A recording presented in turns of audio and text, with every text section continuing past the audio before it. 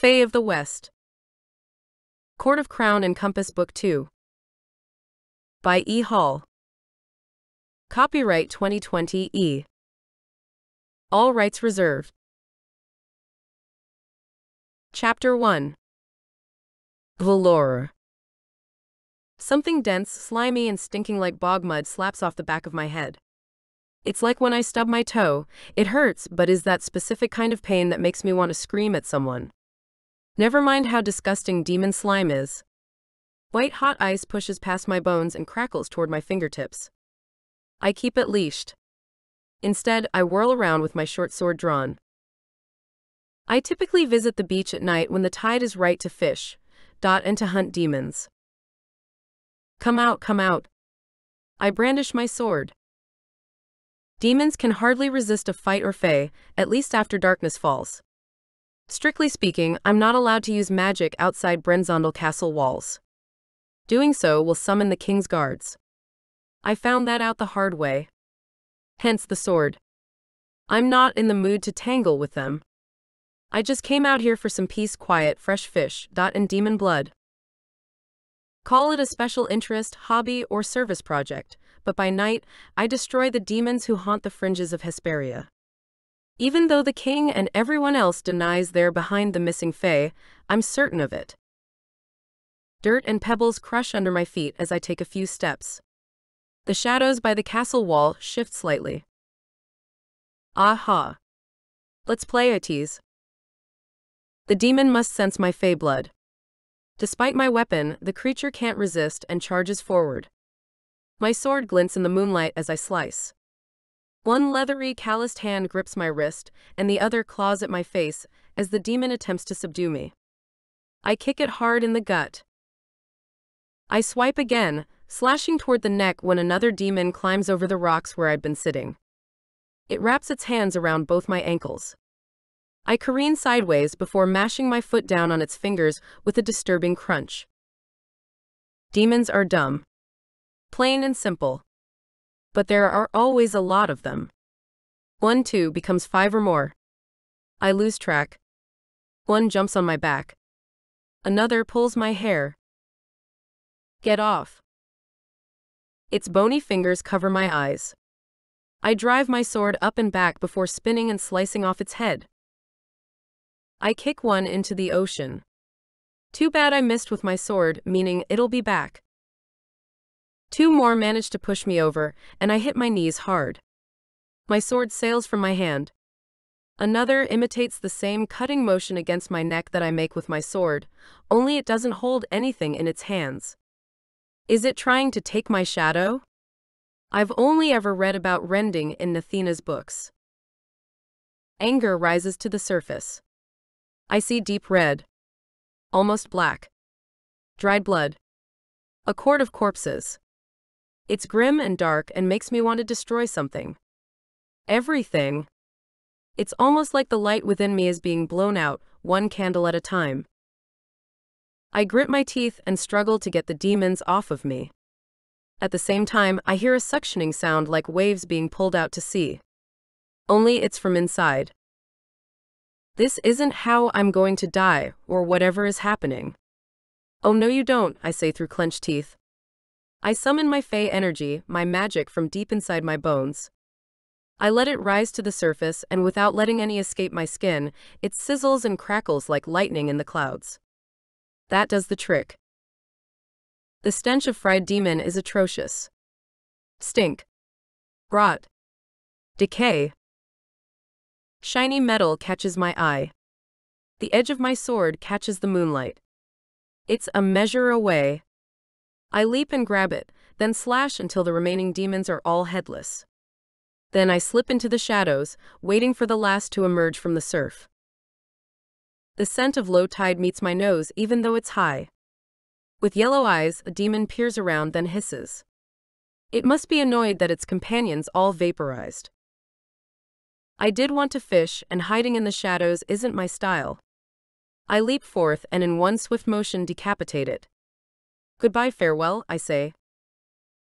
Before it vaporizes, I kick its head into the waves. The lingering scent of the demons fills the air, and I continue along the shore to find a new spot to fish. I've never had that many demons attack at once. It seems like their numbers have been increasing lately, along with the fae who go missing. Then again, the king would claim he's collecting them for his legion of special fae. He's creating and training an elite group of fae for fighting. Who? Not sure. What? I don't know. Only that I am, or rather was, one of them until I escaped. Hesperia, the Westland's capital, has been peaceful for all of my life. No one would deny that the wealth of the monarchy appears to have spread beyond Brenzondel Castle and into the surrounding city. But all that glitters isn't gold or silver or silk. I glance over my shoulder as I settle on another group of rocks. A single light in the tower blinks on like an eye, staring, filling me with the desire for something more than gold and riches, opulent homes, and a life of luxury. Beside the glistening sea, I want only one thing: the bright taste of freedom. Because all that lies behind me makes me feel trapped. Out here I feel free. My stomach growls. Or a stridley. Some fish would do too. I cast my line and with a plop it drops into the sea. I spare a glance at the horizon, wondering what lies beyond in the most distant parts of the ocean. Another growl from my stomach reminds me that the citizens of Hesperia, as good as life looks, are stuck here. Most don't see what I see. Long ago, we once sailed beyond our borders, but because rumors abound that a tyrant from the north will capture anyone who sets out, the boats were locked up, the portals closed, and we're taught to enjoy and appreciate the treasures we have, which are many. Bountiful food, glistening pools, leisure. I snort. Yet I can't deny that the cruel king and the wickedly handsome prince, basically one and the same, leave me wanting more. I turn my back on Brenzondel and spit on the ground, dismayed by my own want and powerlessness. My choice is simple. Find a way to escape the trappings of wealth, which I know sounds ridiculous because of what happened in the Southlands, or become one of the king's special fae fighters. My shoulders dip because there really isn't a choice to make. Eventually, the king will arrest me. There are signs in the shops offering a bounty for my capture. In a short time, I've made a name for myself for being generous with the unseen, giving what I have, taking what I don't, and most importantly, believing the stories of what they claim to see. Because I do too. Right now, seated by the sea, I am free, not training to fight. Because even though the wealth of Hesperia keeps most people happy and fed, there's a price to pay for people like me who dare defy the order established by the royals. It's called bloodsport, and when it's quiet like this I can almost hear the phantom cries of the contestants echoing from battles past. I can't help it though. I'll keep fighting, for my freedom and against the demons. I keep a wary eye on the shadows, in case more appear. But enough foosting around. I have some fish to catch. An hour later, I douse the fire I made to cook the fish I'd caught, a herring and stridley for myself and more for the unseen. With a full belly, I lean back against the rocks and gaze up at the stars. I imagine getting lost up there in their dazzling light. They only shine upon the truth. In quiet moments like these, when I force myself not to think about the problems hidden under the facade of wealth in Hesperia, I wonder about my mother. My great-grandmother only told me one thing about her. She'd said, "You're so much like your mother, Aina." It always sounded like an insult. I took it to mean that I'm a rebel. And proud of it too. From nearby comes the sound of a struggle, knocking me out of pointless reverie. I imagine it's a demon attacking some poor fae, but instead glimpse the red helmets and black cloaks of the king's guard. When my feet land on the cobbled road, a guard kicks the snot out of a man, too weak to know the difference between a blow and a caress. Dawn isn't far off, but the guy was probably out late trying to win money at tiles to feed his family breakfast. The parties at court are practically a nightly occurrence among Hesperians, with banquet tables overflowing with food and drink. But there is also the contrast, an underbelly of tables and taverns. Tricksters and cheats. The typical Hesperian is absorbed by the prosperity and wealth, lush furs, lavish meals, and gold everywhere. The rest of us, and there are plenty, are lost in the space beneath the ultra-wealthy with their finery and food. The mage did something to make it so most people only see wealth. The unseen, those who can see reality in the Westlands for what it is, like me, see the artifice constructed by the mage king to trick residents into thinking this is a land of bounty. We taste slime instead of wine when we drink from his cups. We feel rough fiber instead of silks when at court. We feel the dirt beneath our feet instead of streets paved with gold. Granted, the castle and all its splendor are real, just not as real as the king would like. But no one believes us, and if we dare speak up, to the arena we go. When the typical residents pass by on the street, they don't see the hunger in the eyes of the unseen, or the aches in their hearts, because it isn't only food that has been kept from the people. They have robbed many of much more. Fae have gone missing. Lots. Since leaving the castle, I've made it my mission to rob from the rich and give to the unseen, because even though the cakes and delicacies are largely glamour, there are still crumbs to spare here and there. Fist meeting flesh sounds from the street. I've had the sense knocked out of me enough times to have learned that confrontation is not the solution. I don't like the idea of the guards beating the poor guy to death. I've seen it happen. There's no good reason that he's been stopped, at least that I can tell in this instance. I scramble behind a low wall and gather a handful of loose stones.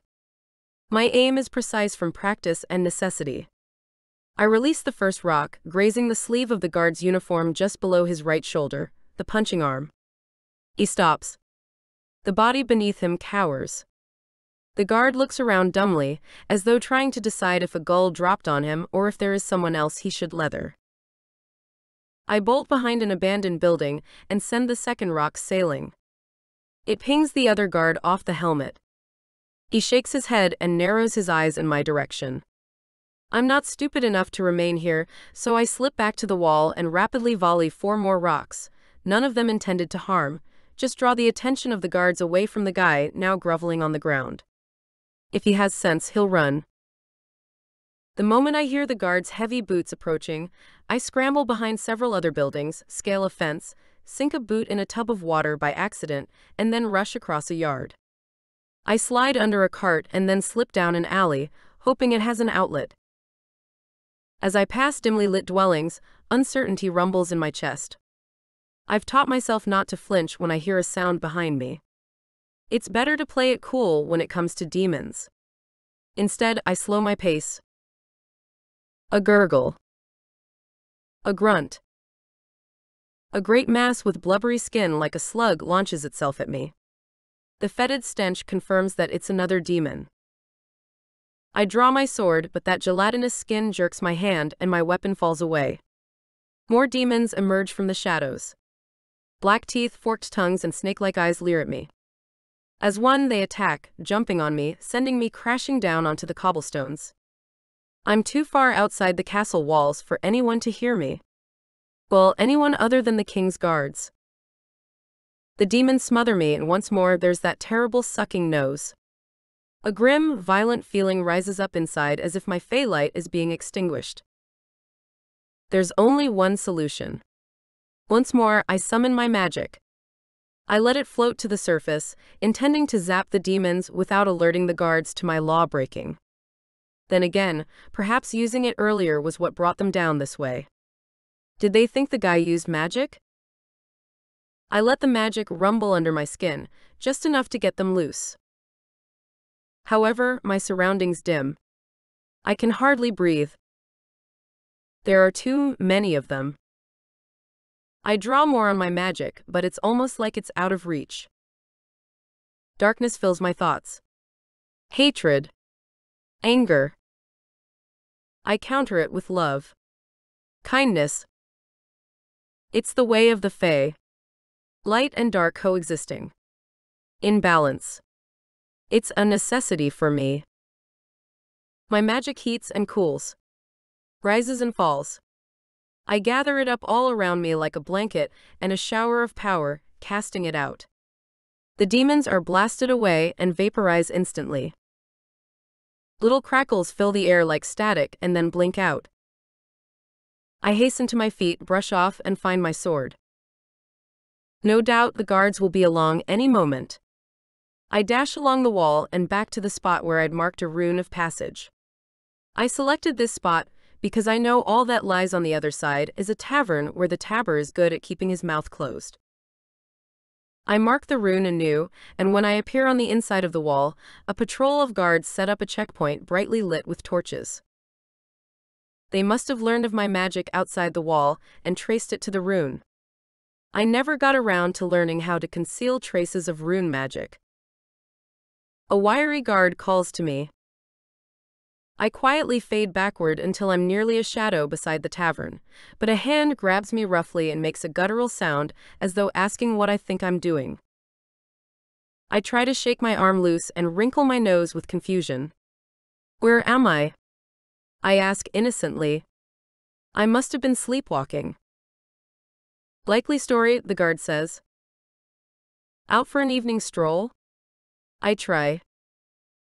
More like using magic. Two pairs of eyes appraise me from beneath their helmets. Identify yourself, says one of the guards. I hesitate. He roughly grabs my hand and peels back the sleeve on my jacket to reveal a gold band with my identification. I hadn't worked out how to remove the cuff yet. It's marked with strong runes, the king's runes. Cutting through the metal doesn't work. Neither does regular magic. I haven't resorted to chopping off my wrist, particularly because it's my sword-wielding hand. Val. A runaway. Traitor to the crown. The guard grunts. My loyalty never lied with the king. I bite back the hostility in my voice as my muscles tense. I don't break eye contact but listen to my surroundings. Dripping water behind me. A dark alley to the northeast. A building with an open window to my left. I try to find a way to escape. Since suddenly seeing the kingdom for what it is, a sham, I've been on the run. It hasn't been easy, and I have a few debts to pay as I've worked hard to survive and help other people do the same. But this little hiccup isn't going to further my cause. Once more, I try to break away. The guard grips me tighter, bruising my arm. His smirk stings worse because I know they're going to haul me in. Your treachery will be dealt with. You won't forget who you are again, Val, servant of Rightful the king.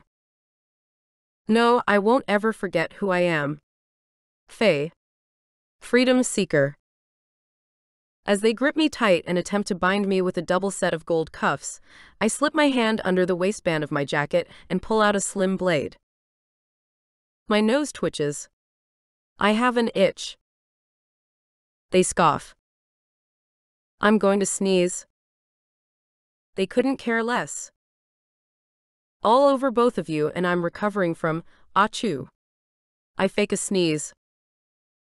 One of the guards lets go of my arm and I lash out with the blade, slicing through his sleeve. I force myself not to use magic because that will only draw more guards. They unsheathe their swords. You think you'll escape? One of the guards laughs. My knife will hardly do damage, so I have to disarm them. I summon my wings, levitate, and then cartwheel in the air before kicking one of the swords away and cutting the cloak from his neck as I land behind him. The other guard doesn't hesitate but slashes at me and then lunges, grazing my side. It's close enough to make a gash. I grip the wound. I inhale deeply and become a statue, a fortification made of rock, a stone battlement, steeling myself from the pain. I spring back into action. Better not to waste time. I scramble toward the other guard's sword. But I'm too late. He already has it in hand as another patrol marches toward us, likely summoned by my illegal use of magic. I lift into the air, but one of them has a seeker spear, a magical implement that will quickly send me to the ground if deployed. They must have known Fey magic was being used. Just in time, one of the guards says to the patrol. The other adds, nasty one. Giving us trouble. I just about ran her through, the first one says, smirking as I grip my side. Now you can go explain your disloyalty to the king and plead for your life. I'm not loyal to him. I wince as they bind me. Wait a second. I recognize her. The guard raps me on the head and then chuckles darkly. I don't bow to him, I whisper as I spare a glance at the stars in the sky as the night begins to fade. Despite my protests, they lead me toward the castle. Nathina, my great-grandmother, would kill me if she knew what I'd done. No, killing me would be too kind, merciful. She'd probably transform me into an everlasting swamp slug or give me a chronic case of partridge pox, the opposite of chicken pox in that they make the skin slimy and numb. There's no cure. What did I do? I skipped out on the Royal Special Fae Fighters graduation ceremony. No one should be surprised. I was voted most likely to tail. Not fail, and not due to a lack of skill or discipline. Quite the contrary. Rather, because I'm a natural-born rebel. Always have been. So is Nathina, in a way. She never had me call her great-grandmother Amma or Morfor. She told me her true name, but she's so tough she doesn't worry about anyone knowing it. Nathina probably didn't show up at graduation anyway. If she did, she'd present me with foxgloves instead of tulips because I'm allergic to the latter, and the former are poisonous. She's over 300 years old, sharp as a tack, and just as miserable and deadly. Why would I turn my nose up at being among the royal fae fighters? It was Plan B. Plan A was Nathina's idea: marry me to a high court fae. Then, of all people, the prince had to interfere and ruin my life. I was sent to boot camp. Forget Nathina. Forget the prince. I'd like to decide my own future, thank you very much. As I cross the threshold into the castle, dread fills my stomach. That should be no surprise since the unseen call the king Dread Reichard. As I'm tossed in the throne room, literally, I land hard at the foot of the steps that lead to the platform. The blue-green carpet rubs my skin raw even through my pants. A low growl sounds from above. I lift my head and gaze into a pair of copper eyes. It's not the king's gaze that I meet. No, they belong to a despicably handsome face with annoyingly tousled hair. It's perpetually like he just woke up and is without a care in the world. A sharp jaw and full lips that would be perfect on anyone else sneer at me.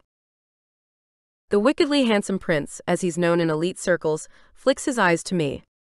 They're lit with danger and amusement, reminding me all over again why I hate him so much. Chapter 2. Callen. I tear my gaze away from the prisoner after the guards throw her on the floor by the throne. The king's magic cuffs bind her wrists. I stare up at the arched ceiling with the interior domes painted in ornate frescoes of birds in flight, flowers blooming, and clouds that are so detailed they seem real. Although I'm quite sure the only things that are real are my trousers and the hatred the fae girl lying at my feet feels for me. You may take your leave, I order the guards. Some exit and others return to their posts by the gilded door. I take a grand step over the prisoner and then circle slowly, making a show of my position. You just couldn't stay away, could you, Val? I laugh darkly. My voice echoes through the cavernous hall. Given her identity, the king will soon be on his way. I'd rather be anywhere but here, she grinds out as she strains against the bonds circling her wrists. If she knew the spells, she could break those bonds as easily as I could tear through them with my teeth. During training, her unleashed power astounded me. It pushed against the wards the king created so the special fighters couldn't use magic. Rather, they trained with fists, feet, and weapons. You'd rather be married to Varuk? Enduring his desires and temper? Dressed in finery at court with the likes of me? Sarcasm laces my tone. I'd rather be anywhere but near you, she says, meeting my eyes.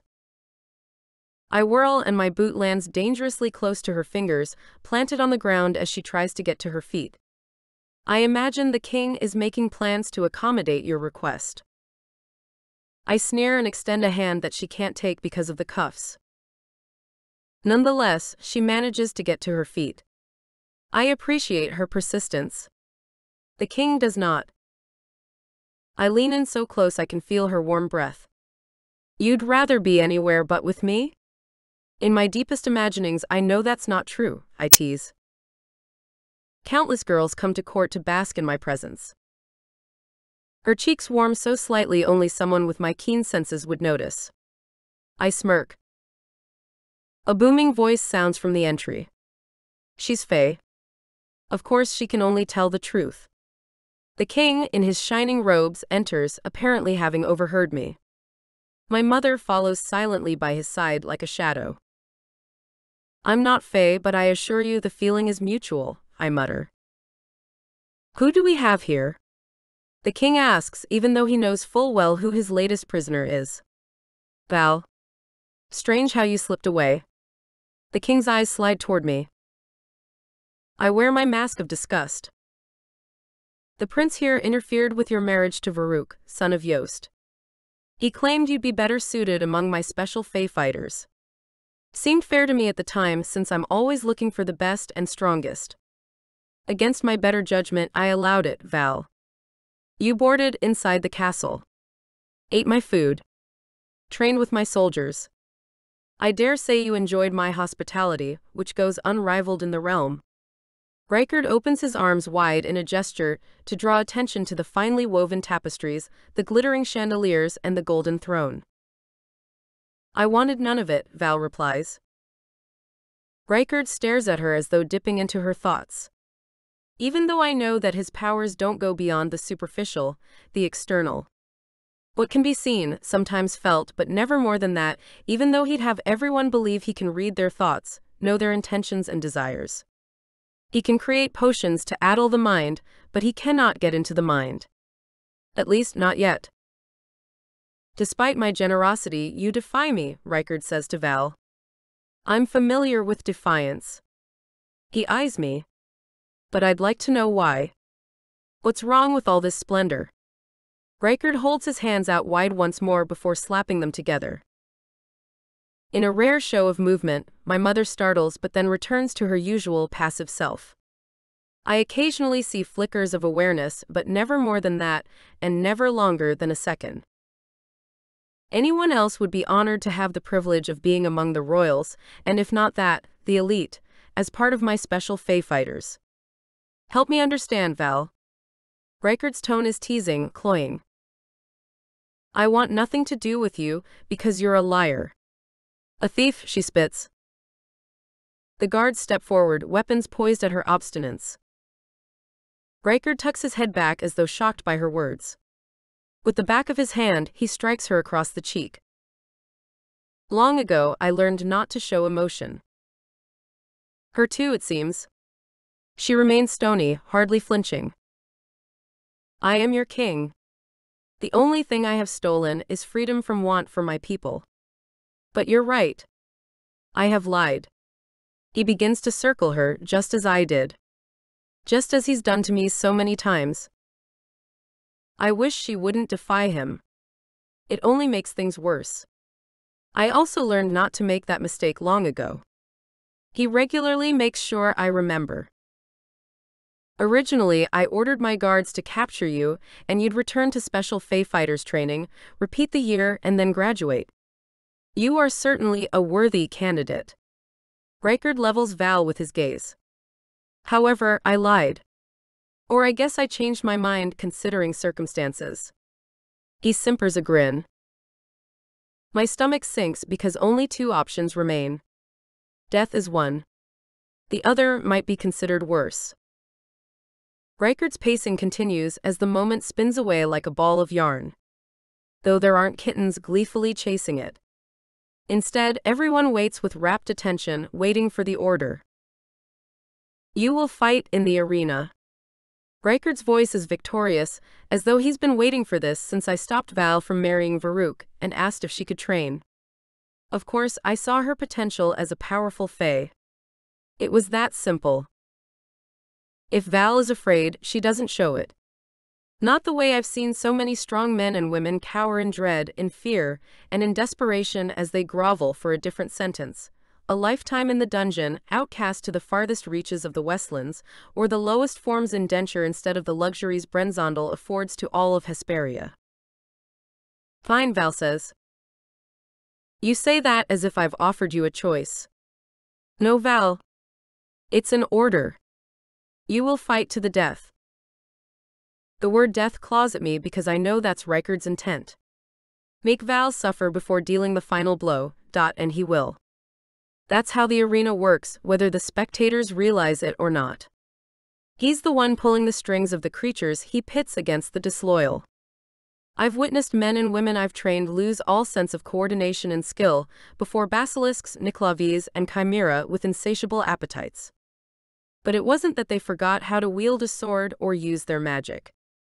Rather, Reichard manipulated the fighters and possessed the terrifying beasts they were battling to ensure a good show for the spectators. Thus reminding the people that Reichard and his menagerie are not to be goosed with. Other than Fae and our Mage King's monsters, magical beings are relatively rare in the Westlands. Even I'm an oddity and keep my shifter status to myself. My mother sits idly by as Reichard goes on about the arena games. It's kill or be killed. The bowl-shaped stadium which once held punchball matches is now a theater for bloodsport, the king's favorite form of entertainment. Your first opponent will be a demon, Reichard says. Goodness knows you have plenty of those roaming around, Val mutters. What do you know about demons? Reichard asks. Under my guise of cool calm, I pay extra attention because I've been wondering the same thing after I caught him allowing them access through a portal. He said they were to patrol the outlying areas because he couldn't spare any guards.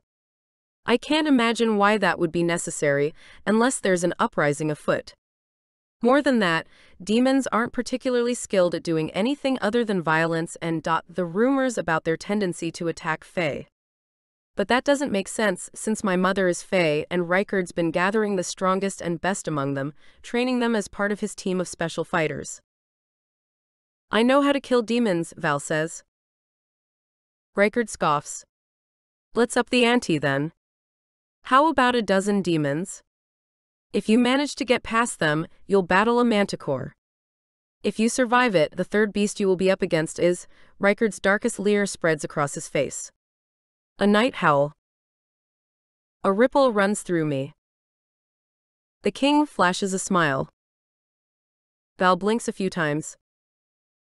Yes, even Brenzondel Castle in Hesperia, the fair kingdom of the West, contains its secrets, its beasts, a king with grim bloodlust, and a cursed wolf shifter with a taste for only one thing. Human flesh. This means the fight will happen on the full moon. Mere nights away. Cursed wolf shifters are unbeatable. Without exception. King Henrik and Queen May, my grandparents, both Fae and who once occupied Brenzondel Castle, ruled Hesperia truly and fairly. After one of their daughters, Hedda, died and the other, Gerda, disappeared, they both became despondent. Later they too died of broken hearts from loss, and their other daughter, Mora, my mother, took the throne. Her eyes are blank as though she's never recovered from the loss of her family. She allows Reichard to call the shots. I vaguely remember days when she was lively, loving. Now she's vacant. A shell. It's just as well since she'd hate me if she knew what I've become. Now Brenzondel is a stronghold of deceit, particularly troublesome because it looks to all the world and residents alike as a perfect idyllic paradise. Too bad I have the potential to ruin it all. And I hate myself for it. Val scowls at me. My expression must reveal the barely suppressed rage coiling under my skin, desperate to be cut loose. The night howl to which the king referred is me. This means Reichard wants me to kill Val. I storm out of the throne room. Chapter 3. Valor. I thought King Reichard would have thrown me in the dungeon. In a cruel but not entirely surprising twist, he assigned me to one of the tower rooms. However, guards stand outside the door and wards against magic prevent me from simply fluttering out the window. A large bed with an ornately carved wooden frame juts from a stone wall covered in tapestries depicting a hunt. Men on horses and dogs chase something. I circle the room, curious about the conclusion even though there is only one. Reichard said it himself. Death. I made the mistake of watching Bloodsport once. I was young and had gone to the arena with Nathina. She had a front row seat. With a vicious smile, she watched a man with arms the size of tree trunks and a bushy beard do battle against a griffin. I couldn't bear the scene, the man nor the beast bloody and injured, in pain and fighting for their lives when there was no ill will between them. They were merely pawns in the king's game. And so am I. In place of the tapestry that should conclude the hunt, rabbits, fox, and whatever else they were chasing, is a large wardrobe. Too bad I only have the dirty clothes I was wearing. I smell faintly of wood smoke and grilled fish. That's probably why Prince Callen was so disgusted by me. I stink. Actually, that's not true. He just hates me because I don't fawn over him like so many of the other girls. It's like he wants me to thank him for rescuing me from marriage to Varuk. That was Nathina's arrangement. She's old-fashioned. Traditionally, at birth, Fae parents match their children with someone suitable to marry from another family. Times have changed, and that's not typical practice anymore. But if she had her way, there'd be no intermarrying. She thinks it's wrong for Fae to marry mages, shifters to be with Fae, or any other combination. I didn't want to marry Varuk, but even if Callen hadn't stopped the marriage, I would have figured out something else. I don't need a handsome and cruel prince to come to my aid. I imagine a princess or other member of the Fae gentry being a guest in this room, preparing for a night in the court, feasting, dancing, and merrymaking, maybe even on the eve of her wedding. That life isn't for me. I've never been able to explain it, but I've always felt the tug for something more. Just as I feel the icy burn of the necklace my mother gave me around my neck. Instead of a princess or royalty, I'm a renegade Fae, escaped from what was sure to be a terrible marriage, evaded the king's special Fae fighters, and am now sentenced to fight 3 monsters to the end. That doesn't sound at all like something more. Rykard is most certainly a thief and a liar, but I'd be dishonest too if I claimed my stomach wasn't swimming with nerves. I'd be a liar if I said I wasn't scared. A faint bead of perspiration dabs along my hairline, even though the spring ocean breeze wafts through the window draped in thick velvet. If my mother were here, what would she say to me now? What would she think? Would she have insisted I marry Varuk? Would she steal me away from my fate in the arena? I hold out the snowflake pendant. It swings in the air and the moonlight catches the sparkles. For a moment I'm mesmerized, transfixed by the possibility that there are answers to my many questions about who my mother was, my father even, and who that makes me. Ones I'll never know the answers to, because I'll be dead by the cycle of the full moon. I step toward the window, thankful that I'm still alive. Still breathing. Rykard could have killed me on the spot.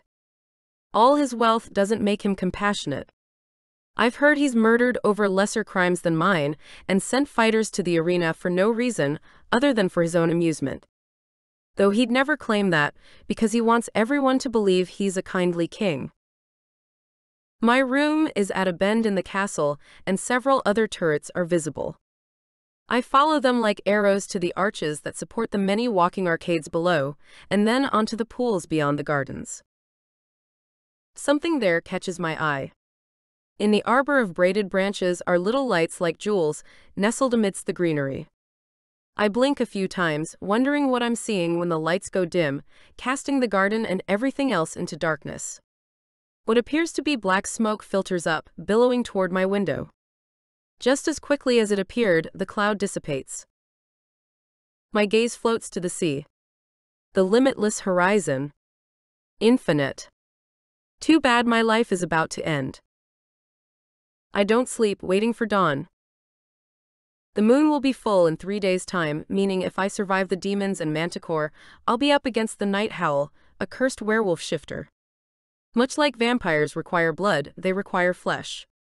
Human flesh. Midway through the morning, my eyes dip closed a few times before a female servant enters the room along with 12 guards lining the walls.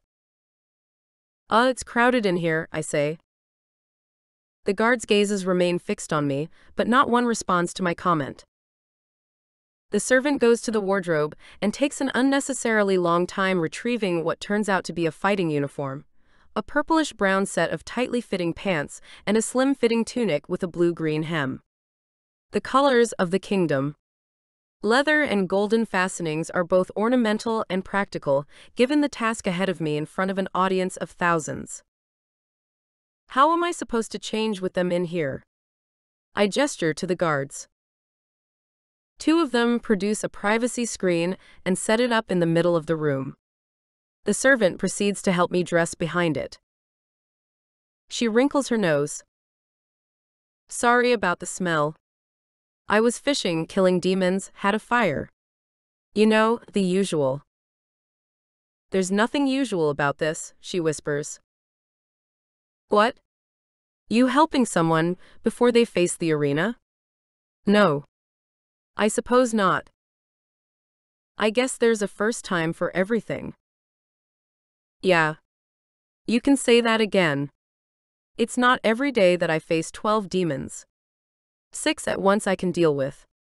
But 12? She leads me over to the mirror. The uniform fits perfectly and smells a heck of a lot better than the rags I had on. What's your name?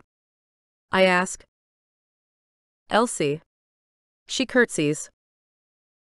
I almost laugh. I'm the Queen's handmaiden.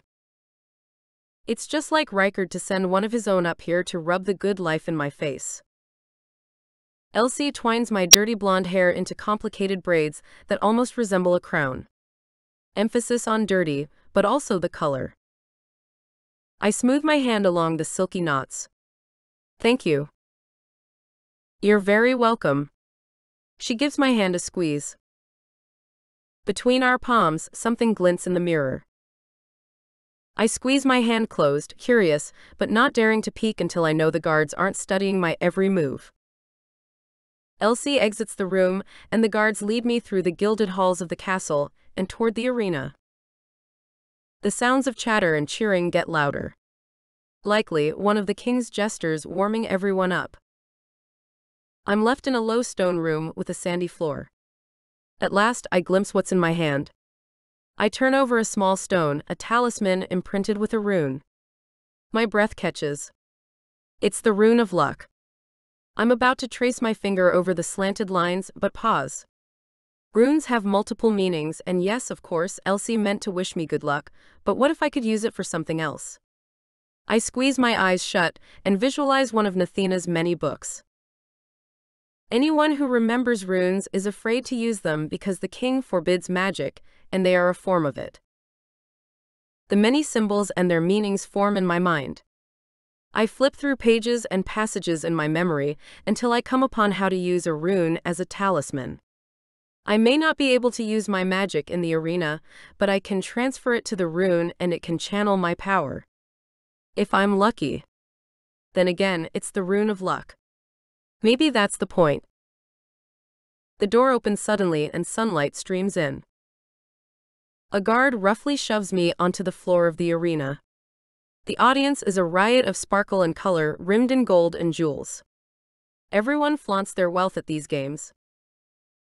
In the very center is a stone platform that used to hold the punchball rings. Instead, a longsword, a short sword, and a bow and arrow glint, inviting me to pick only one. The others are reserved for my battle with the manticore and night howl if I survive this match.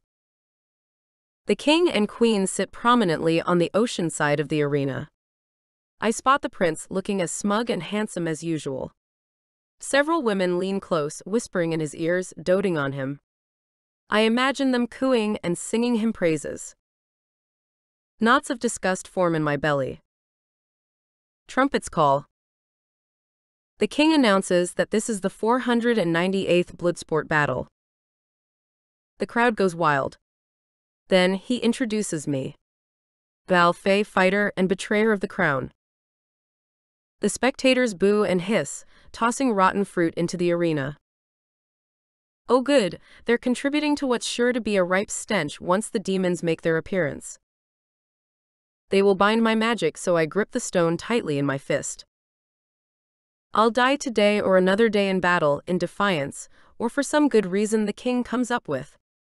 It's an inevitability. But first, I'll fight, I say, even though I know no one can hear me.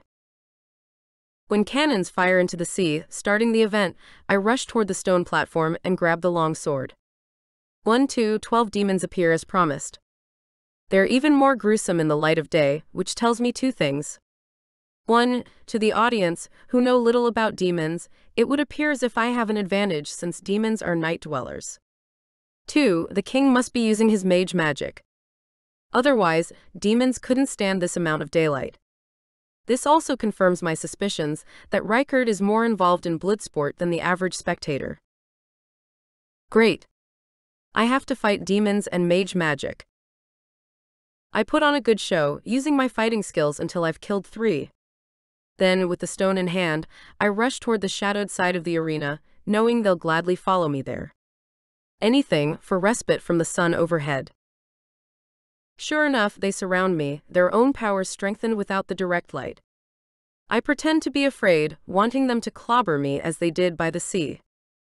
They're dumb and do as I expect. Holding the stone in one hand, I trace it with my pointer finger, activating the rune. One by one, I use the stone to blast them with my magic, and one by one, they vaporize. I rub the rune symbol off the stone and drop it into the sand, burying it with my boot. There's no telling what the king will do if he were to find it. I emerge from the shadows, arms lifted. The sword stained with demon goo shines. The crowd is a lot more supportive than I'd expect.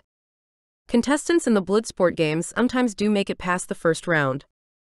But it's very rare for them to pass the second task. For now, I bask in my victory. As I exit, I catch the king's expression of dismay. Tomorrow will be much more difficult because not only will I be battling a manticore, but a mage too, even if no one except me realizes it. Chapter 4. Callen. I have zero interest in watching bloodsport, but it's among the many expectations that come with being the prince. Only those in the closest seats can observe what's going on, and they're in a far corner of the arena. Perhaps you were correct about her skill. The king tosses a veiled compliment my way. Then adds, or perhaps I underestimated her cunning. I remain silent as Val emerges victorious from battling the demons. The rest of the arena goes wild, hungry for more. The king makes an announcement. 12 demons against 1 fae are unfavorable odds. Yet Val defeated them. He offers a weak clap. I invite everyone to return tomorrow for what's sure to be another thrilling battle. The crowd chants, begging him to announce the fae's opponent. Should I tell them, dear queen? Reichard asks. My mother nods vaguely. All right, all right. You know I adore my people. Tomorrow, Val, traitor to the crown, will battle a manticore. I leave the arena, eager to lay eyes on the beast myself. I trail the guards, and make a sharp turn when I reach the tunnels that lead to where the king keeps his menagerie of monsters. I slip silently on practiced feet as water drips through the wet stones in passages and rooms that go under the ocean. I light a torch. The sound of rushing water gets louder. Soon, I reach an underground waterfall. I've always assumed that it holds magic to prevent people from successfully going through. Just as Reichard does, I etch a rune of passage on the wall. I may have a reputation for enjoying the finer pleasures in life, but that hasn't kept me from studying how to survive under Reichard's rule. The only way I know how is to fight mage magic with magic. I press my palm flat to the symbol, go cold, and in a flash am on the opposite side of the wall. Growls, hisses, and unnatural noises make my skin crawl. I no longer have to worry about being quiet in this prison under the sea. Monsters of every sort strain and growl in their enclosures. The glow of magic keeps some contained while others are secure behind bars. The manticore paces in a massive cage. Its fur is red and its body lion-like. The scorpion tail flicks and its claws scratch against the dirt, pausing long enough for me to see its face. 3 rows of sharp teeth and a pair of wicked eyes bent on killing peer at me from a deeply creased face. I let out a long exhale. Maybe it would be most merciful for Val not to survive tomorrow's events. I slip out of the chamber as quietly as I entered. If she makes it, the only thing that will save her is strategy. From my quarters in the castle, I pace in front of the windows, the tug of the moon drawing on my shifter energy and the curse. The change is nearing, and I've only gone without Rykard's potion to keep me under control once, and that was while he was perfecting it, keeping me locked up in the menagerie. The next morning, the sun with its shadow spot shines deceivingly bright on the honey-colored arena stones stained with the blood of countless lives lost for sport. I've missed the king's announcement. My mother sits complacently by his side. This kind of thing wasn't permitted during her parents' reign. I've read the history books. The crowd cheers and jeers. For who or what I can't be sure, because already, the Manticore and Val are circling each other. I would have thought she'd have made an escape. Subdued the guards, found a secret passage, used the rune magic she so clearly accessed yesterday with the demons. The usual menagerie of royal hopefuls, women who'd love to be the future princess, glide over to me wearing fancy dresses that cinch tight around their waists. With parasols aloft, they vie for the spots closest to me. The scent of flowers and powder threatens to overpower me. Today of all days, I can't handle the fawning. Prince Callen, they coo. The wickedly handsome, one says. The attractive, another adds. The gorgeous. The third tries to outdo the others, and breaths on my neck like she's going to kiss me. And so it continues. The strong. The mighty. The valiant. They might think that I'm beautiful on the outside, but a cruel, wicked beast dwells within. Looks can be deceiving. I kind of hate myself. Hate this. And I've never done anything remotely heroic, I mutter at the same time the crowd goes wild as the Manticore's scorpion tail drives into the sandy floor of the arena. Val leaps back, covering her eyes with her arm to shield them from the spray of sand. I shove to my feet. I can't watch what's sure to be a slaughter, though perhaps it's better than what could happen tomorrow. With a willful gaze, the king commands that I lower to my feet. I'm forced to watch as Val fruitlessly angles the short sword at the beast. It growls, hissing venom. Its paw swipes and she barely dodges it. One claw would slit her from stem to stern. The Manticore digs in the dirt a few times like it's going to charge. Sure enough, it launches forward. In ordinary circumstances, a fae could take flight. Could use magic to blast the beast.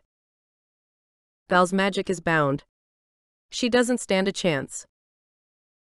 But she sidesteps and stares down the creature. Her eyes never leaving it. It makes a few more attempts to hurt her, but she evades each attack. As the pair move closer to the royal box, her lips are moving. Is she talking to it? The creature looks like it strains against something. Is she using magic? I glance at Rykard. A vein runs down his forehead and his face is nearly purple. He grunts once and then groans. Val takes a step back and nods subtly. She lifts her hand and the beast lowers onto its haunches. Her shoulders relax. With 2 fingers outstretched, she drops her arm, and the creature settles onto its belly and on forepaws like a dog at rest. The crowd gasps. What is happening? She backs up a few steps, keeping her fingers pointing toward the ground. The creature remains in the position. However, it seems to be straining. Fighting against its nature or something else, I can't tell. This is interesting, I say, loud enough for Rykard to hear. Likely not the bloodbath he was anticipating. Indeed. He turns to me and grins. I was hoping we'd save the best for last. I'm sure it'll be a grand show tomorrow. My stomach turns over with dread. Val isn't taming the Manticore. Rykard is controlling it, lulling her into a false sense of power control, and leaving me to finish the deed when she and I are in the ring. I shove past the women who continue to comment on how much they adore me. I leave the arena, the castle grounds, and walk until I run out of land. When I reach a cluster of rocks being bashed by fierce waves, I sit down wondering what to do, but my mind is blank, as though it's been wiped clean. There is no way to avoid the fight. If I run into the wilds, I'll shift and be sure to kill. If I remain inside the castle walls, I'll be sure to kill. Just as soon as I've reached what feels like a hopeless and pathetic resolution, a dark bump appears on the horizon. The only mercy I can imagine is if a sea creature were coming to take my place in the arena tomorrow. But there's no chance. Instead, I stump back to the castle. Whispers and rumors crawl along the stone walls. Val didn't defeat the manticore, she tamed it before taking its life. I'm guessing Rightful is pleased with himself, but nothing about the situation makes me feel good. I linger all night by the window in my quarters, wishing away the curse, wondering if I could use a rune of passage and disappear. But no, I have to face what's coming because at least the night howl that dwells inside of me will be contained to the arena. If I weren't to get Rightful's potion every month with this one exception, there'd be no telling what I'd do or how many people I'd slay. In the nearly full moon's light, the bump I saw earlier has grown into the size and shape of a ship with 2 masts. It's been ages since anyone has sailed into our waters. I'm as eager as a little boy to find out who our visitors are. As I exit my quarters, Rightful appears. In light of events tomorrow, I believe it best we seek alternative accommodations for you. Wouldn't want you to go running wild. Yes, of course. He knows I'll do anything to subdue the beast inside of me. When I first shifted into a night howl, I killed mercilessly. Men, women, children, and all manner of creatures. Thankfully, Rightful helped me. I may hate him as much as he hates me, as much as Val hates me, but I can't deny that I need him. There is no mage greater, and so I obey. However, if I'd shifted into wolf form, my tail would be between my legs. I spend the night and the next day in a warded cell inside the menagerie, business as usual around the full moon. I remember it well, as Rightful spent the weeks after I'd originally shifted into a night howl perfecting the potion. The next day, I pace the cell until the sliver of daylight shining through the slim gaps in the stone fades to twilight. A legion of guards leads me to the arena. Torches burn, offering light for the spectators to see. The moon shines high above, practically full to overflowing. Yet I haven't changed. Then again, there's no specific moment to shift like the pluck of a bowstring to nail a target. Usually, it just happens. My gut churns. Is Rightful going to reveal that I'm the night howl? When I reach the royal box, there are several others inside. A sharp-eyed woman who looks vaguely familiar stares daggers at my mother. Another with hair so light it's practically as white as an elf's stares wide-eyed at her surroundings. A man as big and strong and wild as those rumored to live on the outer fringes of the Westlands stands close to her, as though daring anyone to make a move. If they did, I have no doubt he'd kill them before they drew blood. Are they special guests of Rightful's? Here for the famed bloodsport? A fay against a night howl is unprecedented. The castle color flags of blue-green flapping in the wind look almost ominous in the torchlight. Tension tugs back and forth like 2 people holding either end of a rope. Before I can ask questions, the king gets to his feet, announcing the night's events. We also have special guests that sailed from the north. We will celebrate tonight's victor and our visitors with an open court and dance tomorrow evening. In the meantime, please welcome them. As the crowd cheers, the king says, "Tell me your names again." "Soren," the man mutters. "Kiki," says the young woman with light hair. The woman with sharp eyes pauses. "I'm Hildur," she says at last. Ah, that means wolf in the ancient mage language. "A shifter?" Rightful asks. She nods. Rightful narrows his eyes. "Then you'll be right at home this evening." "With a night howl?" "No, you're mistaken." Hildur's gaze is flat, accusatory.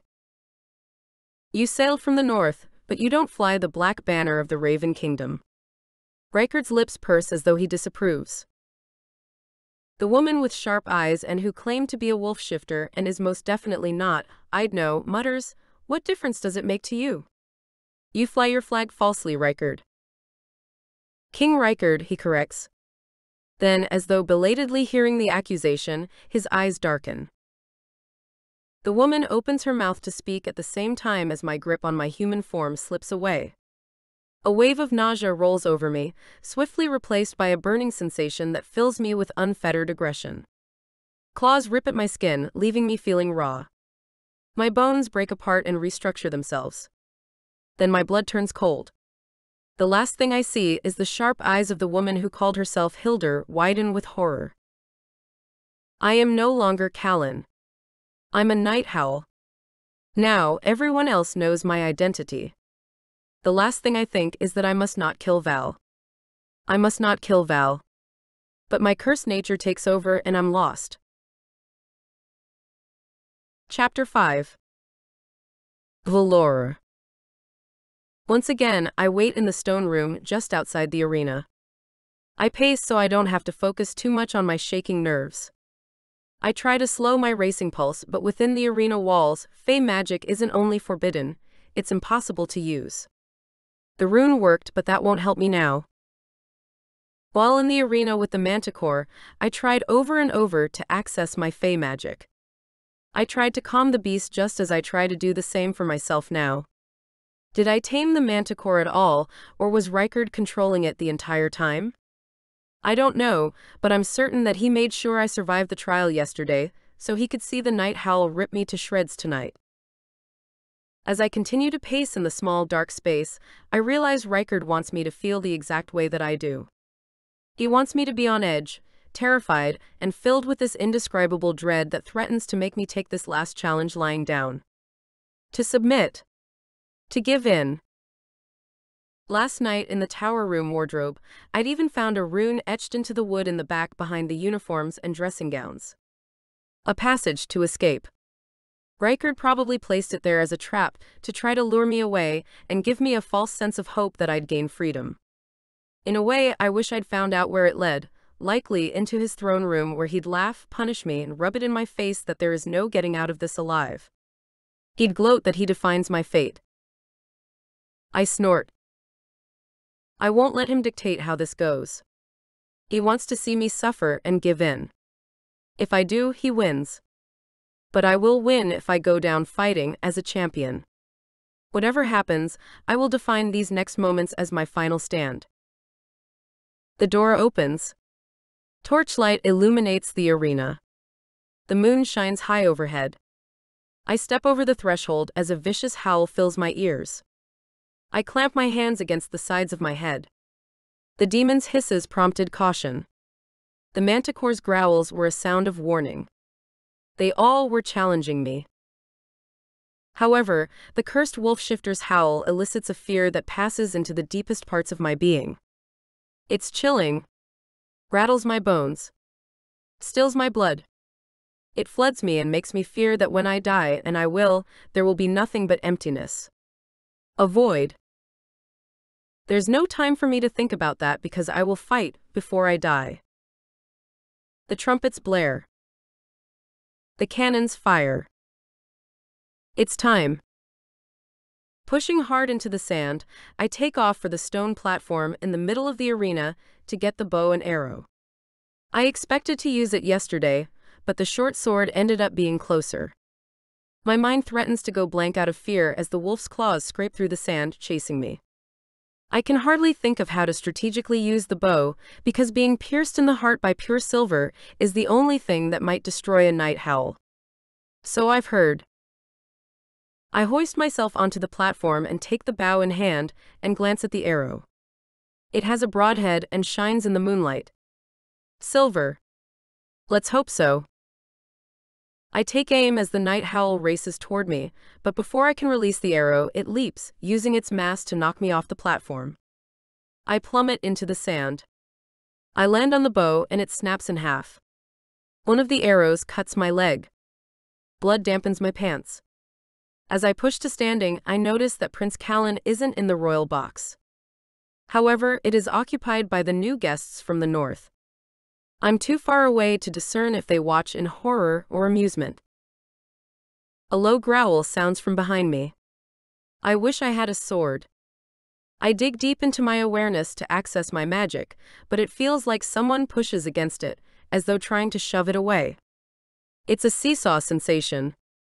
But the cool magic is there, almost at the tips of my fingers. Figures, Reichard would tease me with keeping it close, but not accessible to remind me that he's more powerful. At least in this instance. In ordinary circumstances, I could end him in one practice blast, though I've never actually used Mord magic. My Fey magic means everything to me. It defines who I am, and the king wants to strip everything away before taking my life. He wants me to feel like nothing. Weak. Useless. He wants me to feel this loss. Instead of succumbing, anger rises to the top, streaking past sadness and compelling me to fight with fists and boots and muscle. The night howl prowls closer. Its gaze is hollow. I fear the vast emptiness. The grim creature launches itself at me lightning fast, but I hold the silver-tipped arrow like a knife so that if it body slams me, it'll land hard on the arrowhead.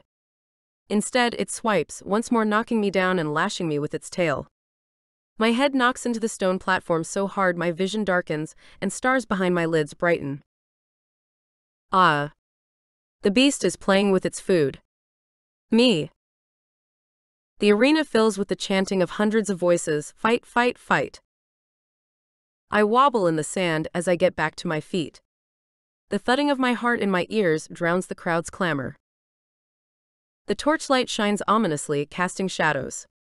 The night howl slinks closer, every bit a predator. My vision blurs again, and in the creature's eyes, I see a pair I recognize. Cold. Calculating.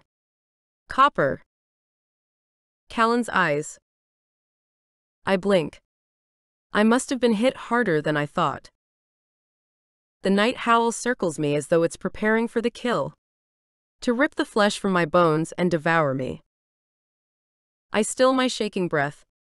Without magic and with a fairly useless bow, this is a moment for edges and angles, the geometry and velocity of muscles and fists. How Callen begrudgingly taught me how to fight as one of the king's special Fey fighters. Maybe that's why I thought I saw the prince. It's an unexpected reminder that I will battle until my last breath and not make it easy for this beast. Pieces of my hair come loose and blow in the gusts that are coming off the ocean. The night howl snarls and its muscles are tightly coiled, but it's light on its feet, prepared to attack at any moment. We circle each other. I'm not sure who is stalking who.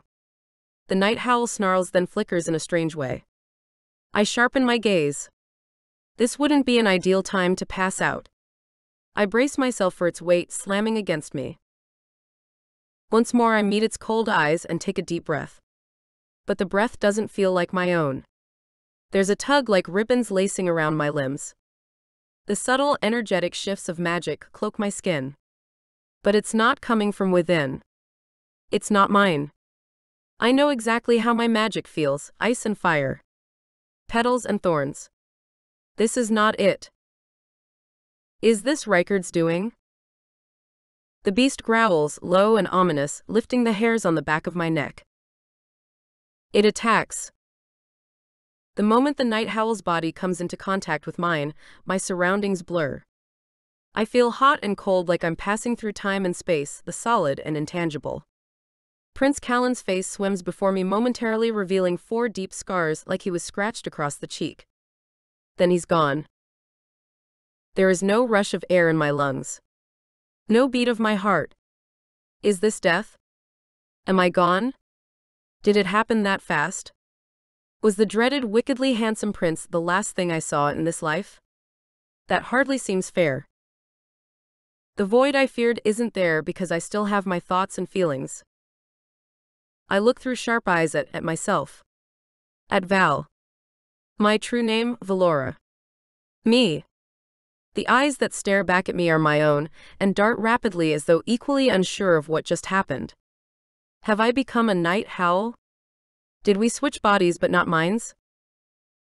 I'm not sure, but Val, well, the person who is me, springs into action, brandishing the arrow at the same time instinct takes over and we leap at each other.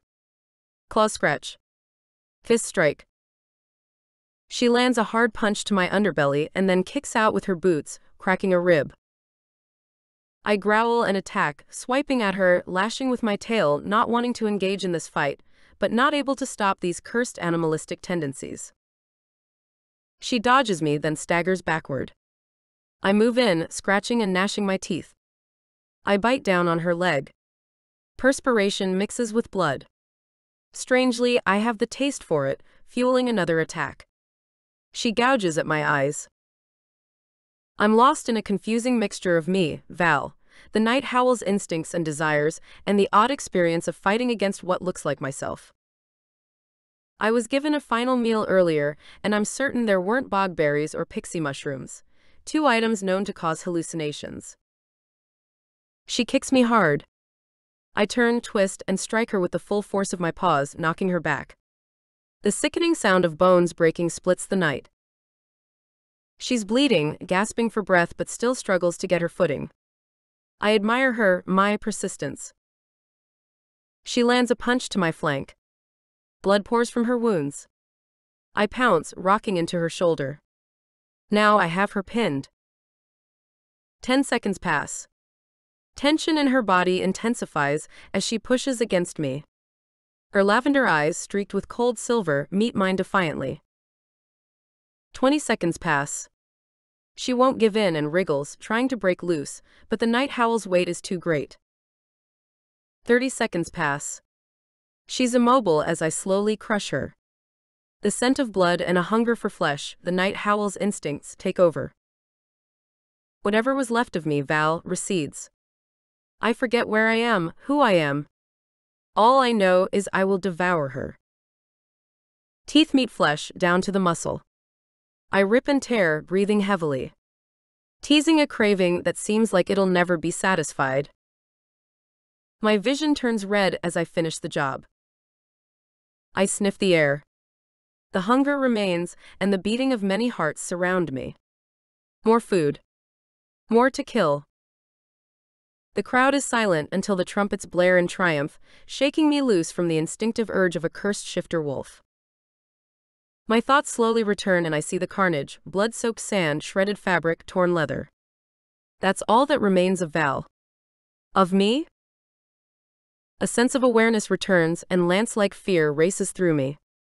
I worry something vital inside of me sprang loose. I'm afraid of what I've become. Who I am. I feel empty. Grievous. Lamenting. I feel as if I've lost part of myself here in this arena. We have a winner, the king calls. Beware the night howl, citizens of Hesperia. No one survives them. He laughs darkly, warningly. The crowd goes crazy, roaring riotously at the night howl's victory. I pace along the perimeter of the arena as the spectators toss their trash from concessions into the ring, at me. After what they witnessed, they have no fear. No regard for what I could do to them. I snarl and gnash my teeth. I try to leap into the stands, but the arena is warded. The king and his subjects exit the royal box and still, there's no sign of Callen. Loathing compels me to hunt him down but then softens, disappears like smoke. As soon as I have this thought, the torchlight goes out.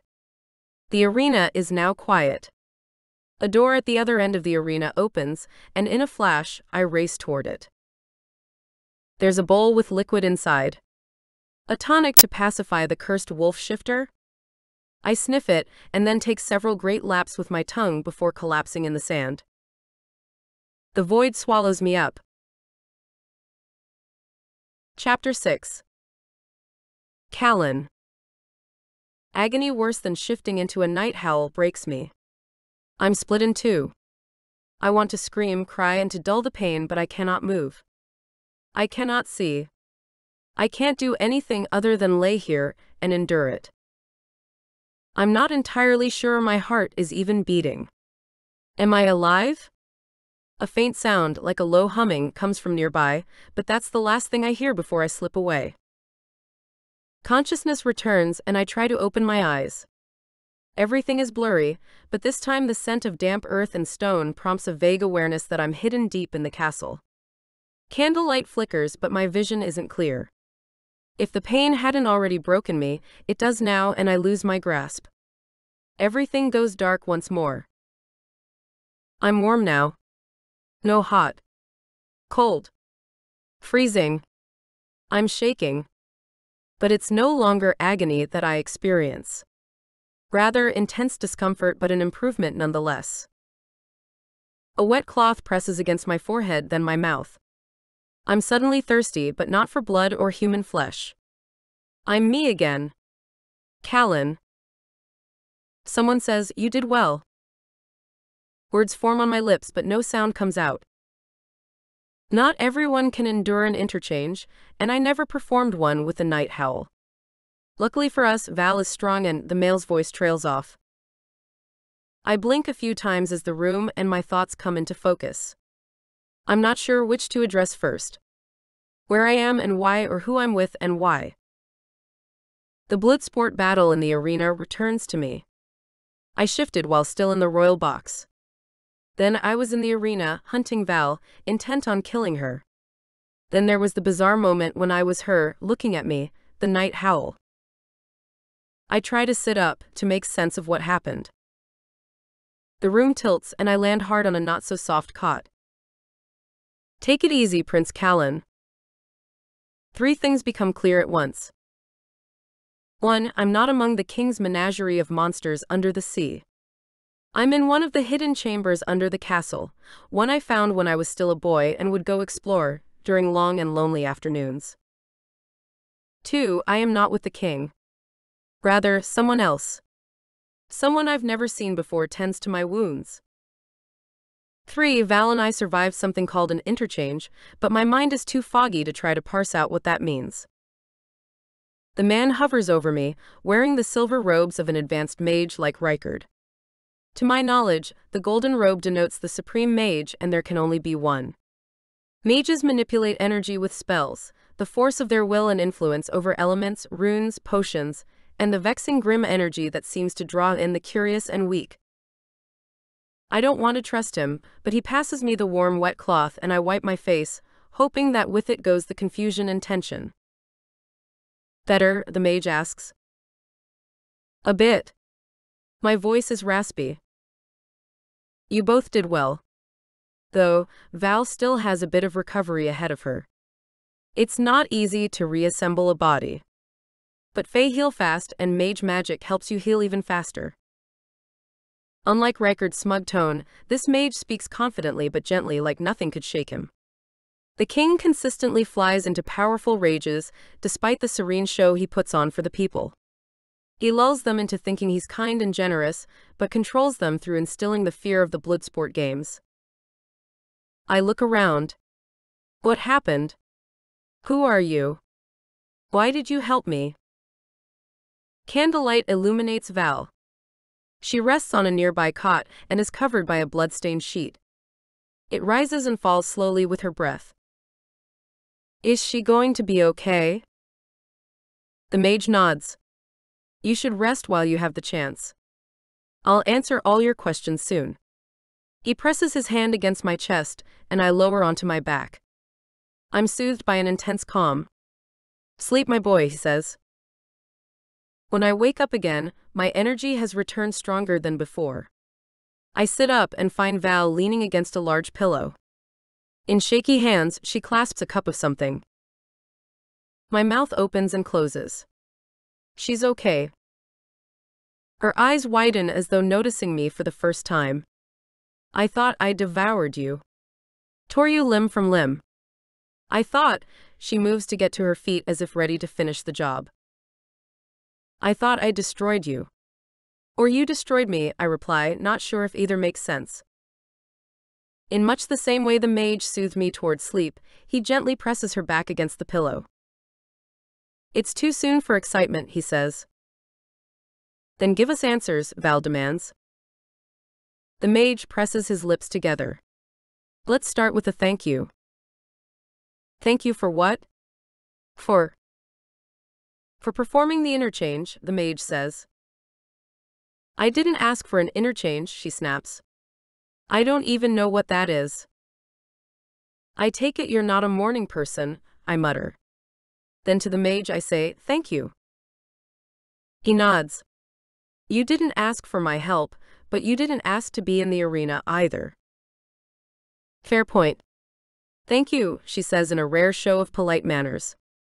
I'm glad to be alive, but I don't understand what happened or why the prince is here or why I feel like I almost died. Well, that I get. Kind of. A faint smile flickers across the mage's lips. I draw a deep breath.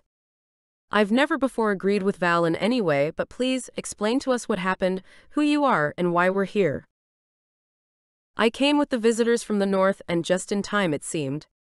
I know an unfair fight when I see one, and didn't think it was right to have a girl battling against a night howl. He looks to me. So does Val. She blinks a few times. Her expression moves from confusion to fear to disgust, as though understanding the thing I dread anyone knowing. If Callen is here, then he's the night howl? She gasps. I shake my head, prepared to deny it. You turned into a wolf in the arena, ready to kill me. In one swift motion, she's out of bed, launching herself at me as though ready to attack. The mage uses his power to calm her again. Drink your tea, Val. His tone is commanding this time. The rise and fall of her chest slows. I knew there was a reason I hated you, she mutters, but subdued nonetheless. So you didn't have a reason before? You just hated me randomly? I ask. Then you don't deny you're a night howl? The cruelest creature in the realm? I claim nothing. The mage releases an exasperated sigh. I see you two would have preferred to fight to the death. Still, it was unfair. I did what I thought was right. You did what exactly? Val is pale, but fire burns behind her lavender silver eyes. I made sure you retained your external forms so everything appeared normal to the spectators, but switched your inner consciousnesses. Doing so protected Val from death, since she was in the night howl's body. As it attacked her form, the prince's immortal curse preserved her mortal body. Granted, it was tricky business reconstructing things. He gestures with his hands like he's performing a card trick. That means my mind was in the night howl and his was in? Val cuts herself off. In you. Precisely. I narrow my eyes, trying to wrap my head around this bit of sorcery. The mage gets up and begins pacing as though movement will loosen up his story. When I entered what was once a punchball stadium, I recognized suppressed magic, wards to control and keep the fighters contained. A fae with nothing more than a bow and arrow against a night howl. Typically, the fae are mortal, though with long lives. Night howls are not. I had no idea whether the arrow was silver-tipped. As I said, it seemed unfair. He speaks simply. Val's nostrils flare. I know what I saw. Admit it, Val says, pointing at me. You were the night howl. I draw a deep breath and then meet her eyes. Yes, I'm a wolf shifter. So you're not fae? I thought your mother. My mother is fae, but not my father. The king is a mage, obviously. Even though that's very unusual in the Westlands, when two different beings come together, sometimes another kind entirely is born. Yes, it is, the mage says, rubbing his chin. But you were cursed? I nod. A year ago, I was deep in the Westlands visiting small towns with the king. He thought it would be a nice bonding experience for the two of us. I grunt. We'd fallen behind reaching a village before nightfall. I was riding ahead and out of nowhere, a night howl attacked. Slashed my face. I reach my fingers up to the 4 scars that run across my cheek, the scars hidden under glamour my mother performed, so I remain the handsome prince. Val's mouth opens and closes as something like recognition crosses her features. Then she shakes her head. You're a danger to the people of Hesperia. In good conscience, how can you remain in the castle when you turn into a monster at each cycle of the full moon? How do the king and queen allow it? Her gaze cuts into me. Believe it or not, Reichard hates me more than you do, Val, I reply. The mage nods like he understands something. So you were a wolf shifter, and were met with the curse of a night howl. Interesting.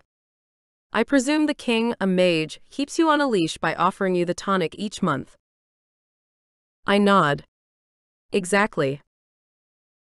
Couldn't you fight him? Seize the tonic? Val asks. Her answer to everything is fists.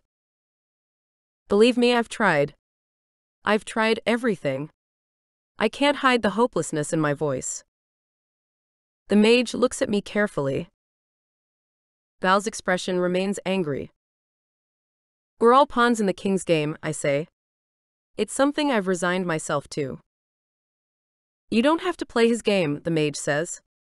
At least not forever. Then what do you suggest I do?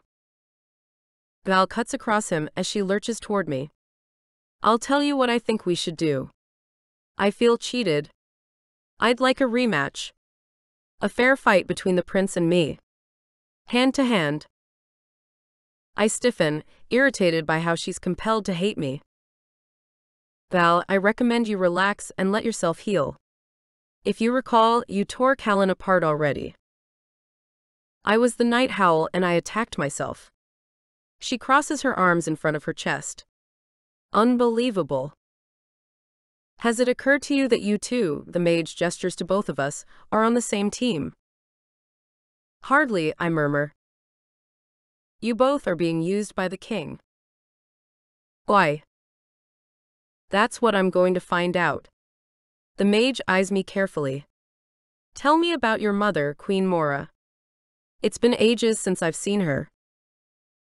I'm about to say that she isn't herself lately when I trip over his reference to having seen her before. However, whispers and footfalls come from the passageway outside the chamber, silencing me. Dread fills my stomach as I stiffen, poised to fight if Reichard has found us. I may not have had a choice when it comes to receiving my monthly tonic to halt the shift into a night howl, but perhaps the new mage can help me. He snuffs out the candle. Chapter 7. Valor. Despite the pain that crumbles and wrings out the depths of my being like an old sponge, I also feel acutely deceived. Callen tricked me. When King Reichard pronounced I'd battle a night howl, he knew it would be him. All I feel is chaos and confusion inside.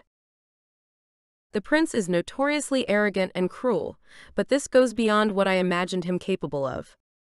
He does things because he can, without question whether he should. I hate him as much as I ever have, maybe even more so, but I'll have to deal with that later. It seems we have company. I fear Reichard wants to confirm that I'm dead.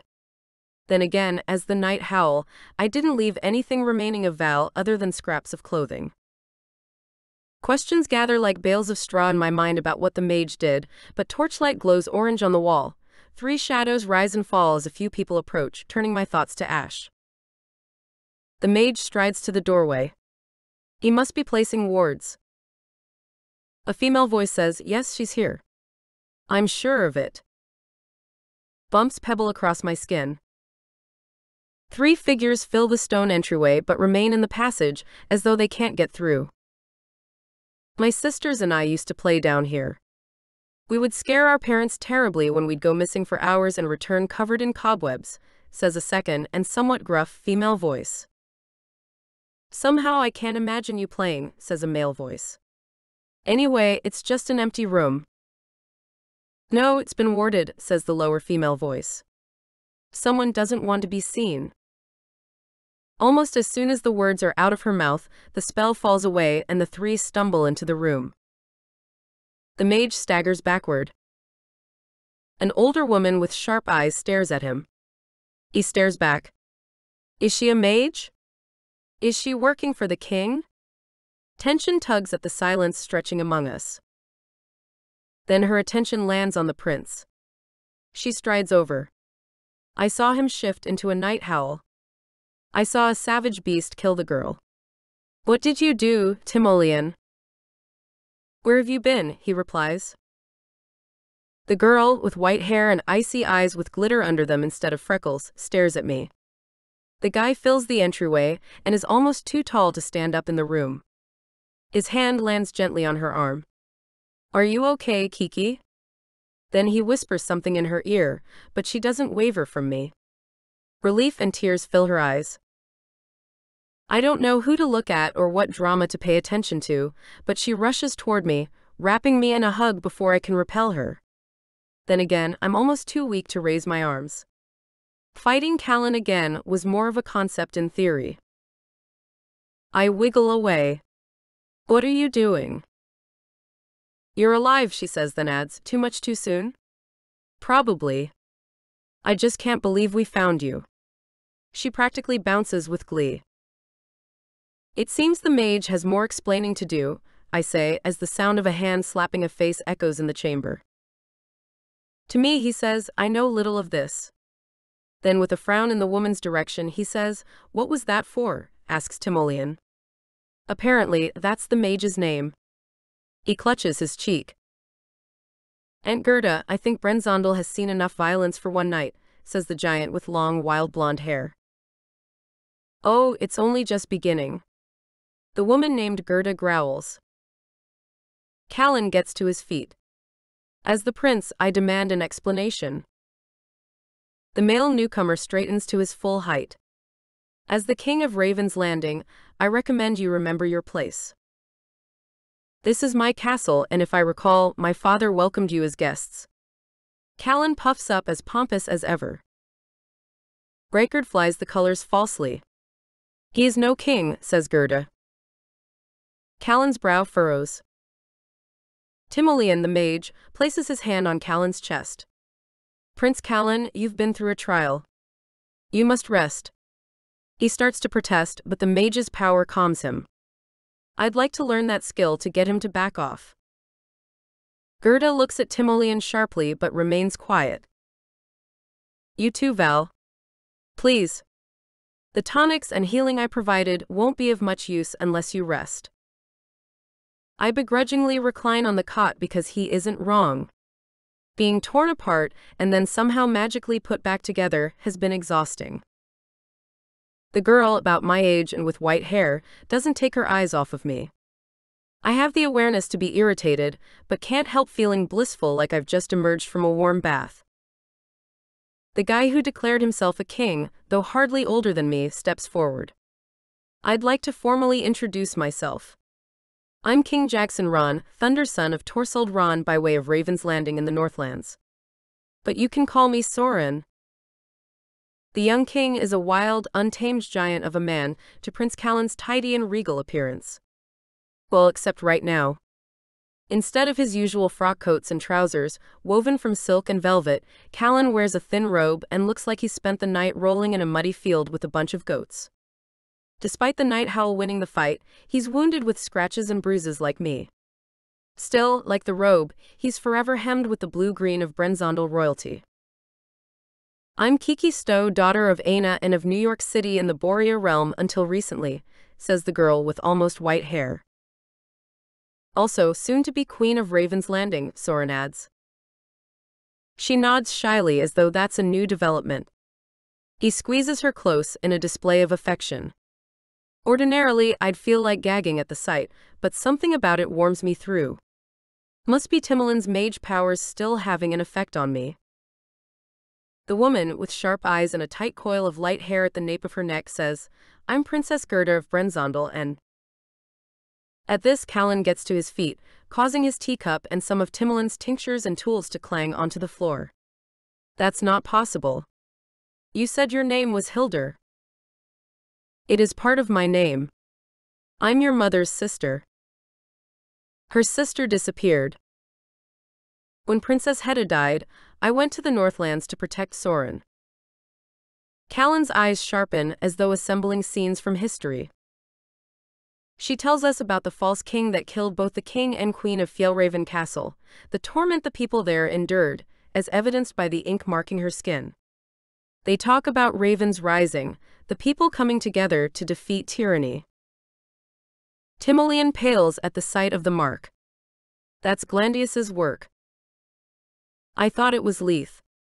Soren describes how the people of Raven's Landing were cursed. Kiki magicked my ink curse away. I figured Aunt Gerda's ink would vanish when Leith died and we broke the curse. They likely worked together, Timoleon says. Wait, does that mean Glandius is still alive? Gerda asks. Timoleon nods in confirmation. It must. That's concerning. But right now, I'm afraid for Hesperia. I don't regret staying away for so long, but I'm worried the Westlands aren't what they once were. Gerda's posture is stiff with alarm. I dare say they're grand. We have wealth, abundance, and Callen starts defending his kingdom. And a false king. I bolt upright. I knew it. I knew there was something off about Rykard. Under the guise of Rykard's hospitality, I've learned that my parents passed. What about Morrigan and Rohannan? Gerda asks. Timoleon rapidly shakes his head and warns, don't use their true names. Nathina was clear on cautioning me never to tell anyone my true name unless I was willing to trust them with my life. Mages have the ability to influence Fae with the power of their names. Tears pierce the corners of Gerda's eyes. What about Mora and Hannah? She asks instead. Mora is my mother, but who is Hannah? Callen asks. Your aunt. He looks her over carefully. She swallows hard and her eyes fill. Soren and Timoleon look at her with equal amounts of concern.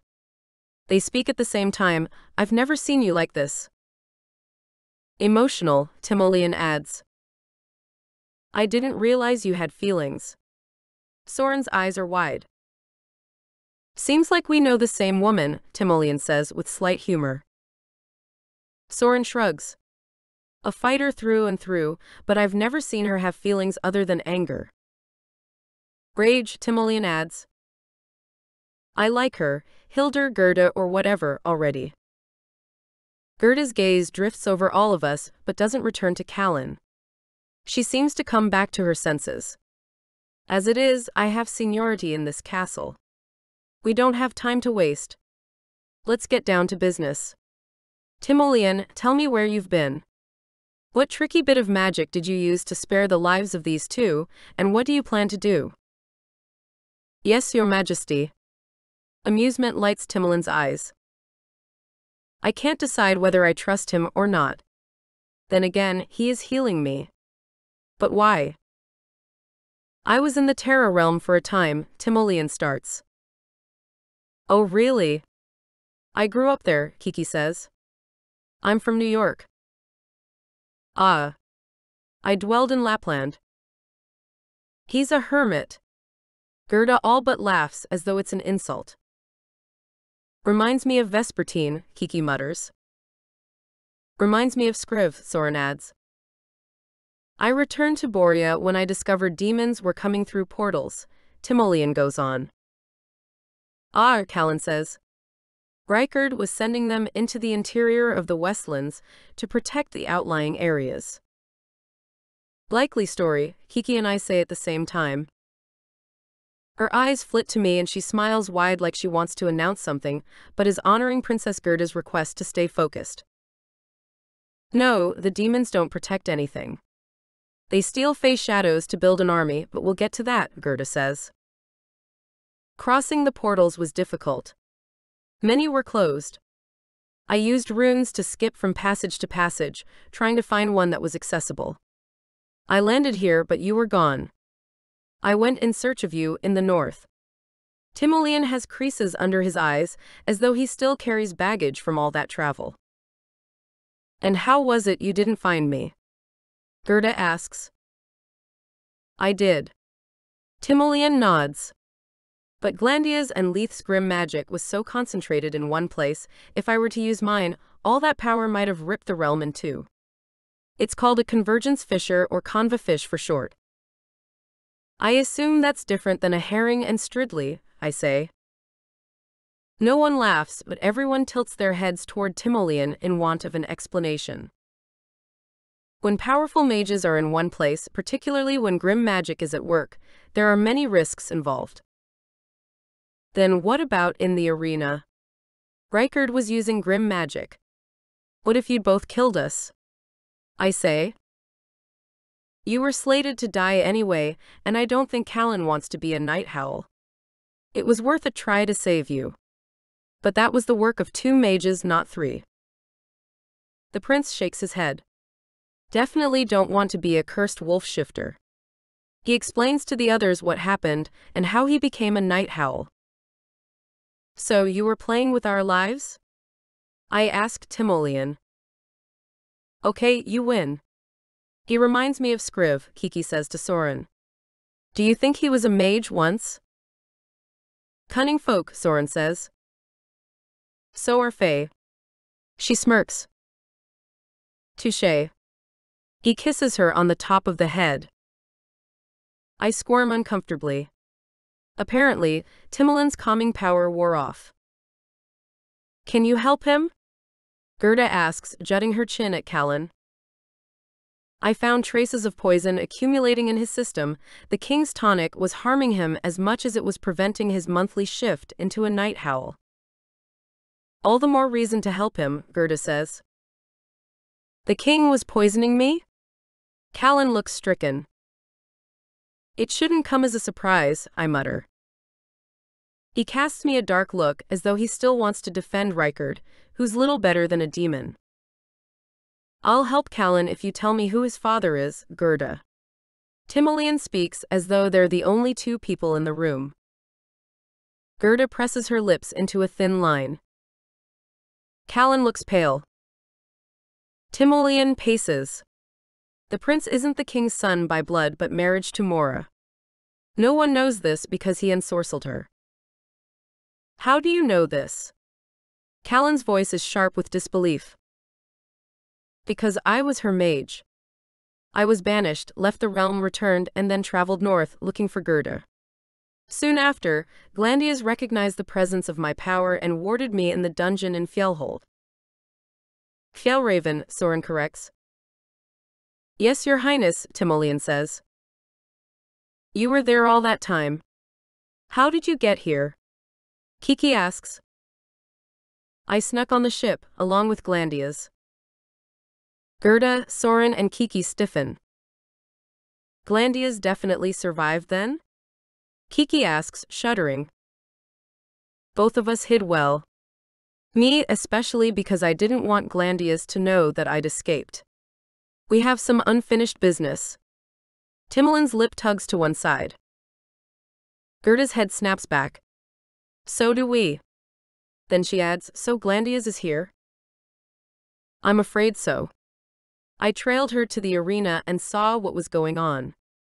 I'd been itching to use my magic and spells for years. Knock the rust right off. Timoleon turns to me. You have my apologies if you find yourself howling at the full moon from time to time, Val. What? Callen and I both say at once. Not to worry.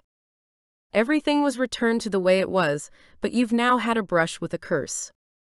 Sometimes they leave a residue. What do you mean? Concern laces Soren's voice. Kiki rubs her arms. I understand. After consuming frosted oblivion, I'll sometimes have cold flashes. Soren wraps her in a hug. Timoleon raises an eyebrow. It'll diminish over time. Callen steps closer to the group. So if Rightful isn't my father, who is? His eyes land on Gerda. Hers track to Timoleon. He is. A collective gasp echoes through the stone chamber. Chapter 8. Callen. Soren claps me on the shoulder. Don't worry, cousin. I found out that the false king of Raven's Landing was my uncle, and the true king was my actual father. More than a shock, I admit. Battle rage seized me. Timoleon seems like a decent enough fellow. He goes on to tell me about the confrontation in the courtyard at Fjellraven and the defeat of the false king, Leith. Meanwhile, Timoleon appears with bowls of rashers and bakers, bread, warm and slathered in honey, butter, and herbs. The savory scent fills the dank space, but neither Soren's story and reassurance nor the promise of a good meal keep my attention from drifting. The lines between day and night blur into a shade of gray because this new knowledge makes good and evil, right and wrong, my entire life like clay. I'm a pawn in the king's ruthless game. My father isn't Richard. Does he know? Has he been aware that I'm not his son and been using me this entire time? I'm a heavy mixture of relief and confusion and anger. Can I trust Timoleon? He gambled with our lives in the arena, performing the interchange spell. What if we'd remained locked that way? What if I'd actually killed Val, or she'd killed me? I gaze around at the newcomers, strangers from a different land, all claiming to know things about me and my life. Can I believe any of them? My gaze sails to Val, who hovers over her plate of food, scarfing it down. Strangely, unexpectedly, she's the only one I know I can trust. She'd never lie, and not only because she's Fae. She tells me the truth even if I don't want to hear it. She's brutally honest, almost to a fault, but right now I appreciate it more than ever. I let out a long-held breath because I'd been careless once, and the king learned of my feelings. She almost died because of the curse I bear. The risk is too great for the truth to be known again. I lock my feelings down and adjust the smug mask of the wickedly handsome prince. Gerda's gaze fixes on me as though she sees beneath it. Sees the scars. The pain. What I endured until Richard got his potion right. What I tolerated when I got his bidding wrong. Gerda's fork clatters onto the plate, and her eyes dart to Timoleon. Is this food glamoured? I thought only Fae could glamour things, Soren says. What's glamour? Kiki asks. You don't know what glamour is, and you call yourself Fae? Val's voice drips with thinly veiled dislike, or maybe it's distrust like me. I'm still learning, Kiki says. It's a kind of magic where ordinary things can be made to look like something else without actually changing their constitution. It's kind of like a mask. The true contents are hidden under the glamour, Soren explains. Yeah, I know about that all too well. So you mean this isn't really bacon, potatoes, and bread covered in honey butter? Kiki pushes her plate away. All eyes land on Timoleon. He holds up his hands in protest.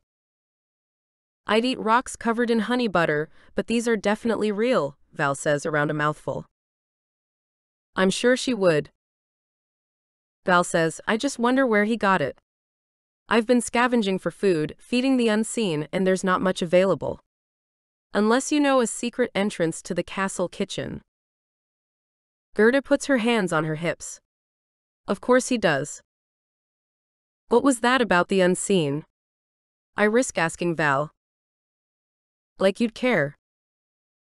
Nonetheless, everyone waits for an answer. The unseen are Fae like me who see beyond the glamour of Brenzondel. There are loads of people who are poor, hungry, and barely scraping by. She cocks an eyebrow. You sailed into a beautiful harbor, were welcomed to an opulent and well-kept castle, lavished with signs of abundant wealth. She gazes toward the ceiling. But perhaps you see only what the royals want you to. Gerda blinks a few times. Is Hesperia is glamoured? Timoleon nods his head. I'm afraid so. I think Richard ensorcelled Mora to glamour the city and castle. If Queen Mora is ensorcelled, how can she use glamour? Soren asks. Grim magic. Timoleon just barely hangs his head. We studied together. Richard, Glandias, me, and several others. After we successfully earned our white, black, then red robes, we dispersed. Glandias must have met Leith and taught him what he knew, Soren says. Richard took over here, I add. And you scampered off like a scared little boy, Gerda fires at Timoleon. You ran away first, he counters. Not even being an accomplished mage was enough for you. The two bicker for a moment, and my eyes flicker to Val.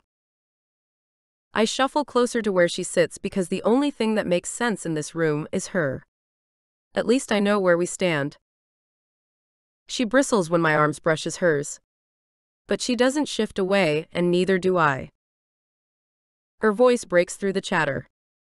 As a false king, Reichard had reason to target Callen because of his royal position and future succession to the throne. But why me? From the corner of the room, Kiki says, "Why you, Val?" "I'll tell you. Demons shadow thieve while the Fae court grieve. 4 sisters to find. 1 compass to bind. 4 crowns to take. 1 curse to break. Before 12 moons turn, else the realm will burn." I can feel Val's pulse increase beside me. Timolin's gaze sharpens. "Where did you hear that?" "It was a message I received from a demon the day I found my mother dead." "Our mother." She nods at Val. Beside me, I sense Val holding her breath in disbelief. Kiki goes on to tell everyone about traveling to the Sea of Dreams and receiving a rope that glows silver blue like ice. She shows us. Spaced at even intervals are 4 knots. Timoleon studies it for a long moment. Cold to the touch. Strongest fiber known. Must be an elven rope. Demons I can deal with. Vampires, no thank you. Fae I'm still getting used to. Elves now too? Kiki asks. "In the Eastlands," Soren says. "So there's a curse and you think I'm somehow one of these 4 sisters to find?" Val asks. Dismissing her sister's objection, Kiki asks, "How do we break the curse?" "You make it, you break it," Timoleon says. "That's the general law of mages, but there are exceptions and extensions to that rule if they're bound into the original curse." "What makes you think I'm your sister?" Val asks, not letting the matter go. Kiki removes a round disc from her pocket. "This compass led us here, but this led me to my sister. I thought I'd have to search and search." In her other hand, she grips a sparkling pendant around her neck and smiles brightly at Val. She doesn't soften or return the smile. I don't blame her. I'm not sure I believe all these stories either, but I do know one thing for sure. I know what Reichard desires. All eyes land on me. Power. If he's one of the false kings, he's not necessarily listening to his leader like an obedient servant. He's been building up special Fae fighters. Training them, grooming them to be an elite team of warriors. Kiki's hands drop to her sides, making them strong before he splits them from their shadows. At this, Val perks up. "You're suggesting the king is rending?" "It's among the grimmest forms of magic," Timoleon says. "To my knowledge, only demons can rend shadows and souls."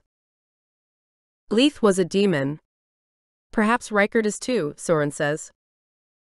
"That would mean he's also glamoured to look normal," Gerda says. I tuck my head back. Is that possible? "The false kings and their leader are building a shadow army," Soren says. "The demons rip the shadows from the Fae. I've seen it in Raven's Landing." Val sets down her fork and her hand rises slowly to her mouth. "That explains it. It's why they're here. They almost took my shadow." She describes a recent demon attack and the empty despair she felt. She gets to her feet at the same moment I move to place a comforting hand on her back, but stop to swat at a fly. It had landed on her robe. I clear my throat. According to this logic, if a demon stole a shadow, wouldn't that leave a Fae entirely in their light? I ask. Timoleon shakes his head gravely. "No, there needs to be a balance of both. Rending a shadow extinguishes the light." Kiki's brow furrows. "Back home, I was a demon slayer. Well, almost. I worked for the Peace Force, but we were overrun with demons. If their business is to rend shadows, what were they doing in the Terra realm?" "There are Fae in the Terra realm. Maybe more than I thought." probably fleeing for their lives. This is worse than I imagined, Timoleon says, dropping into a chair. Val turns to Kiki. Why did a demon bring you that message about the curse before you met your mother in the Sea of Dreams? Our mother. Because she was dying. Kiki explains how their mother suppressed her magic until she turned 18. Why would she send a demon with that message, Kiki? Val asks. She wouldn't, Kiki answers. The message must have originally been from someone else. Who? No one speaks because whoever is behind this is well hidden. We need to address the wolf in the room, Gerda says. It's elephant, Kiki corrects. The expression is the elephant in the room. Never mind, she says hastily when no one responds. I think it's a Terra thing, Soren says, coming to Kiki's defense. Gerda points at me. No, he's a wolf. Then she mutters, I need to see it. I don't shift often since becoming a night howl, because I worry the line between the curse and my wolf form might blur. It would be helpful for me as well. To make sure everything is back in order after the interchange, Timoleon adds. I suddenly feel like a sideshow. I huff but dig into my nature, summoning the creature inside me. It answers with a gleeful desire to morph, to run in the wilds of the Westlands, to hunt and to be free. Val looks away. My robe tears. Skin becomes a thick tawny pelt banded in black-white and hints of copper like my eyes. I shake out, feeling the fur rippling and the rough pads of my claws on the cold stone floor. It seems Timoleon warded the chamber, but I don't want to take any risks and do everything in my power not to let loose a howl. Kiki says, it's okay, Val. It's much different than the night howl. And unlike the cursed form, I can hear and control my hunting urges. I breathe deep. The dank air fills my nostrils, along with the underlying yet overwhelming scent of sea spray and roses. I have a feeling Val would both deny and hate how good she smells to me. If I could see myself, I know I'd wear a smile right now. Between shifts, I forget how good it feels to indulge my nature. Gerda's eyes are wide. I had no idea, she breathes. But we'll need you as a human so the king doesn't suspect anything, for now. I transform back into the wickedly handsome prince, draw a sheet around me, and drop on the cot, also forgetting how tiring shifting can be. Is Callen to go and pretend like everything is normal? He woke from the night howl curse and go about his business? Kiki asks. Precisely, Timoleon answers. I've been playing a role my entire life. I hardly know who I am anymore, but I am not the king's son. I'm not even sure I'm meant for the throne, but I'll no longer be controlled and made to do Rikard's dirty work. I'll do whatever I have to do, I say. We have to get the crown, Kiki says. Leave that to me, Gerda says with a smile. With all due respect, princess, it's our job. Kiki gestures between herself and Val. We have to obtain the 3 remaining crowns with the stones. Gerda tilts her head from side to side. Fair enough. I'll figure out what's going on with my sister. I believe the king opened the court this evening for a dance to celebrate the arrival of his esteemed guests. Timoleon paces again. More like thieves if we're stealing a crown, Val says with a smile. What were you saying about the unseen? I ask. Even though it was my question, she addresses the others. One day, I saw Rikard passing the training area for the special Fey fighters. He appeared strained, tired. Later that afternoon, while running up and down the arena stairs, the gleaming marble flickered. I thought I was tired, seeing things from exhaustion with no thanks to my trainer Callen. She gives me a long side eye. But when I reached the top, I saw over the wall and into town. Again the scene flickered, and instead of shining golden rooftops, gilded doors, and jewels draping windows catching the light, I saw a shabbier version, a place abandoned, forgotten, and left to seed. From then on, I saw the town outside the walls of Brenzondel for what it was, a kingdom neglected. Glamour is used to make us see wealth and prosperity when it's more like decay and poverty. Her eyes narrow. And I'm not the only one. Do you think he knows about you and the unseen? I ask. Probably why he despises me. I grunt. If so, that's not the only reason. Which is exactly why you'll go to the court dance tonight, Timoleon says. Gerda nods as though understanding his angle. He'll want to dance with us. She flashes a look of apology.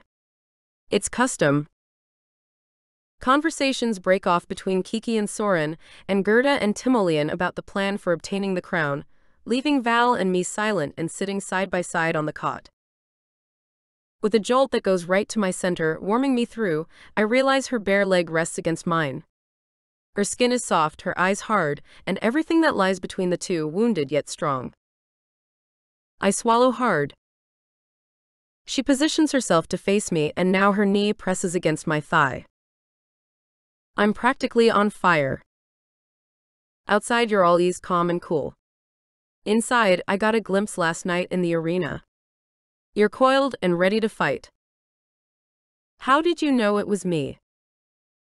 I thought I was having a hallucination, but I saw through the glamour. I saw scars on your face. Almost reflexively, her fingertips brush where the night howl dragged its claws across my cheek. They heat what's sure to be a deep red, but it's dim in here, so she probably can't tell. I didn't want to hurt you, but if I said no to the arena, the king would have denied me the monthly potion, and I'd risk hurting more people. You'd sacrifice me to save the rest. It's more of a statement than a question. I nod slowly. I would have done the same. In slow motion, her gaze drifts to mine. I saw your eyes. I held on as tight as I could to my human form. Believe me, I didn't want to cause you harm. Lucky for us, Timoleon intervened. Interchanged. Mages are cunning. Twisty. I've learned never to trust them. Her voice is low. I lean in closer to hear. Who can we trust? I'm not the wickedly handsome prince's biggest fan, not even friend, but... No, more like my biggest enemy, I mutter. She extends her hand. But I won't fight against you anymore. I'll fight by your side. Her hand remains between us in a gesture of amity. I take it in mine, and that jolt turns into crackling energy that makes me want to become a wolf and run away with Val into the wilds. She glances at a deep cut up my arm, the exact width of a night howl claw. Hard to believe I did this. Is it? I reply, trying not to crack a smile. I thought it was game over.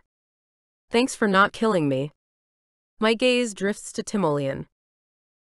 It's not exactly the same, but I never knew my father either, or my mother, and just met my sister. Surprises all around today. I scrub my hand down my face. I'm having a hard time believing any of it. Especially Timoleon's interchange spell, but it happened. I was temporarily a night howl, and you were, well, me. And technically I tore you to shreds. Or my body with your mind in it. Weird. Definitely, she says. I snort a laugh. I think we just agreed on something. Sounds like it, huh? She says slowly. I fall into her gaze, laced with silver. She shudders a breath. I will fight by your side. We will end this. Then we can go back to hating each other. But I don't want her to hate me. Not at all. Chapter 9. Valor. Callen bears a slow smile at my pronouncement not to hate each other. Actually, do you want to make this official? He asks as though he didn't want to let go of my hand, or doesn't entirely trust me. Both? I nod. That's probably for the best. With a piece of charcoal, he draws the rune of accord on his hand. I trace it with a shaky finger, still exhausted and injured from the fight in the arena. He extends his hand in a gesture of agreement. I take it. Known as the wickedly handsome prince, I expected his fingers to be slender and his grip weak. However, his hands are large and slightly rough in a way that reminds me that he's a fighter and a wolf. The rune power flows through us, binding the agreement. We cannot betray each other now. We vow to help each other until we use a rune of dissolution to indicate otherwise. Our hands remain pressed together. They don't drop as he fixes his gaze steadily on me. I meet his copper eyes and shift uncomfortably. I force a sneer onto my lips because it's easier than a smile. I can't believe I called a truce with you. We've shaken on it. You can't go back now. There's a lilt of amusement in his voice. I still kind of hate him. My hand does too. It's clammy and trembly all of a sudden. I definitely need to punch something. But I'm glad I'm not dead and that I didn't kill the prince. That's a very high offense, and I'd be sentenced to death immediately. I might be a fighter and hate Callen, but I'm not merciless. Demons are the only ones on my list, along with a certain false king. The others are still talking, and I struggle to process everything I learned from the Northlanders. Well, the one Northlander, Soren. There's the Westland's princess Gerda, and the girl with features similar to mine, and who claims to be my sister. I review possible motives, trying to find something sinister or underhanded. They want to seize the crown, which is actually a good idea by all estimates. I can't think of any reason they'd lie. In fact, if Gerda is the princess, she's full fae and can only tell the truth. Despite Nathina's deep desire that I was full fae, I can lie all day, meaning my father must not have been full fae. She won't breathe a word about him, and found all kinds of ways to omit the entirety of the truth. I observe the newcomers from across the room, and will find out if their aims are true. We should get ready for court. Gerda is more like a general than a princess barking orders. Is it wise for Val to join us? Callen asks. I jump to my feet. I'm not hiding from Richard. I want him to see that I survived. But then he'll know that I didn't kill you, Callen counters. Gerda and Timoleon pace, practically knocking into each other. You both have good points, Kiki says. But if this one time we glamour her so she can be in the court but not recognized, at least until we figure out how to get the crown. We can't just pluck the thing from his head, Soren says. Although, I could do a flyby. Callen and I both jerk our heads in his direction. Raven Shifter, he explains. Not a bad idea, Timoleon says, weighing the option. But Gerda won't do it, Soren says. She nods. I won't use glamour. I insist on only showing the truth. Interesting how fae can't lie, but they can alter what is seen, Callen says. Gerda winks. Our tongues were tied against falsities, but we're cunning. Found a way around it. I'm all too familiar considering Nathina raised me. I can try, Kiki says. If you allow me, Val. And only enough so you're not recognized. I'm really good at makeup. She explains what sounds like tarot potions. I let out a long sigh. Fine. Just make me good and ugly. I don't want to draw any attention. The corner of Callen's lip twitches. I'll get dresses and finery, Gerda says. Soren, you should go with Gerda, Kiki says. And Callen, you should make an appearance in the castle. Make sure some footmen or servants see you. Act normal, Timoleon says. I could use a nap. As everyone disperses, I recline on the cot. My body aches all over. I can't imagine dancing right now. Once before, and then when I was one of Richard's elite fighters, I'd been invited to court. The feasting, merriment, and dancing would last from dusk until dawn. I'm not at all interested in faking my way through the smiles and polite laughter. I was never good at that. The chamber is quiet except for the drip of water from nearby.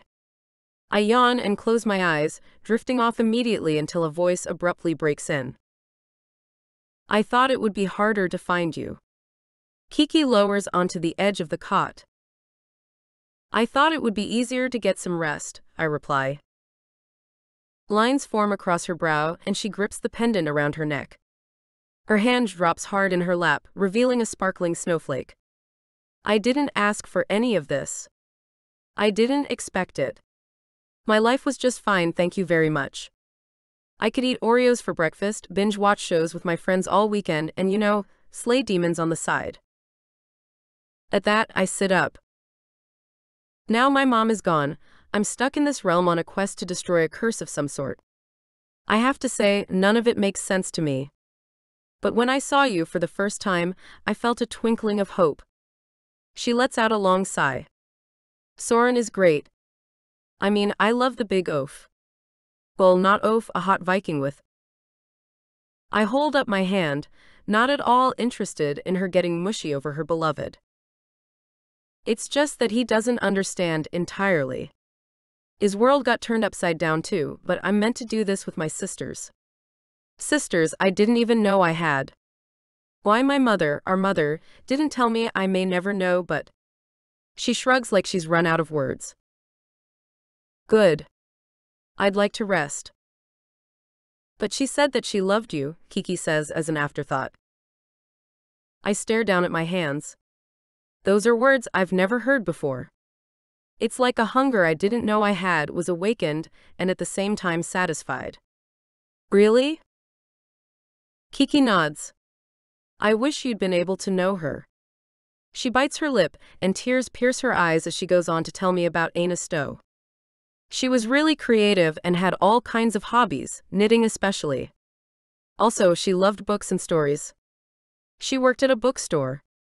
Kiki's hand absently touches the snowflake pendant again, and my hand reaches for my pocket. I always thought she should be a poet. Like write a book. Little did I realize she was a fae from another realm.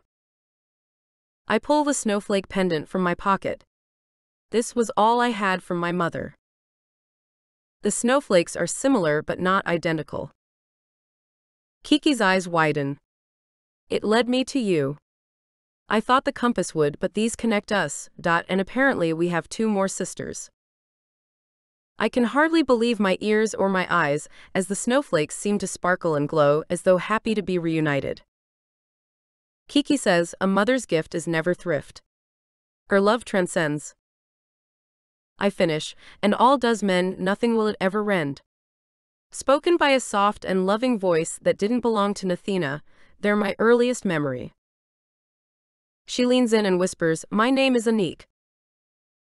She's choosing to trust me with her true name. It's one of the deepest connections fae-born can make. Of course, they tell their partners their name, but it's also the ultimate gesture of trust. I could destroy her with that knowledge. Surely she knows that. She nods. She wanted us to be in this together. Will you join me to break the curse? I'm not much of a thinker or feeler. More of a doer. Jump first. Figure it out later. I mean, obviously, I have emotions, but I don't linger in them. Most of the time, I don't even like them. I blame Nathina, she's tougher than a boiled owl. But a glowing feeling rises inside that prompts me to agree to Kiki's request without thinking. Yes, I will. Kiki wraps her arms around me in a hug like she did when she'd first entered the chamber, but this time I hug her back. I whisper, I'm Valora. I've never spoken my true name, and for the first time, I feel like I have a family, a small one, but it's something. Nathina doesn't count exactly. She's never been kind or even trustworthy apart from the fae rule that she can't lie. She finds plenty of ways around it. Although, I'll visit her and learn the truth about why she never told me about my family. The moment of sentimentality has passed, and I'm itchy for some fresh air and action. Want to go hunt some demons? I ask. We'll be back before the ball. Kiki's eyebrows lift. Definitely. Just as we're about to leave the chamber, Gerda marches toward us. Where are you 2 going? Kiki bites her lip. Gerda's sharp eyes penetrate me. Despite Timolin's crafty interchange spell, you were torn apart by a night howl last night. Callen's cursed immortality inhabiting your body just barely kept you from dying. Back inside. Plus, we can't risk you being seen yet. I begrudgingly do as told. Gerda opens a golden garment bag. It's been so long since I've been to a fey ball and danced at court. She pulls out 3 silk and brocade gowns embellished with gems. They're beautiful, Kiki says. Gerda snarls at the dresses as though they contain some kind of contagion. They're hideous. But I shall do what I must. I take it you were never a girly girl, Kiki says. Whatever that means, me neither, I say. Come on, this will be fun. Kiki measures a pale pink dress with floral designs against me. Not my color. I disagree. I think it suits your complexion and hair nicely, Kiki says, untying the back. Do I have to? Do you want to go to the dance and steal the crown? If you put it that way, yes. Then let's do this, Kiki says, gesturing I get a move on. The pink silk gown, with an overlay of flowers and butterflies that almost appear to move when I do, fits like a glove. A strapless fitted, flowing glove. You look beautiful, Kiki says, whirling me around. Next, she puts on an ice blue dress studded with shimmery white beads. It goes perfectly with the snowflake pendant. Lastly, Gerda wears a deep red gown with flowing pleats of silk-edged organdy. Kiki stifles a smile just as Soren walks in and crows. It's hideous, I know, Gerda says. Now quiet. No, it's not hideous. You look like, well, a princess, Kiki says. A tattooed princess. All along Gerda's arms are words written in strange ink. I wear the curse proudly, a result of my rebellion against Leith and my pledge to my sister to keep you safe, she says to Soren. Thank you for bearing it, he replies. She gives him a double take. He shrugs. What?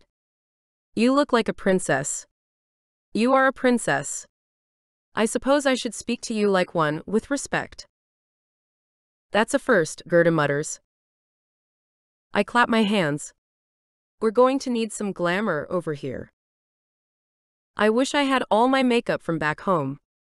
You'd both look so good with a smoky eye, but hair first.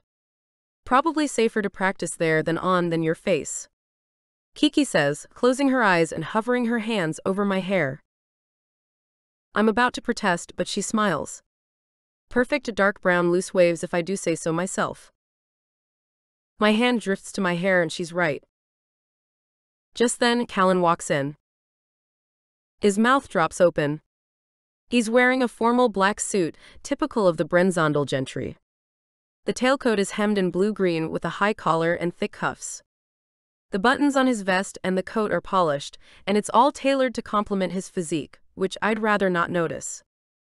The ladies will probably fawn over him. With the golden burnish of his skin, left over from warmer months, it's obvious the sun adores him.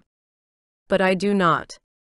However, I do love my freedom, and if winning it back means fighting alongside him, then I'll bear it, but not for a moment longer than necessary. His eyes trip over me. What? I ask. You're in a dress. His voice is slightly rough. Hopefully, he didn't run into any trouble. Your hair. I lift my eyebrows, confused by the look on his face. You look. Gerda's word hideous comes to mind, but Kiki says beautiful. Callen's head tips forward and back in an almost imperceptible nod. Don't get used to it. I look away, refusing to acknowledge the wonder in his eyes. Or was it a smolder? Chapter 10. Callen. The pink floral gown Val wears does nothing to soften her demeanor. She looks lovely, but I have to admit I like the contrast. She's feisty and fancy. Deadly and, well, mostly just deadly. But also what Kiki said. Val cuts a glare at me as though defying the thought. Kiki already darkened her medium blonde hair to a deep, chocolatey brown. Then she begins glamouring her face. She softens her jaw and adds some girth to her chin, removes the sharpness from her eyebrows and fullness from her lips. The end of her nose shrinks to a sharp tip, and last but not least, the slight dimple in her left cheek disappears. I'm sorry, there's nothing I can do to change your eyes. Kiki shakes her head. Am I hideous? Val asks. I nod. Absolutely. And I'd argue it's an improvement. I chuckle because I know she'd rather hear me say that than what I'm thinking. I hold my elbow out for her to take. Her eyes skip around the chamber, and she observes everyone else is already paired off. With a sigh, she gives in and takes my arm. We're careful not to get dirty or covered in cobwebs as we move through the secret passageways beneath the castle. Gerda knows her way too, and soon we go in different directions. The others disperse to the corridors outside the guest suites. Val and I go to a rarely trodden hallway by the trophy room, so it doesn't appear as though we've just emerged from the bowels of the castle. We weave seamlessly among the aristocrats, all dressed in their finery. Everyone is jabbering and drinking. The faint sounds of the whistle and lute sound from the ballroom as everyone makes their way in that direction. The court dances are really just dressed-up versions of what Fae have done for ages. Music, dancing, and mischief have been the Fae way for time immemorial, but the royalty have modernized it and removed the mischief, except for tonight. I nod politely at a guy they first used to play punchball with. A flock of women approach, then stop short when they see Val on my arm. I lean into her ear, picking up her sea spray and rose scent. We didn't come up with a cover story. What's your name? Where do you come from? Her forehead wrinkles. I wish I could see beneath the glamour. We'll call you Ilna, and you're also visiting from the north. You caught my eye and fancy. No further explanation is needed. I wink at her. She bristles. You have to pretend to be pleased by my presence. This won't work if you act like you hate me. I do hate you, she hisses. What about our truce? She clears her throat, then paws my arm. Oh, I adore you, wickedly handsome Prince Callen. I'm honored that you'd grace little old me with your presence. Please, please make me your princess, she mock coos. That's more like it, I say, smirking. Really? Are those really the kinds of things they say to you? Val asks. All the time. Your ego must be so inflated. It's enormous, I joke. We have an exclusive room in the castle where we keep it. She pokes me with her finger. I wonder what it would take to pop that ego of yours. The last day or so has done a good job of that. And so has she. I don't even know who I am anymore. Before I have the opportunity to test our cover story, Rightful enters to great fanfare. The guests are thrilled and applaud. They think he's the greatest thing since brissing our bread. I stiffen as the queen enters. Val whispers, now I understand why she's so vacant, she's entranced. The queen, my mother, stands by Rightful's side, holding his arm in much the same way Val grips mine. However, Queen Mora is as hollow as I feel when I shift into a night howl. Devoid of expression, life. A pair of guards stand behind them and in front of the door. Once court dances begin, it's considered rude to leave before the moon sets. Rightful catches my eye. I can't read his expression, but he lingers longer than I'd like on Val. I'm afraid he doesn't buy it. Kiki shouldn't have made her so ugly. I expect a member of the gentry to intercept Rightful before he reaches us, but his attention is set, and nothing interrupts his determined stride. I see you've made a new acquaintance, Rightful says. I nod. This is Lady Ilna from over the sea. Val curtsies awkwardly. A pleasure to meet you, Your Highness, she says. I imagine the voyage was difficult for someone as fair as yourself, Rightful says, discreetly looking her up and down and then lingering on her eyes. Without the glamour, Val is lovelier, but with the disguise, she doesn't look like the usual girls I bring to court, which might make Reichard suspicious. Yes, but no more difficult than life in Raven's Landing, she answers. Ah, terrible to learn of the challenges the people of the North faced. A shame. I hope you enjoy our hospitality and the prince's companionship. Reichard starts to walk away, then stops. What was your name again? Ilna, Val says at the same time I say Ilna. His eyes dart to mine. Which is it? Val clears her throat. Ilna. I didn't want to insult the prince by correcting him. She dips her head, playing every bit the role of a doe-eyed foreigner not accustomed to the opulence of the castle and attention of a prince. Easy mistake to make, but I trust you won't make that a habit, Callen. Mistakes, that is. There's a slight warning in his voice, but I choose to attribute it to him not wanting me to marry, something he's forbidden. Rather, he cultivated a roguish reputation for me, which I will admit I did nothing to sway. When he's out of earshot, I mutter, I'm not going to let him win this time. He's taken too much. By the looks of things, he's given a lot too. From what I've gathered, any Northlander would be impressed. Her tone is flat. You played it off well. Val eyes the tables of the usual sweets and savories, cream puffs, fountains of fudge and caramel, rich sweet cakes dotted with glistening berries, and heaps of rare meat shining with juice, fish on the bone with shimmering scales and tureens of butter. The real question is, why hasn't anyone stopped him, she asks. The threat of bloodsport for one. Plus he plays the role of kind, generous king well, don't you think? She nods. I can feel her warm breath on my neck when she adds, but if you knew the truth, why didn't you stop him? I draw her away from an approaching emissary from inland and his two cackling daughters. No one dares defy the king. They'd risk losing wealth, status, maybe even their lives. You're all like a bunch of crabs in a barrel. Her tone is accusatory and pitying in equal measure. What's that mean? I ask. Anyone that steps out of line or tries to get out of the barrel will be dragged back in. She makes a clawing pincer motion with her hands that would make me laugh if this conversation weren't so dismal. I grip her cheek so she looks me in the eye. I want her to see that I know the truth, even though I didn't fight against it until now. She can't imagine the king's torment, what it's like being held hostage by a shifter curse, and the promise of the tonic to prevent me from murder. Val, you stepped out of line. You got out of the bucket. Have I? She tries to tear her chin away. Me and everyone who has died in blood sport. That's why the crowds cheered when they saw me in the arena. If they can't get out, neither can I. You think others want to break free? I mean, they have everything they could possibly want. Again, she glances at the banquet of food. Remember what I said about the unseen? So we're more like crabs in a pot of water, the temperature increasing so slowly we'll hardly notice when it starts to boil.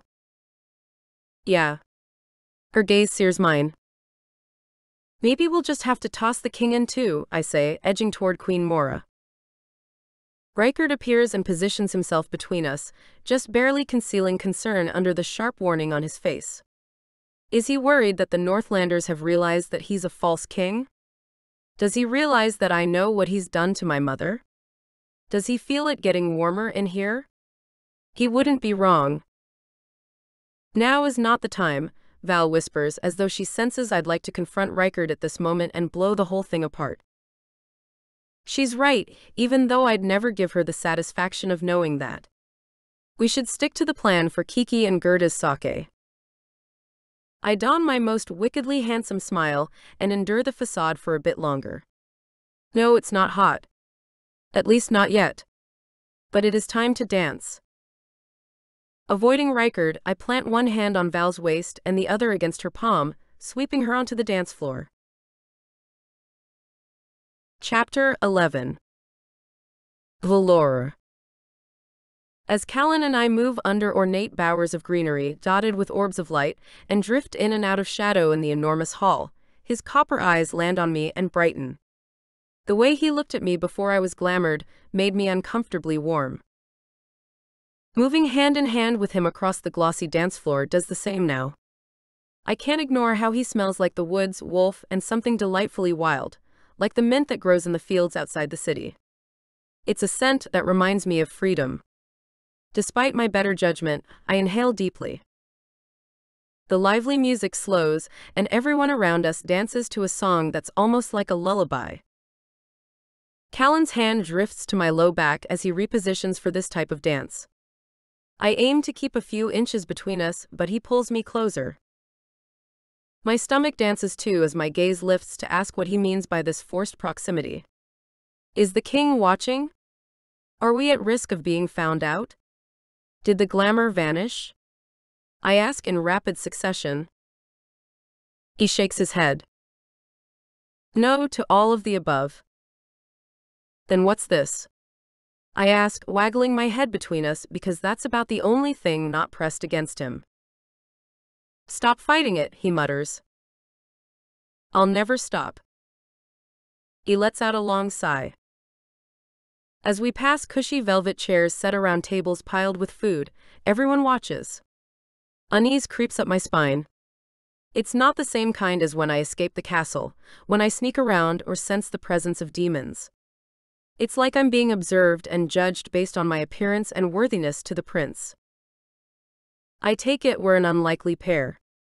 I tilt my head in the direction of a few of the women who usually accompany him to royal affairs.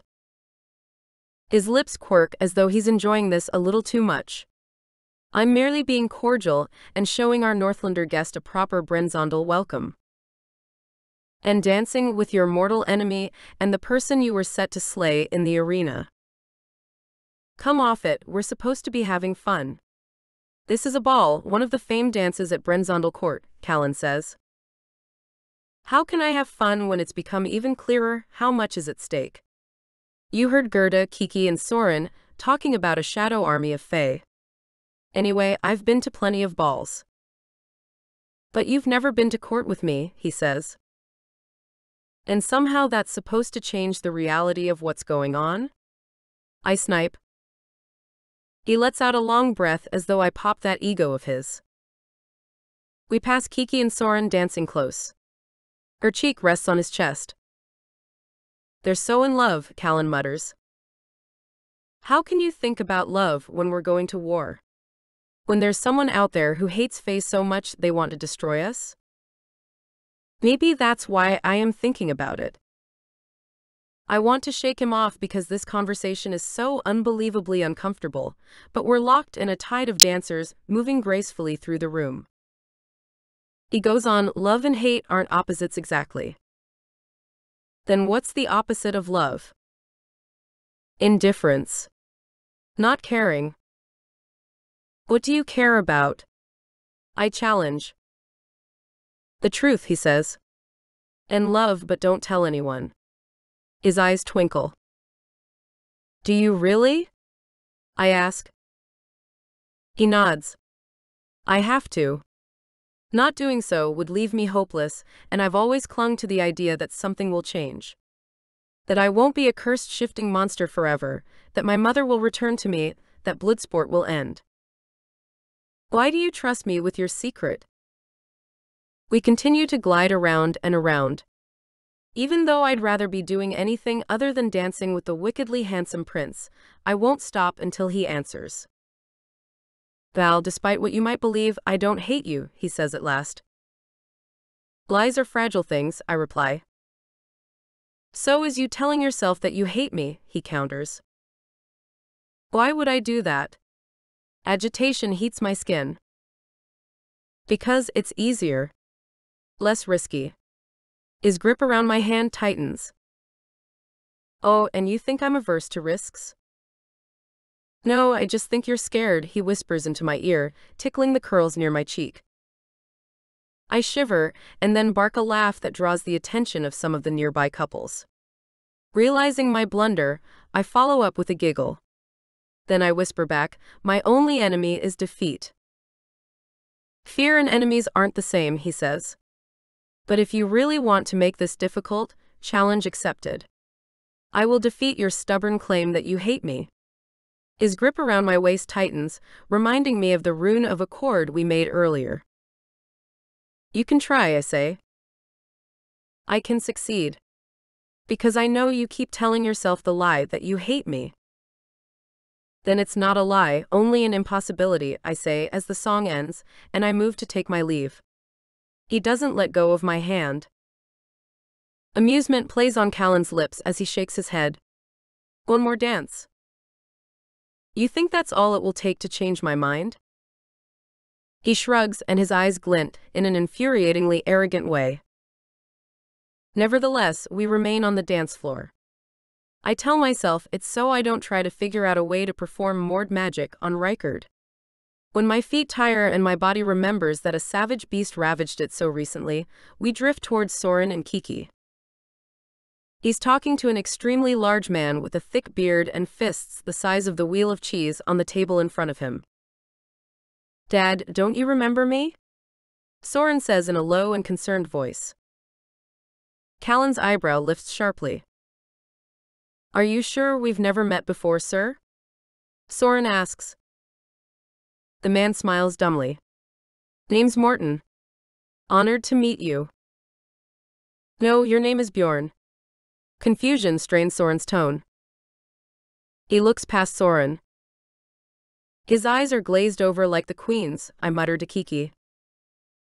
She nods. Could he be glamoured too? I ask. Hey, look, Dad. There's a platter of brown bread. Soren takes a hunk and offers it to the man he's calling Dad.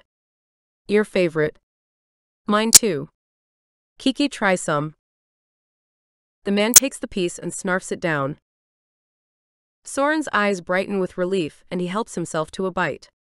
His expression sours and he stares at Kiki, shaking his head.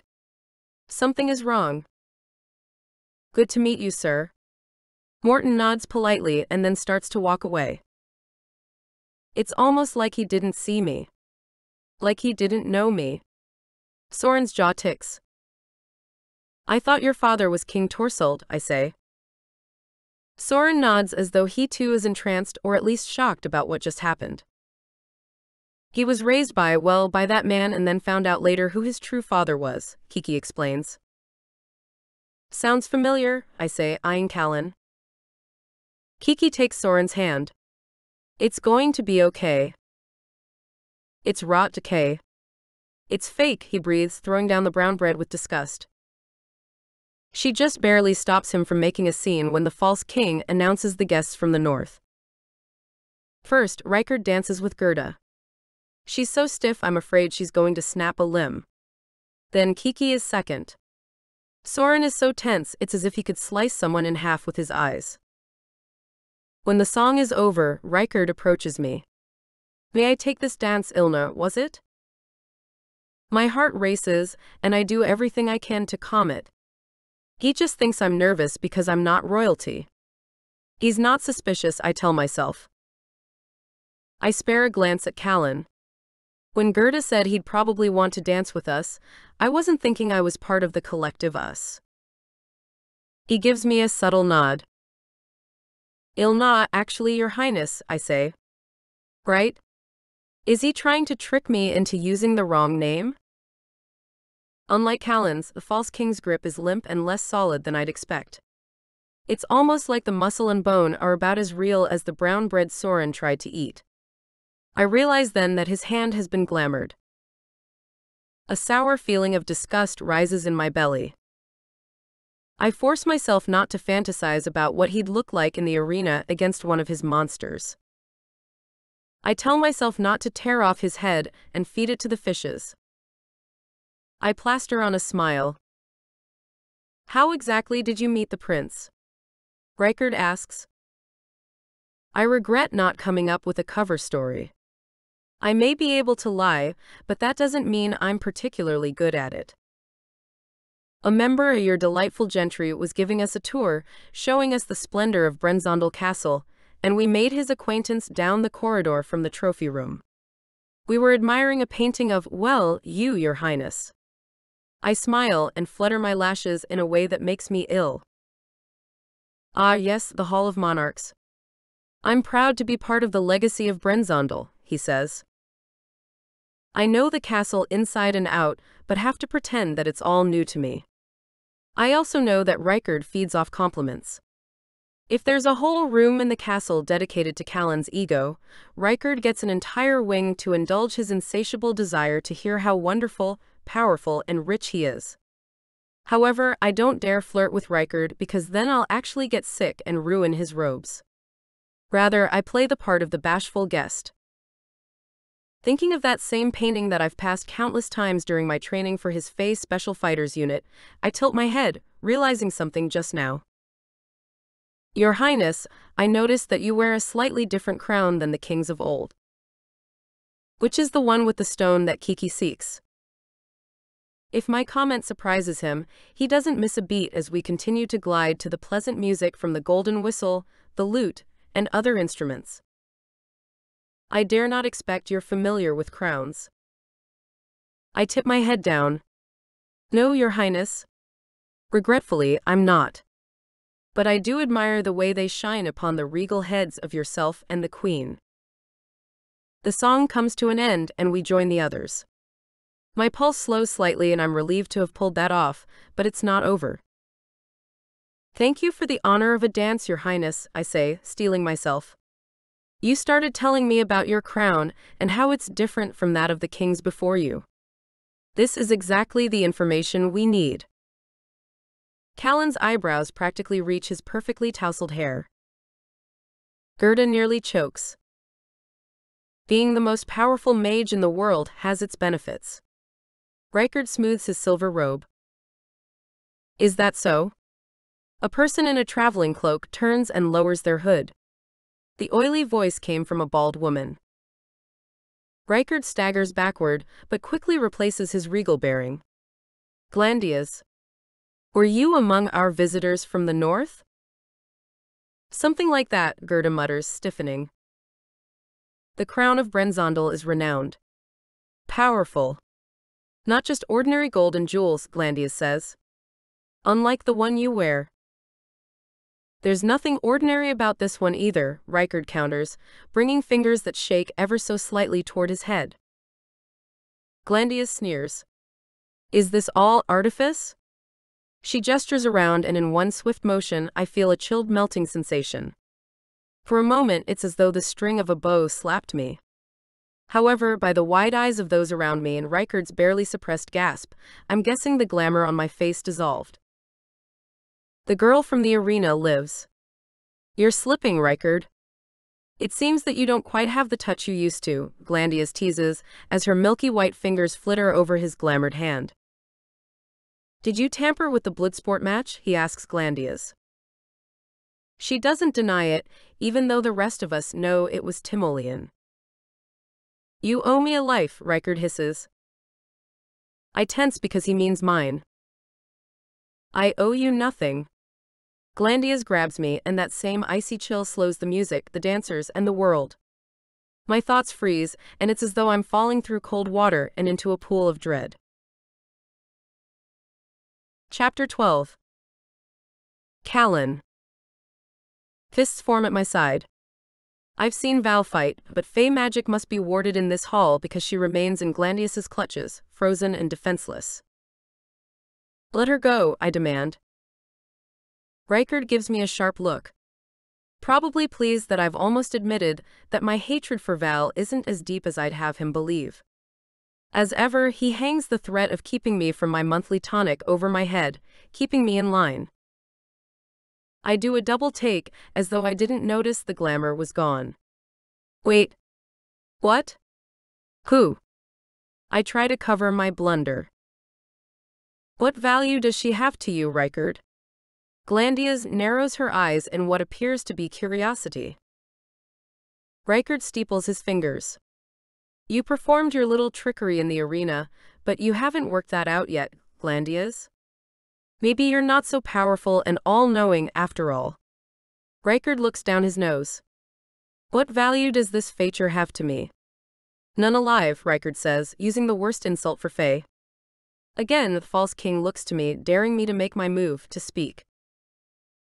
I don't allow a single moment to pass, and resume my role as a wickedly handsome prince. She obviously tricked me. I glower. A thief and a traitor, plain and simple. She betrayed the kingdom and was being punished in the arena. I scoff. Nothing more. Nothing less. You sure about that? Reichard asks, egging me on. I nod, as resolved as ever. Reichard produces a notched blade and brandishes it. Then you won't mind if I slit her throat and finish what I started. As though also being threatened, Glandia snaps the fingers of her free hand, not clutching Val, and the knife turns into a snake that winds itself around Reichard's wrists. He turns it into ash. Kiki gasps.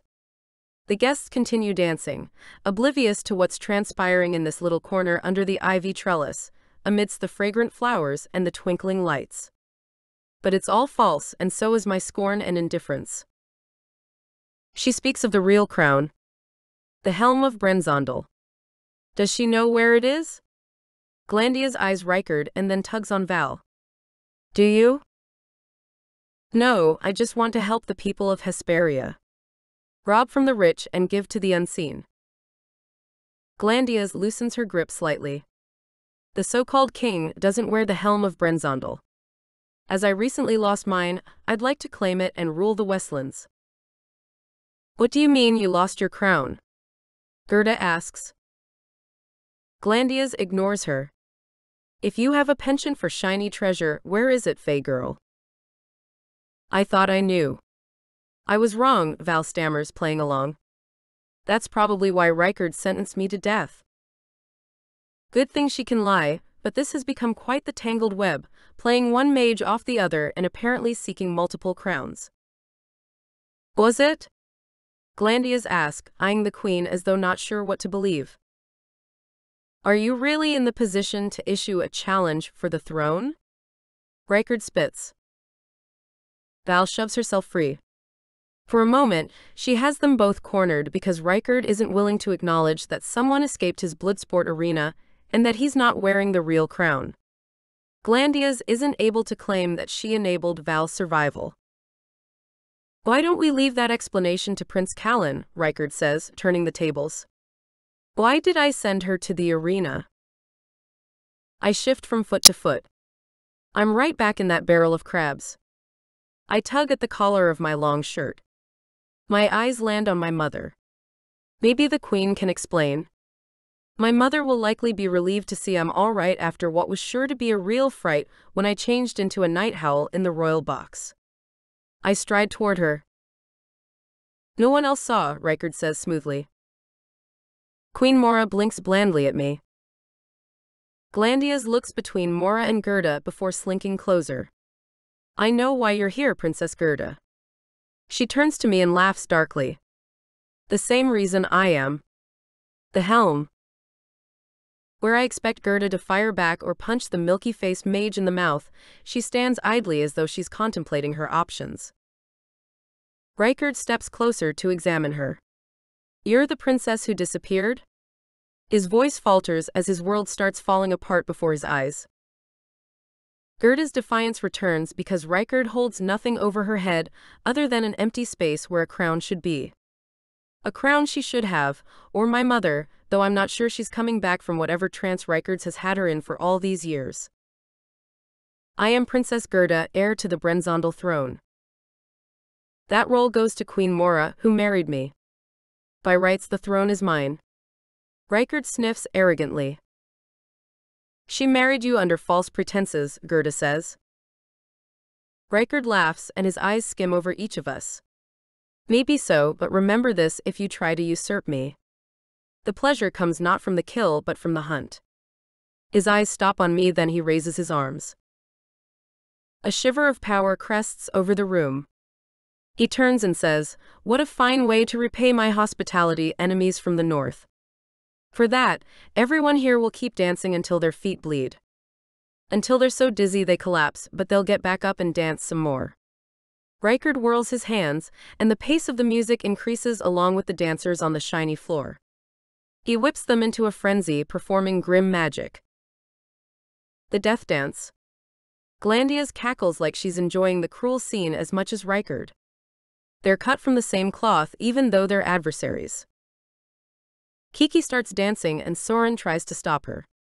His expression darkens. Stop, Rykard. The false king simpers a laugh. It's King Rykard until I decide otherwise. The Northlander's eyes go black and his face sharpens. I feel the pull of Soren summoning his raven to shift. Claws push against the insides of my fingers as well. Fur tickles beneath my skin. Powerful teeth try to break clean through the surface. I suppose the only way to fight magic is with magic, so I let the shift happen, fully intending to scare the dancers out of their stupor. A loud kraa comes from above. A massive raven, far too big for the space, flaps its wings wildly. Kiki is the first to look up. Others follow in rapid succession, and just as quickly the ripple passes through me. Bones break and reform. Muscles grow. I become the wolf, here to interrupt the death dance. I launch myself at Rykard and snap at his hands, breaking his concentration. The music goes silent. Screams replace the pleasant melodies. Soren and I chase the revelers toward the doors, breaking their enchantment. But it's blocked. Then all at once, it blasts open in a shower of gilded gold and a flashing surge of ice-blue flame. Apparently, Val and her sister join forces with their fey magic, breaking us free. The idyllic appearance of Rykard's reign has been broken. That is, if the people remember the events in the morning. So far, I haven't heard rumors about how the prince is a night owl. Then again, I've been holed up in a chamber recovering and plotting. The only problem is, Rykard hunts shifters for sport, and that's why there are so few in the Westlands. And it seems the chase has begun. Chapter 13. Valor. I run by Kiki's side, following the raven through the streets of Hesperia, rushing away from the castle. I know my way around here, but she said they secured a safe place for us to gather. Having my suspicions about the glamour confirmed, is there a safe place in Hesperia? Dawn nears with a purple blemish by the horizon. The sky is stacked with piles of clouds. For a moment we lose Soren, dodging a troop of guards who were signaled after Kiki and I teamed up to blast our way out of the castle. I'll process everything that happened once I catch my breath. It isn't easy to run in a gown. There. Kiki points to the sky, spotting Soren in his raven form. We continue to track him, keeping to the lingering shadows. We turn down Crooked Wick, a narrow lane, and reach a humble house of stone with a slate roof. The windows are dark. Soren, as big as a bird as he is in his human form, shifts. I think of the massive wolf charging through the ballroom with its thick pelt and powerful build. I didn't expect the wickedly handsome prince to have such a wicked secret. We slip into the house to find a wide man with jowls and meaty fists sitting at a table. He spins a knife on the surface and leers when we enter. His lip curls when he sees Kiki and then me. Oh, there are two of you. Already, I don't like him. She rolls her eyes. Scriv, I'd say you're as useless as the letter G in lasagna, but you did get us a place to stay, so that's something. I'm starving. What is there to eat? Kiki crosses the room to a cupboard. Keep rolling your eyes and maybe you'll find a brain back there, Scriv replies. Without turning around, Kiki says, keep taunting me and you'll find your brain all over this dirt floor. She leans into me. Scriv is like this. He hates himself because he's a horrible person and projects it onto others. You get used to it. She laughs, but I'm not entirely sure that she's joking. Soon the others arrive. Callen has returned to his human form as well, looking tired and pale. Should we call this crew Raven's Rising Part 2? Soren asks. That depends. Are we all in agreement that not only is Dread Rykard the enemy, but Glandia's as well? Gerda asks. Soren and Kiki both stare at the guy named Scriv, who tosses his hands in the air. What? I got you this place. Doesn't that count for something?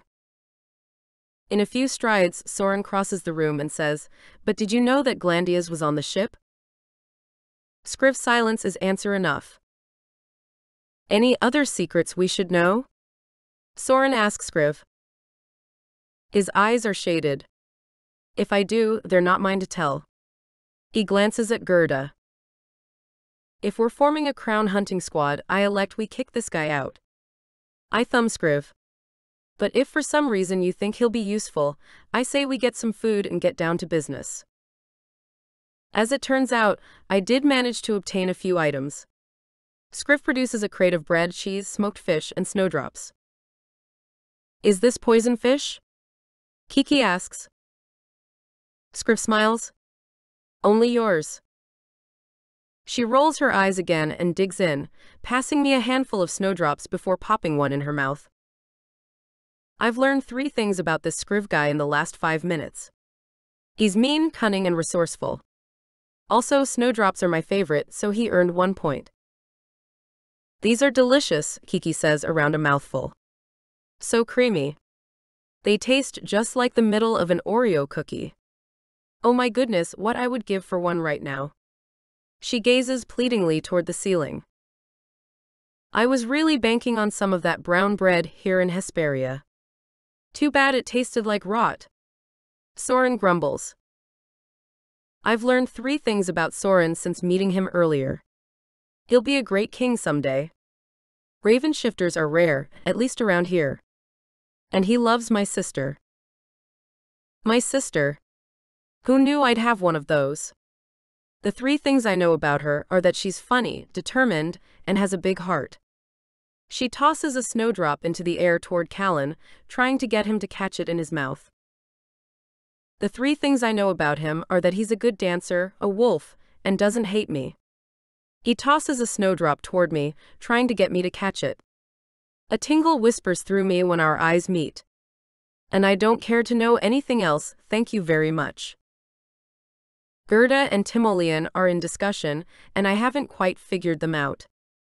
They seem like they know each other very well, almost like they can anticipate each other's thoughts and words.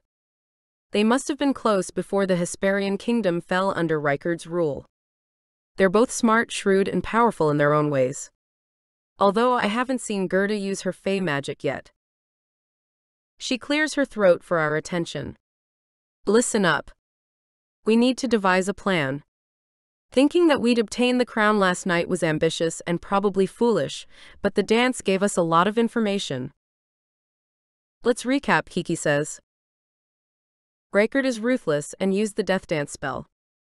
That's a kind of unseelie grim magic. A memory flickers in my mind.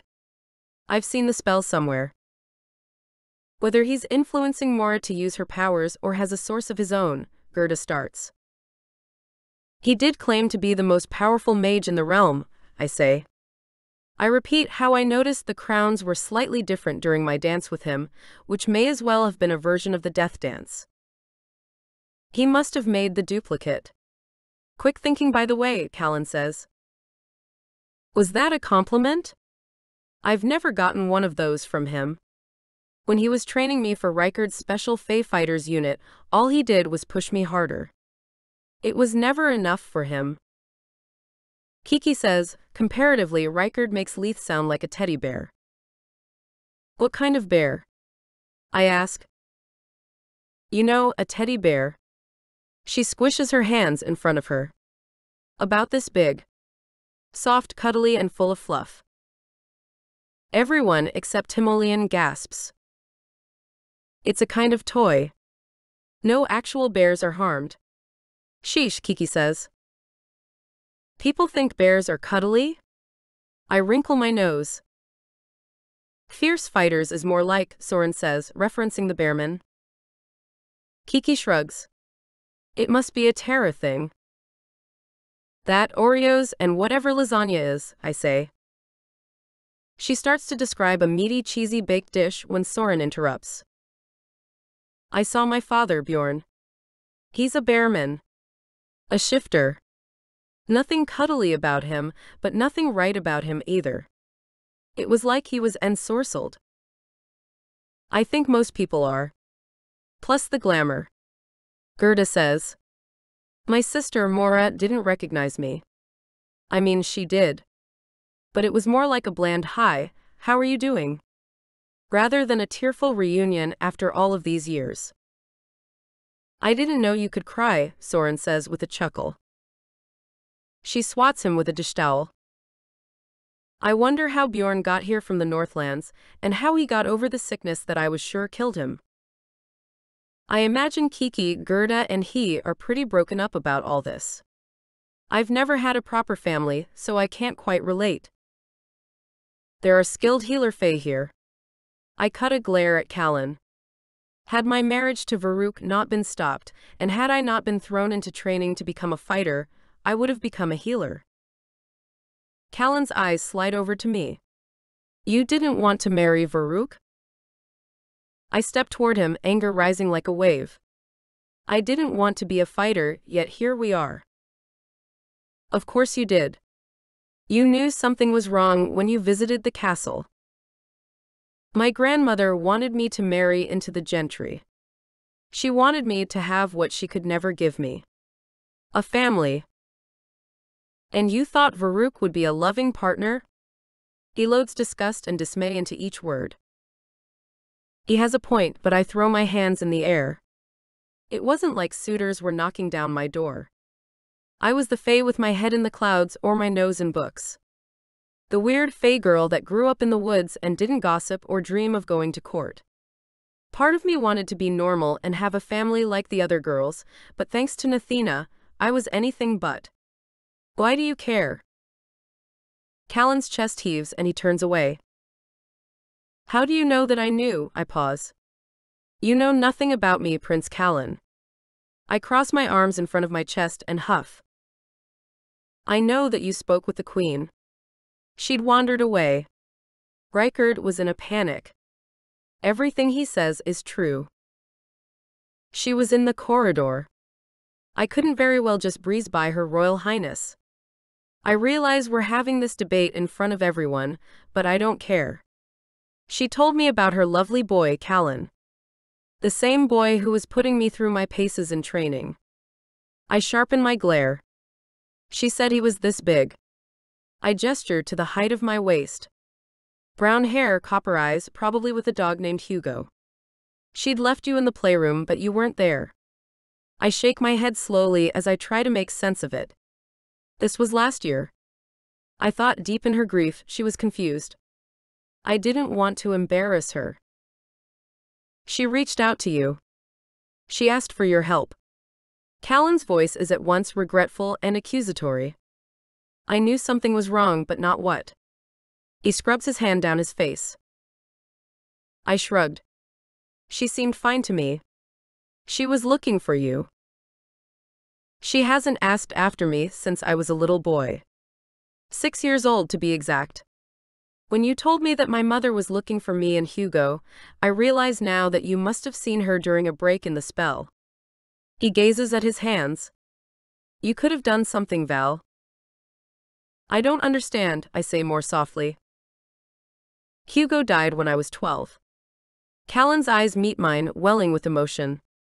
She left me in the playroom with the dog after the king summoned her away with important news. She was never the same after that. That must have been when he ensorcelled her, and it must have locked her memory at that moment. So you blame me for not bringing her to you when she was looking for you? I ask, entangling things. That's hardly fair. Toe to toe, my inhales and exhales match his as we face off, waiting for the other to back down. Our eyes hold and we both blink slowly. Without my wanting it to, his woodsy wolf scent teases me, wraps around my senses. This close, I see a few freckles. Callen's lips part ever so slightly. No, I suppose it wasn't fair. His voice practically shakes and then he steps away. I smooth my hands down my dress, having forgotten that I was still wearing it. Is it hot in here? Kiki rubs her hands up and down her arms and shakes her head. Soren gives her his jacket. We can't risk a fire in the hearth. But we did get you a change of clothes. Gerda passes me a purplish-brown uniform with a blue-green hem, identical to the one I wore in the arena. Sorry, it was the best I could do. That's all right. I move to one of the rooms to change and call over my shoulder. It'll remind me that it's time to fight. Just before I close the door for privacy, Callen pushes in after me. Chapter 14. Callen. In the small dark room, all I can smell is Val's sea spray and rose scent, and feel her warmth by my side. I want to freeze this moment and hold on to it. Make it mine. She lights a candle, illuminating her lavender eyes streaked with silver, her full cheeks and lips. I came in here to change. She grips my arms, shooting that warmth through me, and turns me to face the door. Leave or don't look. I can't fight dressed like a confection. Her gown rustles as she tugs it off. You look nice as a confection. Good enough to eat, I say without thinking. As a night howl, you failed at that. I growl warmly. I'm not above punching a man with his back turned. Fine, I'll behave myself. She grunts. Need help? I sense her move closer, ready to make good on her threat. Okay. Sorry. I'll be a good prince. The movement goes quiet after a few moments, and she turns me to face her. The candle flickers, highlighting her features in a way that draws that growl right back into my throat. I resist it. I fight it. Just as I've fought my nature my entire life. I take a deep breath, preparing to finish our conversation from before. That day when Reichard called my mother away was the last time I saw her, well, as herself. She changed after that, started visiting me less. I spent more time with nannies and more time alone. Of course, I asked after her. Reichard told me that she'd received terrible news about her sister. I gripped the back of my neck. The Raven Queen Hedda, Soren's mother as it turns out, had passed a few years before. But I assumed developments had been made, or it was her other sister, and didn't ask because she seemed so withdrawn. He'd ensorcelled her. I nod. Reichard said that if I was a good boy, remained quiet and obedient, and didn't shift, it might ease her pain. I thought if I could just be perfect, she'd return to me. I shake my head. It didn't work. Val's voice is firm, like she understands what I mean. Then it was like the wolf inside was fighting to get out. Shifters need to make the change, otherwise they suffer. I've heard that they'll turn against themselves, to anger, to darkness and destruction. It's similar with Fae. If we don't use our magic, like with Reichard suppressing it with wards and penalties, we also suffer. We withdraw and despair. I was so angry. Instead of shifting and just being myself, I channeled all that emotion into swagger, a ladies' man, a wolf of another sort. Reichard encouraged it. You became the wickedly handsome prince, she finishes for me. The guy you hate. I can barely get the words out. My shoulders drop when she doesn't disagree. You never told me why you broke up the wedding to Varuk. Val's tone turns low. If it were brighter in the room, she'd see the shadow cross my face and the darkness in my eyes. Instead of answering, I say, I came in here to say that I'm sorry for holding what happened with my mother against you. I'm sorry for pushing you so hard in training, and I'm sorry that I gave you a reason to refer to me as a wicked prince.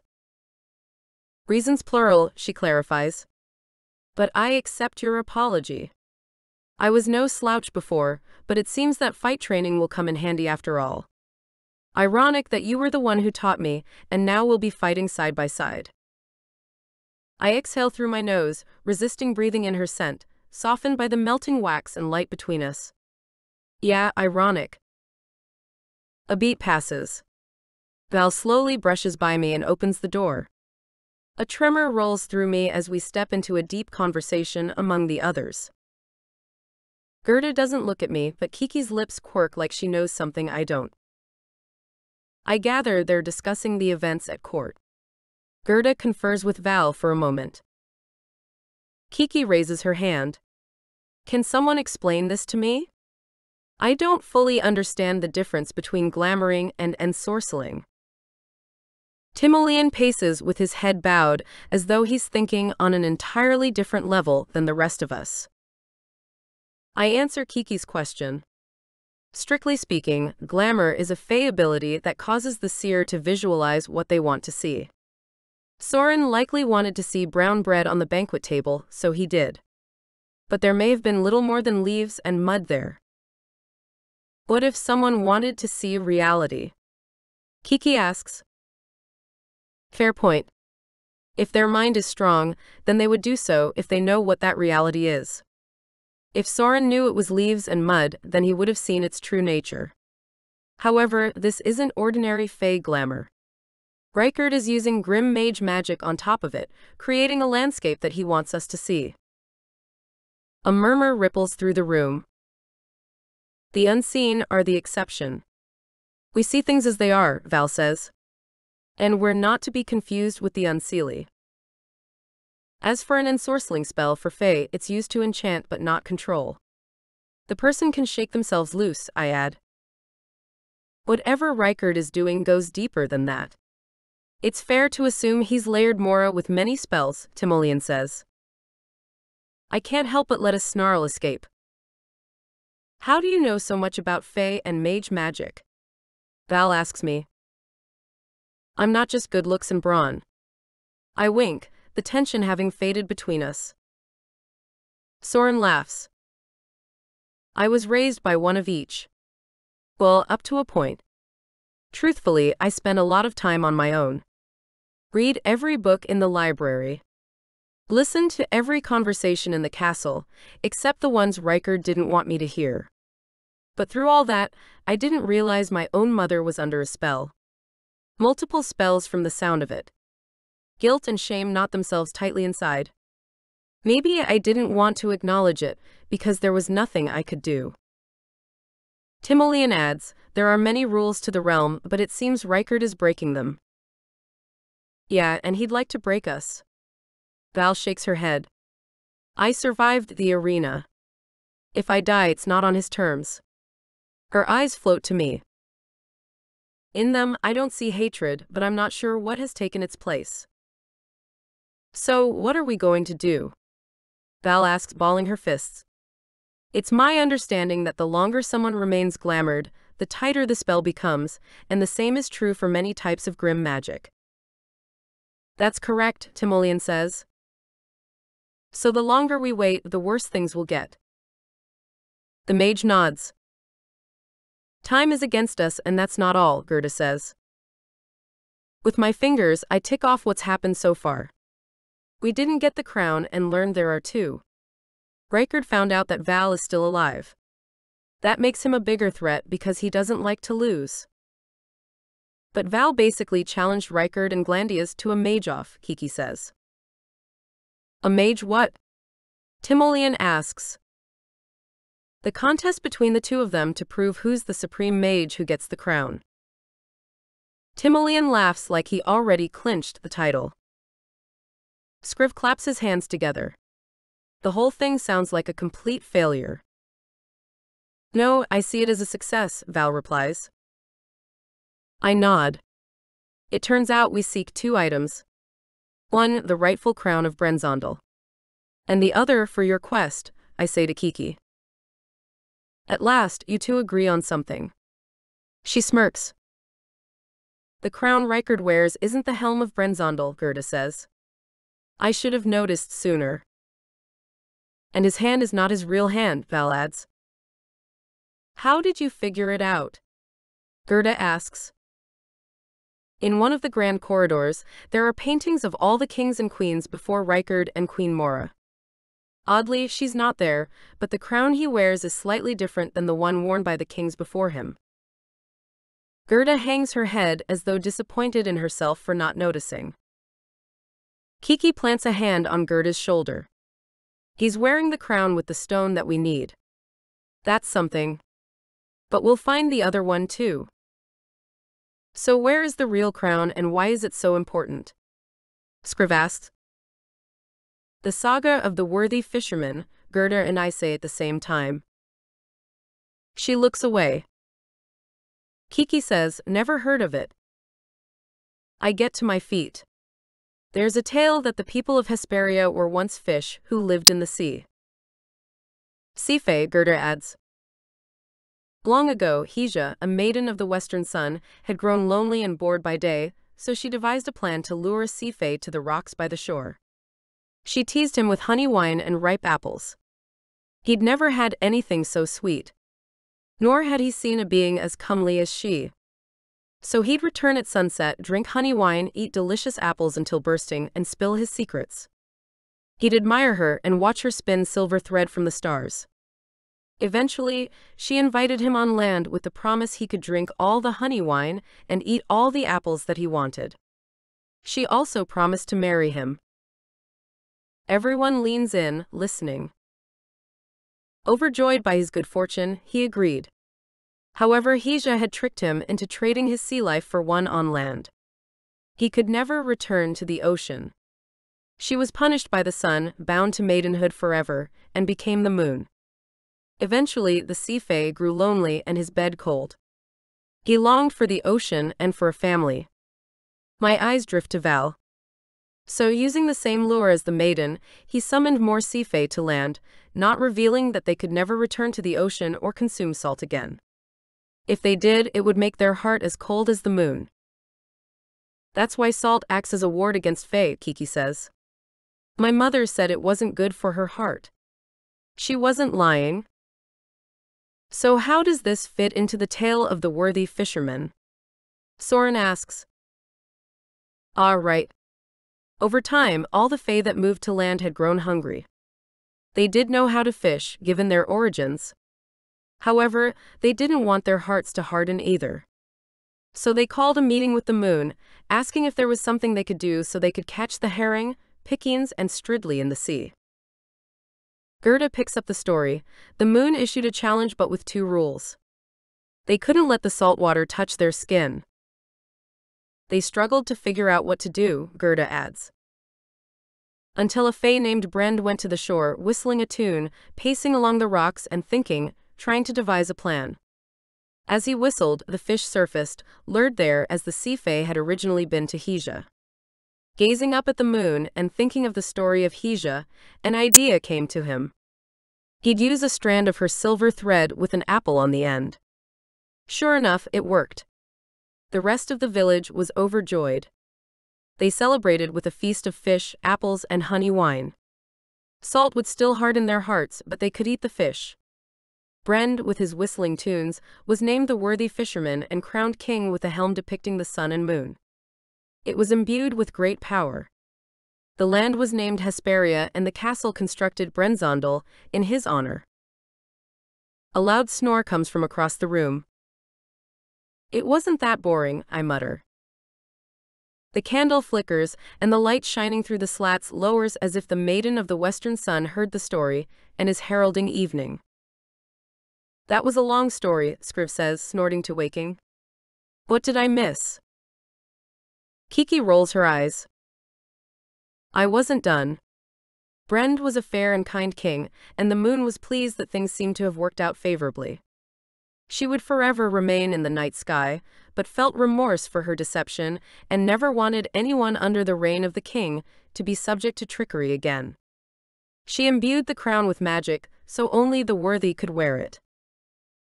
If the real crown only answers to the worthy heir, then Richard is only controlling the throne because of his mage influence. False king. False crown, Soren says. He wears the crown with the stone we need presumably fashioned to look like the helm, Kiki adds. He's also missing a hand, which tells me the stories of the Brenzondel bond are also true, Gerda says. The story goes that one of my ancient relations created a nifty little failsafe after a feud between brothers, sisters, cousins, and other people claiming rights to the crown. Brenzondel was without a ruler for over a year, and the kingdom practically fell apart as everyone bickered. Hesia bound the crown to a test of worthiness. Those not meant to possess it would lose their most valuable asset. Richard must have tried to wear the helm, and that's why he lost his hand. If this is all true, how has he been ruling? Grim magic, Soren says. But he must be sourcing the fey magic glamour from somewhere. We have to find 2 crowns. I'm a decent thief, Scriv says. Only if you have your hands and the only thing you're the heir to is stupidity, Kiki says. Ravens have a knack for finding shiny things, Soren says. My mother, I stop myself and look to Timoleon. If we can unglamour her. I'm afraid I'd need to spend time with her in order to do that. To perceive the magic working against her and dispel it would take a while. I'm afraid we don't have much. Timoleon pauses his pacing. Val's eyes have hardly left me since I apologized. It's a welcome warmth against the chill in this house because as each second passes, the turn of the next moon grows closer, and I'm without the tonic. I can't imagine what would happen if I was turned loose as a night howl without the wards of the arena. We also need the tonic for Callen, Val says as if on cue. Kiki says, I protected us against night howls outside Raven's Landing using a talisman. She goes on to describe the markings on it. Sounds like a rune, Val says. You got it from the Terra realm? Kiki nods. If we could find one or make one. She trails off. That would be useful, but I'm afraid I don't know of one to ward off a night howl, Timoleon says. Val shakes her head in agreement and then taps her chin. Something doesn't add up. How can Rykard wield power over the Queen, glamouring Hesperia and whatever other grim deeds he's doing without a source of some sort, powerful magic like the kind that's imbued in the crown? Mora? Kiki asks. No, he couldn't have her ensorcelled and make her manipulate everything, Timoleon says. There are limits. Gerda stares at her hands. It must be sourced from unseelie magic. Magic like mine. Chapter 15. Valor. What do you mean unseelie magic like yours, Gerda? I ask, narrowing my eyes. Are you behind this? I'm still not sure who to trust. The sooner I can get answers, the better. She takes a deep breath. No, not me. Hannah. My other sister. She's also missing. Kiki waves her hand. Newbie here. What's unseelie again? Callen says, in the Terra realm you probably heard folktales about fairies who were cunning tricksters, who'd steal babies if you didn't leave a saucer of milk on the stoop, or who'd enchant girls to fall in love and be whisked away to the fiery realm, never to be seen again. That was the work of the unseelie fae before the rift. Gave all of us a bad reputation, I mumble. You should become a historian, Kiki says to Callen. You think Hannah is behind it? He asks Gerda. Her shoulder rises and falls with uncertainty. So now we have to find 2 crowns and an unseelie fae? Scriv looks slightly green as though that prospect doesn't appeal to him. Could I be unseelie? Kiki asks. Nathina, our great-grandmother who raised me, is unseelie. So am I. Is that her true name?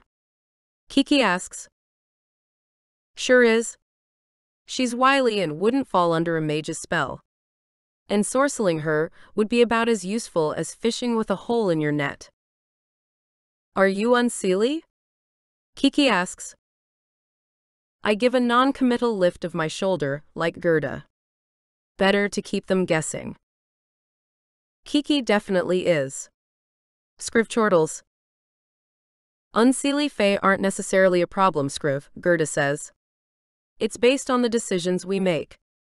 Unlike seelie fae, we tend more toward the shadow side, but it doesn't mean we have to be cruel. I nod. Though Nathina could have stood to learn that lesson. Night creeps through the crack under the door, and a sense of urgency pulls at me. What's in this for me, anyway? I ask, getting down to business. Do you need an incentive not to see the realm destroyed? Kiki asks. She's shifty. Has secrets. I like her, Scriv says. Well, I don't like you, I retort. I want a reason to do this. I want the unseen to be, well, seen.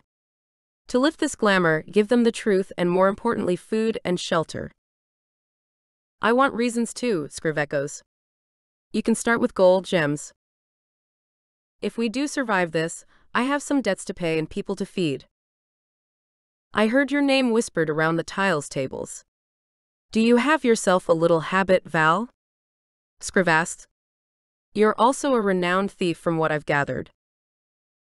That's none of your business. I glower. And why is he asking about me in the taverns?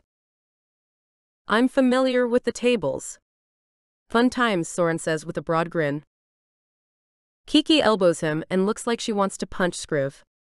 What were you doing asking around about tiles and thieves? Good information to have when you're in a new place. Scriv shrugs. I interrupt before they have the opportunity to get into a fight, verbal or physical. It was necessary and not just a game. I did it to survive. I had to sneak and pilfer, but I got to live on my terms and not marry Varuk or be part of the false king's militia. You had 3 squares and a warm bed in the bunkhouse, Callen says. Warm? I care nothing for warmth. I want freedom. And you found it but going into debt with tiles? Doesn't sound like freedom to me. He clucks his tongue. I made some bad wagers. Not all of us get to live in the lap of luxury like you, wickedly handsome prince. Anyway, I don't owe you an explanation. I cross my arms in front of my chest and turn away. You were on the run a long time. And I was helping a lot of people overlooked in your kingdom. Gerda braces her hands on the table with a slap, stopping us from bickering. The crown itself grants access to riches that make the glamour within the confines of Hesperia look common. You can have a share if that's what it's going to take. Scriv is right. Word is you're a good thief, Val. I've been known to have sticky fingers. That's what we're looking for. I survey them all and quickly calculate an approach, all while noting who is the weak link and what I can do to ensure our success. We have to make a plan. As Scriv said, we need to find the crown to break the curse and the helm of Brenzondel to reclaim the castle, but likely it's with Hannah. And we need to do all of this while avoiding Glandias and Rykard. Kiki glances at Scriv. Then she and I exchange a look. It's like understanding passes between us. She gets to her feet. Okay, this is how it'll go. We need the roper to provide a distraction.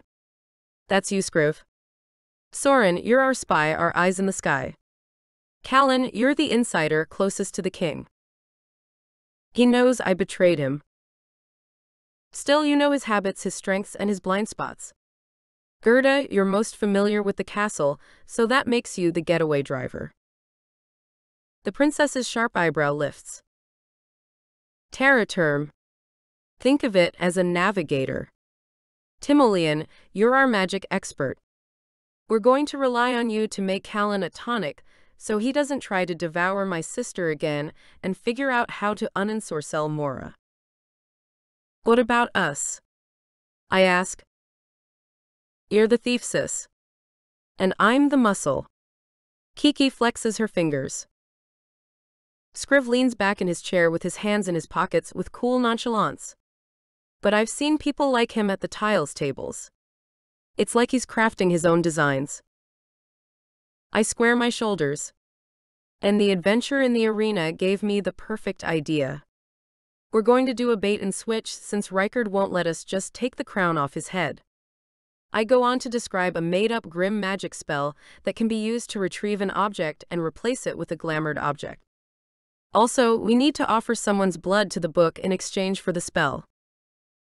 All eyes land on Scriv. Scriv points a finger at himself. Sounds dodgy, but why me? Because no one will have a problem punching you. Kiki laughs. More importantly, I'll need a key. A quiet key. As for finding the helm, Kiki passes Gerda the compass. If your heart desires your sister, this will lead you to her. She opens it, closes her eyes, and when she opens them, she slams the thing shut. Never mind. How will we get in? Callen asks. Blow the door down, I say simply. He shakes his head. Boarded. Too loud. Too much. The helm is important, but I'm here to break a curse. Don't forget, there's also the vampire behind the creation of the Shadow Army. We need that crown too. I want to be rid of Dread Rykard, the false king, as much as the rest of you, but I need the stone in the crown he wears. Kiki rests her chin in her hand and gazes into the candlelight. I like Val's switcheroo idea, but how to get to Rykard? We could throw you in the arena, Scriv says. I know you'd like to see me die, but that's not a bad idea. Boards, I say. And no, I won't let you do that. I have another idea. I think for a long minute. I know my boots are on the ground, ready to fight, but maybe it doesn't have to come to that, I say. Val, I've only known you a short time, but I know that look on your face, Kiki adds. You're scheming. Of course I am. I want Rykard off the throne. This is my home. Let's hear it, Callen starts. Soren holds up a finger to stop me. Wait, no one person should know the entire plan. Gerda smiles. I taught you well. We all lean in while I outline part of my plan. Sounds like a lot of smoke and mirrors, Kiki says. I like it. I grin. First, I want you to meet Nathina. I turn to Callen and say, what we need is the Grim spell to make the switch, and I know where to get it. Along with a quiet key. Just as I'm about to explain, a rough knocking sounds on the door. It's the King's Guard. Open up. The candle gutters. Everyone goes still. We should stay together, but if anything happens, do not reveal the plan. I'm headed to Gold's Ring outside the borders of Hesperia. I look at everyone to get their agreement. The knocking sounds again. Everyone nods except Scriv. He's already gone. Gerda and Timoleon opt to remain as close to the castle as possible, while the rest of us will head to Nathina's. The four of us, Soren, Kiki, Callen, and I, hurry through a back window while Gerda holds off the guards. Thankfully, they didn't have the place surrounded. Soren takes flight, scoping out our surroundings. As we slip along cobbled lanes and past palatial homes wrought in gold, dark clouds anchor a bleak sky, concealing the moon. We're as quiet as shadows, and wait in a neighborhood with twisting lanes. It's easy for a visitor to get lost, and someone who doesn't want to be found to go missing. Soon, Soren returns with a report.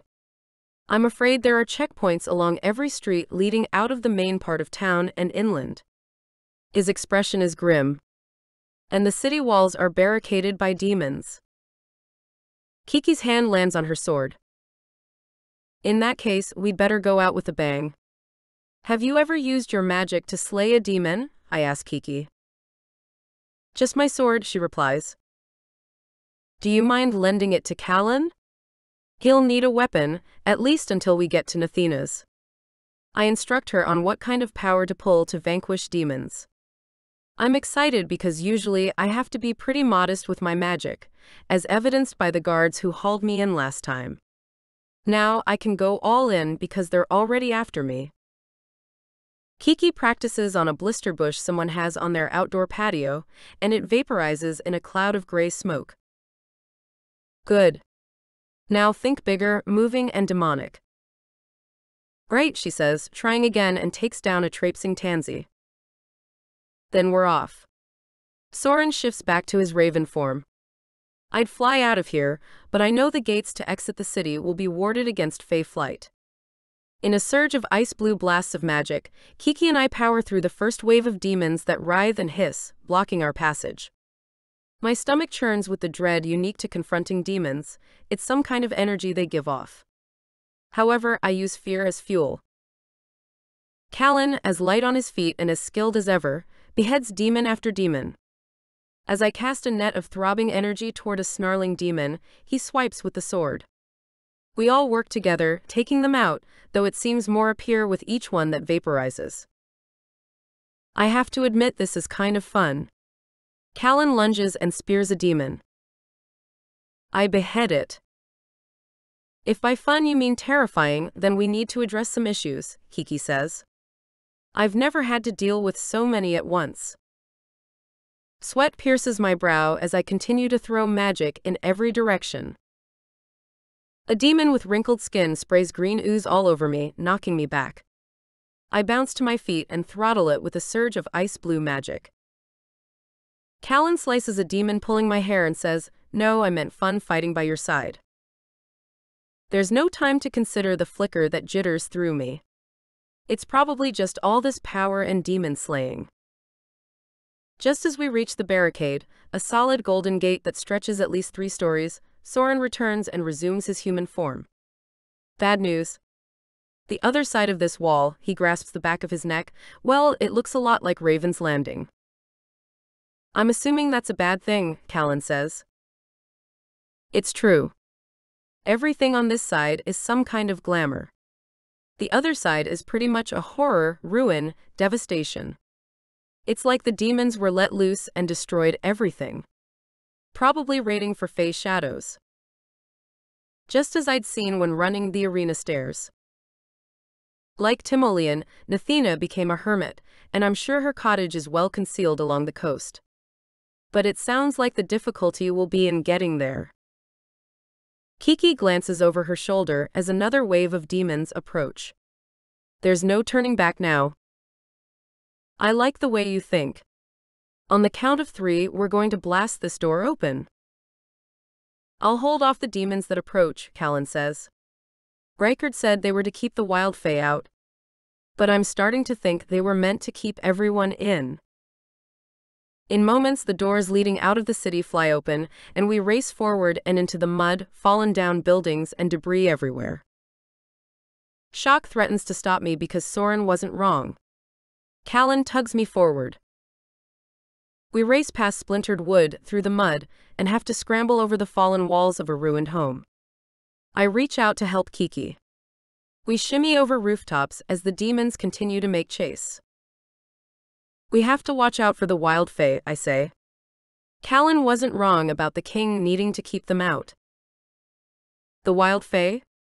Soren asks. Mostly unseelie. All deadly.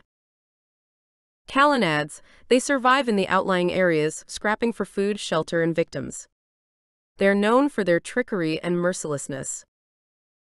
They'll offer to protect you with one hand and deceive you with the other. So they're dangerous, Kiki says. Oh, and our great-grandmother is one. Wait until you meet her. She's as bright as a cloudberry. My tone is as dry as their leaves. I take it you're being sarcastic. Kiki extends a hand and helps me over a fallen pillar.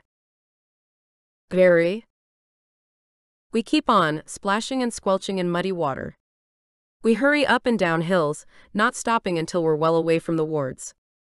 I trip over something in the dark and careen to the ground, falling down an embankment. Sticks jab me. The toe of my boot catches on a root. My head hits the muddy ground.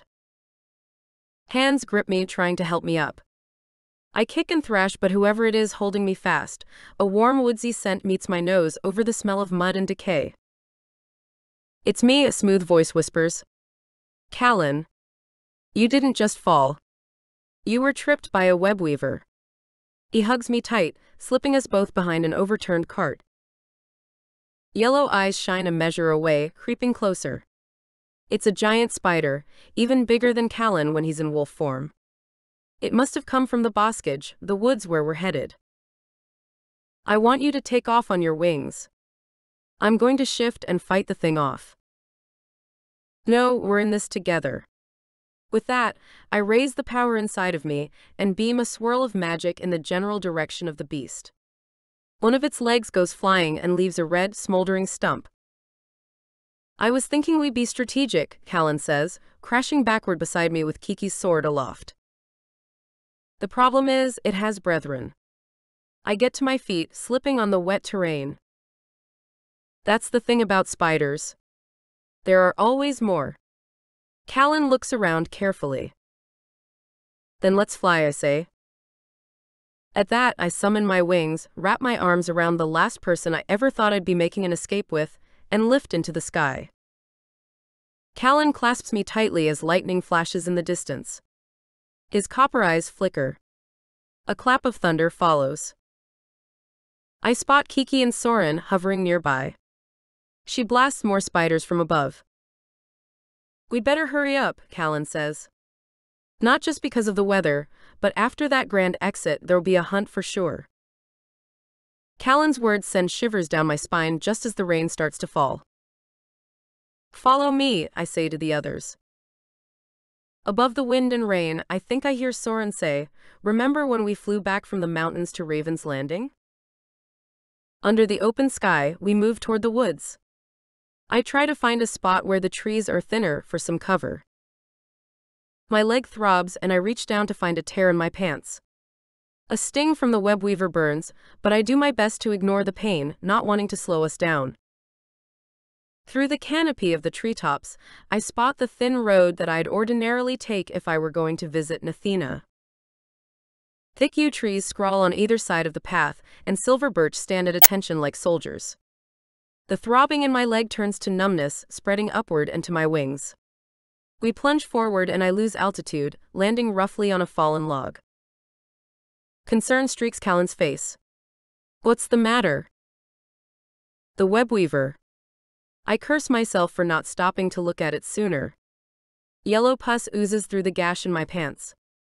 I scramble around, examining the leaves on the nearby low plants and various weeds. None of this will help, I say. Can you continue? He asks. Soren and Kiki are far ahead of us. From a distance behind comes the sound of branches snapping and an ill wind blowing.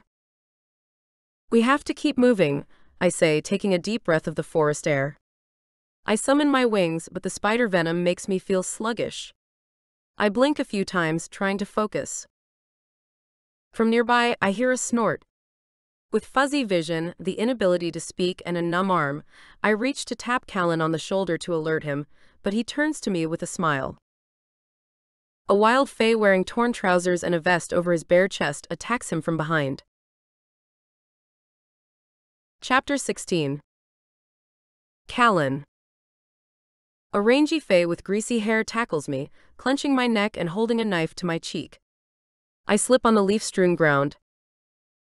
Come here, pretty, says the man to Val. Then to me, trade your life for the girls or things will get gritty. She's injured. Leave her alone. I inhale, gathering strength. In one swift motion, I push to my feet and flip the guy on his back. The knife falls to the ground and slides out of reach. I get in a few punches, but the fae gets his arm free and reaches beneath his vest, probably for another knife. Has this royal turned disloyal? That's no business of yours. We're just passing through. The wild fae eyes Val and then sneers. You have a secret. Should I keep it? Don't yell or I'll tell. Use your knife, I'll take her life. I've heard the warnings about wild fae and how their rhymes can bind the mind, turn it to goo, and they'll have their way with you. From the nearby trees comes a snort. My eyes flash up. A pack of wolves prowls closer. The alpha has deep russet fur. Two more flank him. One the color of snow and the other streaked with gray. Without a word, they spring on the wild fae. I stagger back, impressed by their strength and power. I rush to Val as they tear him apart. Her gaze fixes on the treetops, and she blinks slowly every few moments. Wolf shifters, I say. They advance slowly with their hackles raised. Circling, prowling. I'm still in my human form, but I slip into the cerebral communication style of my kind. We come in peace.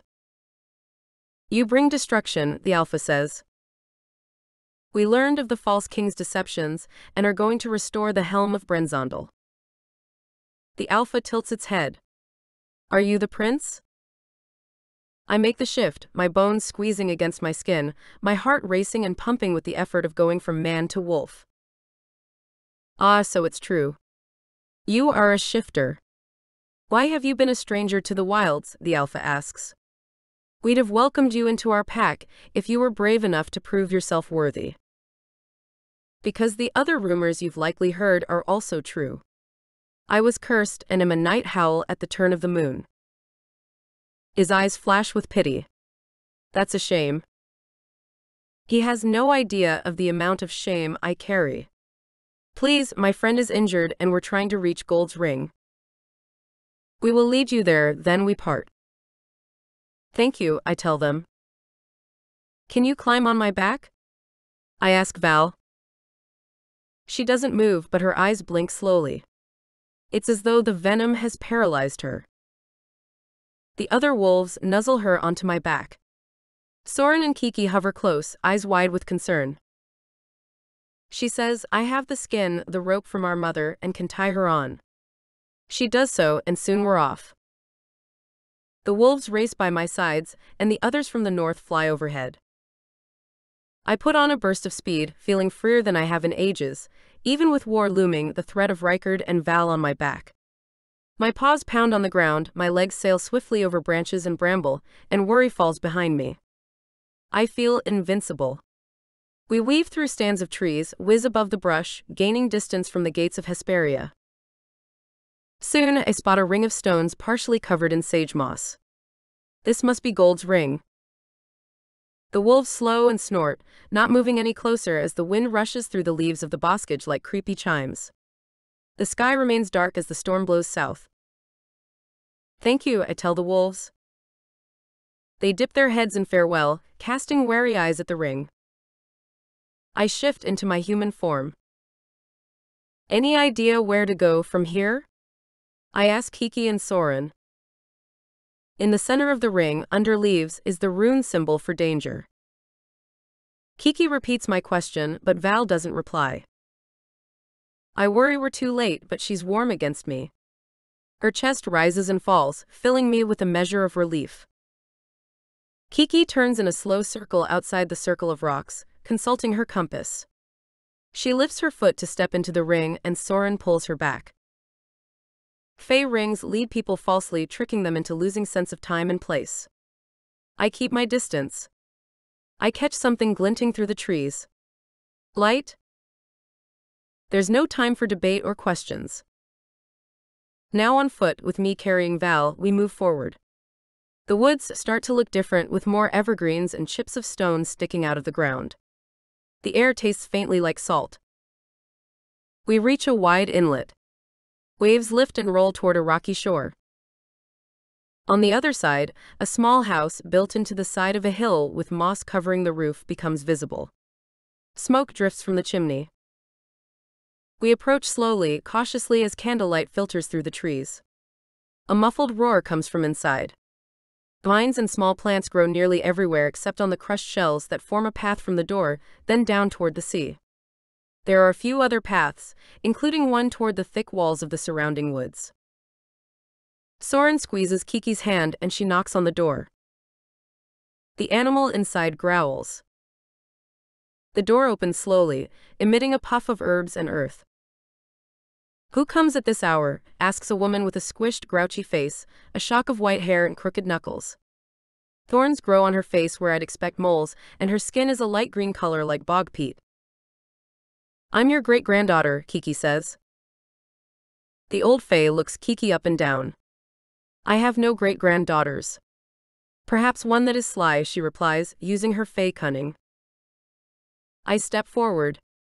Val is injured. A webweaver attacked her, and she has a wound on her leg.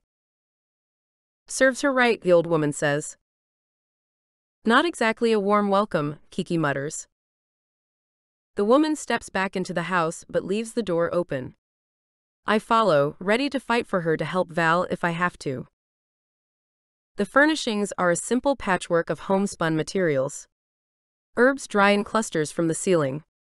The stooped woman reaches for a few, puts them in a small bowl and then mashes them up. A silver key glints on her neck. After I settle Kiki on some cushions, the woman says, "Let me see that leg." I grit my teeth at the smell as she applies a mixture of herbs.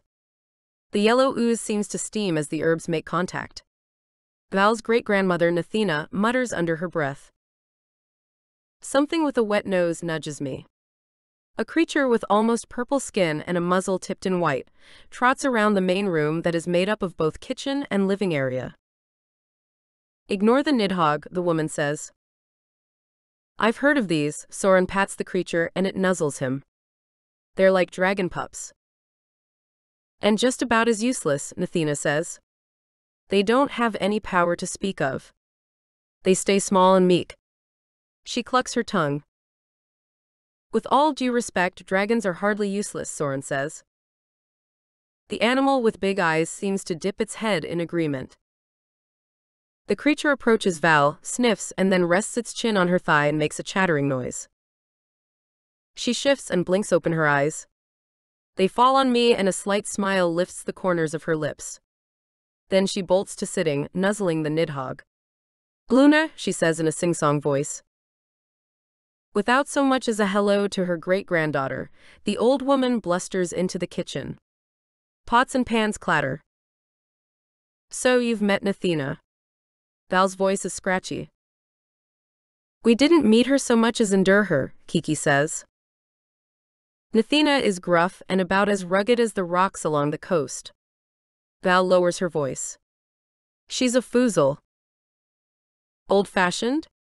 I ask, clinging to the old ways and her preferences with a death grip. "Also well-studied in literature, it would seem," Soren says, glancing at the books on her shelf. Val grunts. "You have no idea." She pokes at the fire before building it back up again. I tell her about our trip with the wolves and how we found our way here. "How's your leg?" I ask. "I know. I was locked inside my body, unable to move as you hurtled across uneven terrain with me strapped to your back. Although better jostled than dead, I suppose." Soon the smell of eggs, something buttery and green, and toasted bread reach my nose. We gather around a table large enough for 4. I wonder what it must have been like for Val, alone in this house with the woman who refuses to acknowledge her or Kiki. At least we have a warm meal. "So, what are we going to do with you?" Nathina surveys us. I look to Val, wondering if this is a rhetorical question. I hope she does indeed have a plan. But she goes on eating as if we've all gathered around this table before. The sun is shining through the window, and there aren't demons and who knows what else on our heels. She tosses Luna a piece of bacon. "Nathina, please join us. I'd like you to meet your guests." Nathina grunts. "You're in the presence of the King of Raven's Landing." "A pleasure to meet you, ma'am," Soren says. "Doubtful." "Prince Callen of Brenzondel," Val goes on, introducing me. Nathina stares into the middle distance, disregarding us all. Rykard would have her in the dungeon for disrespect. "Your great-granddaughter Kiki is previously mentioned, and little old me." "Nobody. But actually, I've been thinking, remembering, and as it turns out, I'm somebody." Nathina's eyes slide to Val's. "I heard stories when I was a child. The widow Archer comes to mind. Your daughter, I believe, would be my grandmother. Fought in the Wicked War. Then Aina, my mother. She died recently. She'd fled Borea with one of her daughters. As it turns out, she found her way to me with word of a curse. Said a demon delivered it to her before killing our mother. You told me my twin died, Nathina." She gets to her feet. "They're all dead to me." Nathina's eyes spark. "Dirty, tricky, unseelie fey." Val advances on Nathina, stomping and punching the air with each word uttered. Val nods at Kiki, and she recites the message she told us the night in the chamber. Demons shadow thieve while the Fey court grieve. 4 sisters to find. 1 compass to bind. 4 crowns to take.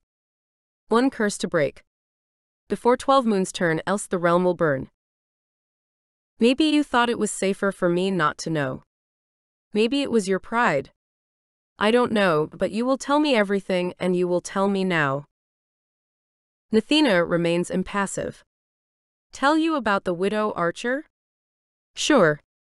The meaning of 12 moons? Gladly.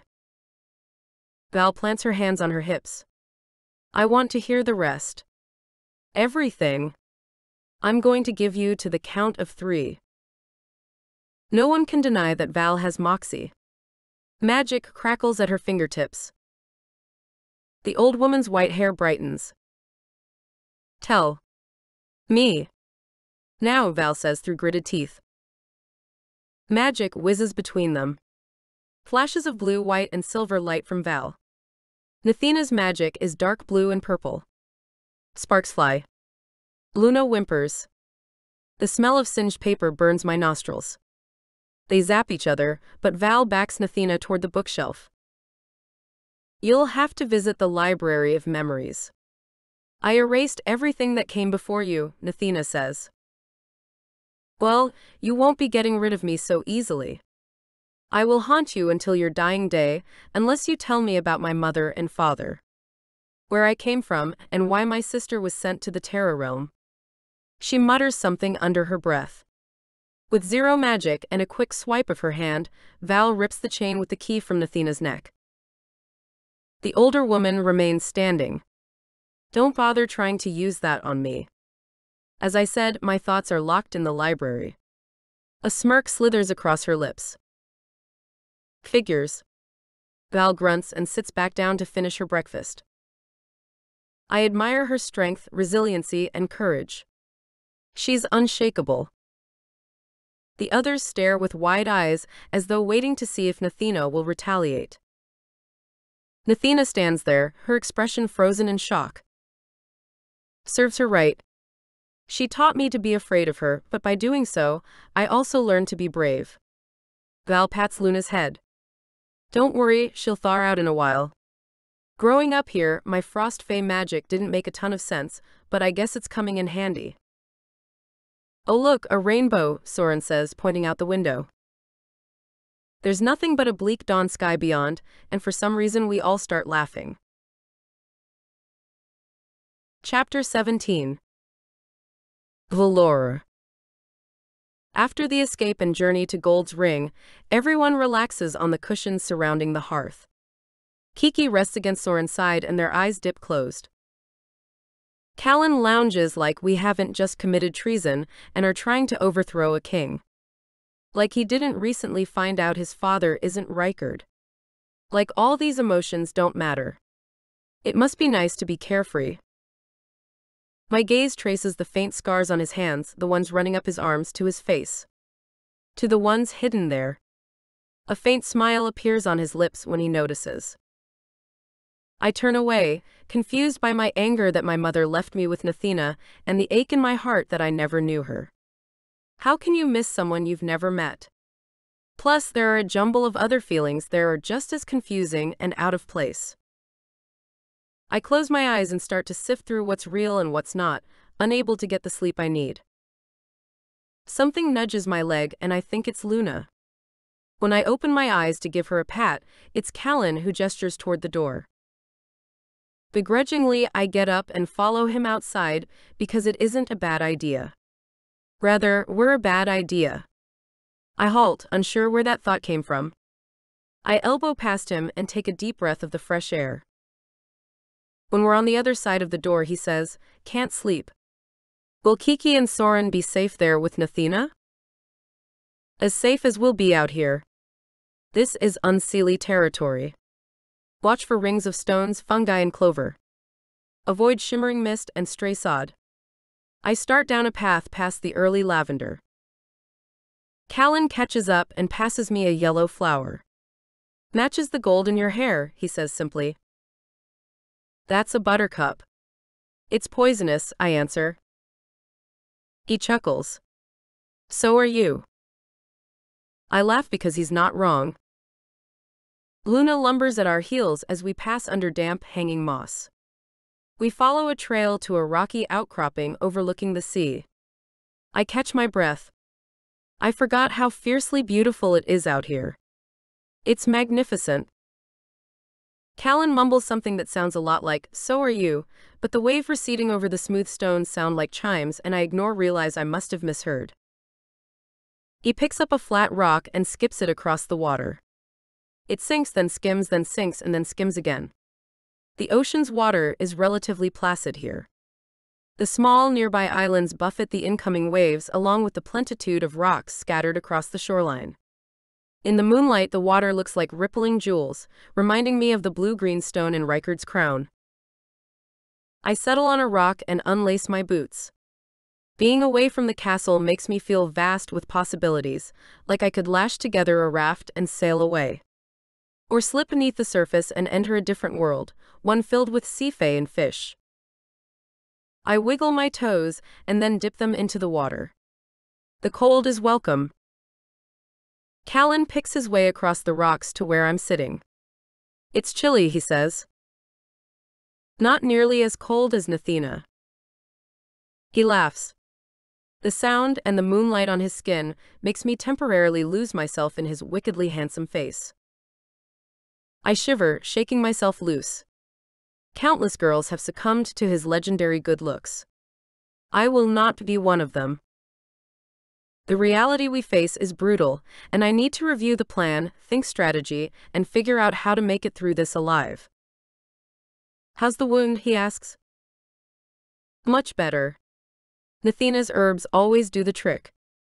I learned the healing arts from her. She really doesn't strike me as a healer.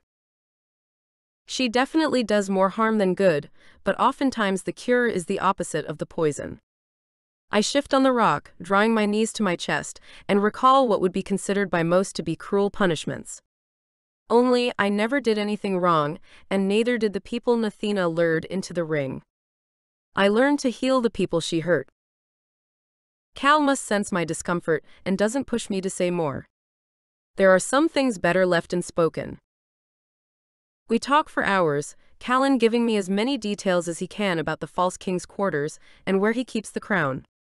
When we fall silent, the lapping waves over the rocks say what we can't seem to put into words. We sit there for hours side by side, quiet and comfortable.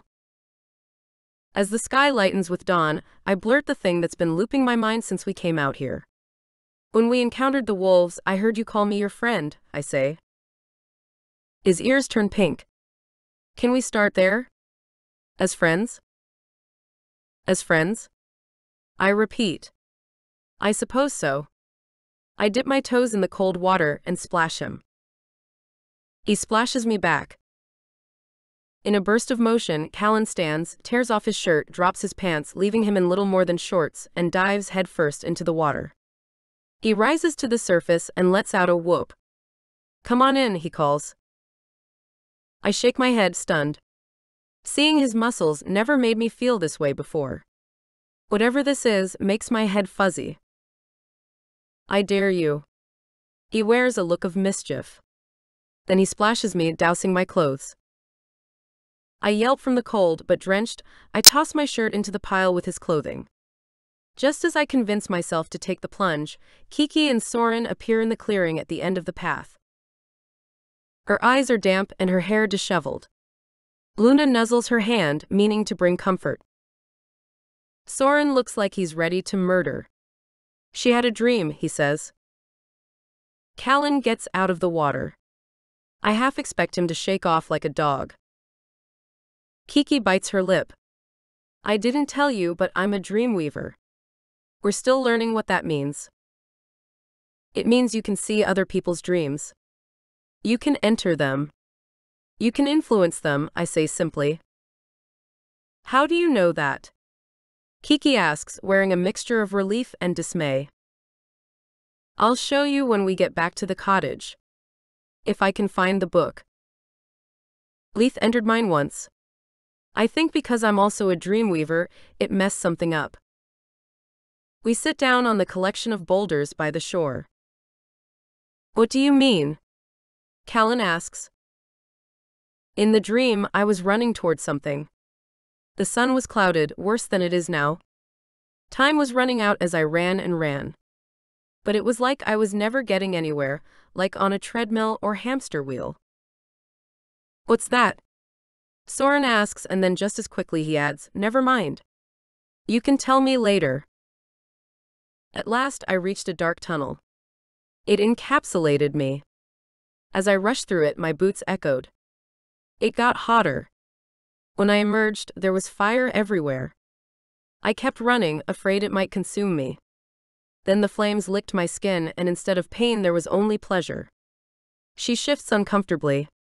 I liked it and in the dream I was Glandia's. Are you sure? Kiki nods. Glandia's was Leith's mage, so maybe she knew about the dreamweaving. Nathina could help you figure it out, I say. In addition to Fey powers, she's well versed in grim magic. Kiki says, I thought she'd want to meet me. My own great-grandmother. She's not a friendly or cheerful sort of person. She's old and bitter and has a garden full of poisonous flowers, Callen says. I nod. I noticed on our way over here. Foxgloves, oleander, larkspur. Soren lists a few more of the blooms. She's wicked, I say. She healed your leg. Anyway, I like it out here. It's peaceful. Callen hammocks his head in his hands and leans back on the rocks. Away from the pomp and luxury of the palace? I ask, surprised. He nods. Nathina is not the kind of fae you want to spend time with, because life with her is the opposite of peaceful. So what's her deal anyway? Kiki asks. Callen has a point. I can't figure her out. Seelie. Unseelie? Is she good? Is she evil? I shrug. She's both. The thing to understand about Fae and this realm in general is we exist along more of a spherical spectrum or an N. She can do good and bad, rather than an either or, if that makes sense. So it's shades of gray, Kiki says.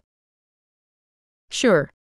But it's also rainbow and deepest night and blinding sun. What about the blotch on the sun? Callen points. I thought the Terra realm caused it. Kiki shakes her head. No. No one knows. They thought it was the end of the world for a while. That was wacky. Lots of theories, but nothing for sure. It wasn't us. But after it appeared, we started having a demon problem. Remember Vespertine called Count Nikolai Alexander Vladikov the Shadowcaster, darkening the sun? Kiki swallows hard as though only now remembering. Right. Commander of the 4 terrible kings, and leader of the demons who are responsible for the thefts of the shadows from the Fae. Her expression puckers as she says it all in one breath. We need a shorter name for him. Jerkstick? Cheese clown? Buttface? She stifles laughter. How about Count Vlad? I suggest. Kiki shifts uncomfortably. Works for me. Easy to remember. I shrug. Do you think that it's Fae shadows that are casting a shadow on the sun? I ask, putting 2 and 2 together. I hadn't thought of that, Kiki says. You said that the Count is the commander of the 4 terrible kings. What if Glandia's is finishing what Leith started? Soren says. I love it when you talk smart, Kiki says, pecking him on the cheek. All the more reason for us to get going. I get to my feet. As we walk back to the cottage, Kiki asks, why did Nathina leave the Northlands? Because I shamed her, I give the answer she always gave me. Because her daughter shamed her, I add, knowing that's only a partial truth. You mean our mother? Nathina was ashamed because Aina took me and left? No, for marrying a scab and abandoning me. She didn't abandon you. She was protecting you, Kiki says. From what? I ask, feeling the anger at being left behind welling up inside. I don't know, Kiki says. But I do know that once we're all together, you, me, and our other two sisters, and have the stones, this compass will lead us to the Count. She clasps it in her hand, giving it a little shake. Maybe when we break the curse, we'll understand. We walk the rest of the way in silence because we both know that there's a big, then what after we find the Count. When we reach the cottage, Kiki asks, "Why didn't you stay here with Nathina?" Soren and Callen catch up to us. She played matchmaker and found a nice fey boy for me to settle down with. There was nothing nice about Varuk, Callen snarls. We start to argue. Kiki plants a hand on each of our shoulders. Sounds like a juicy story. But I came here for answers of my own. I want to know more about the library of memories that Nathina mentioned, that key you have around your neck, and my dream weaving. Oh, and my entire unknown family history. So not much, but we have a king to overthrow, so we'll have to save the love story for later. The library is a legend, I say, brushing it off. A place Fae refer to when they don't want to admit something, but can't lie. A loophole of sorts. For example, you lied to the Fae elder about where you put that pie. Val shrugs. I don't know.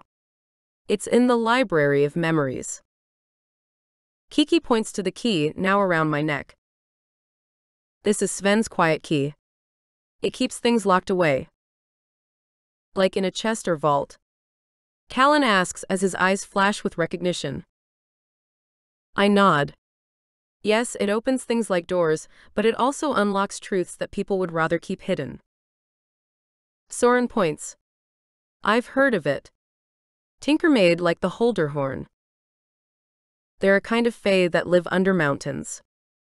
Kiki, I want to trust you, but you have to understand that I have no reason to. Can I use the key to know if your intentions are true? Yeah. I have nothing to hide, other than the fact that I learned how to steal from the student lounge vending machine, and kissed the photo of my magical management vocational academy crush in the yearbook with red lipstick. She glances at Soren. He looks thoroughly amused and gives her a subtle nod. Thank you. You'll only respond to the questions I hold in my mind, I assure her. I take the key from around my neck and press the broadside to her forehead. She's cold to the touch, but soon an overwhelming warmth fills me that can only be called a sister's love. It's like nothing I've ever felt before. I practically stagger backward, but it wraps me like a warm blanket, tastes like snowdrops, and lifts a smile to my face. At that moment, I know that I will do anything for Kiki, even give my life. After I remove the key, I do stagger back, shocked by the rush of emotions because everything I felt is also the way she feels.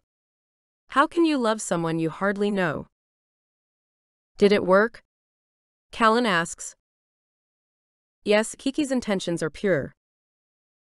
She and I exchange a sisterly smile. I wonder what it would have been like to grow up with her and our mother, instead of here with Nathina. Try it on me, Callen says. I'm not sure I want to know your secrets, I say, pressing through the door.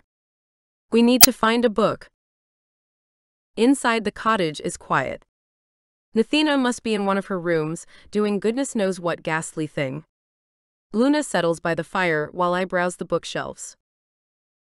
What are we looking for? Callen asks. We need to create a replica of the crown and stone. Soren makes a sound of awe as he reads a passage in a book. Help yourself to any on that shelf. Before the rift, Nathina would lure humans through the ring and steal their books. That means she's really old, Kiki says. Most Fae live a long time, but let's just say books weren't the only thing she'd take from humans. I love to read, Soren says, running his finger over a cover with a boy wizard on it. You are such a nerd, Kiki teases. Is that a good thing? Soren asks. A definite dork, she says. I'm a nerd dork who loves you, he says, pulling her in for a kiss. Ew. Those two are too cute and too in love for their own good. Not my thing. I turn and bump into Callen, who's browsing a book on runes. A little jolt, like the kind when stepping through a ruined passageway, runs through my body, but I remain right here, fixed in space. I didn't even use the key, but that space between us fills with something that warms me, takes away my breath, my words, and thoughts. All I feel now is my heart pumping in my chest. His copper gaze, rimmed with thick lashes, holds mine. Is this how friends look at each other? My eyes drop to his angular jaw and then to his lips, parting slowly as though about to speak. I can't help it, I lean in, wondering what he might say or do. Chapter 18. Callen. I almost did a dangerous thing before, asking if Val wanted to use the key on me. To see the things I cannot say.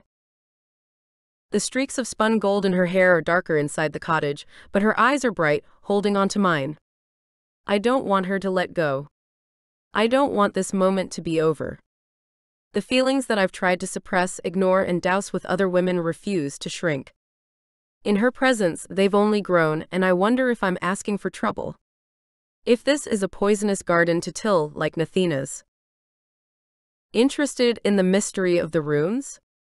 Val manages to ask in a raspy voice, snapping herself back to the present.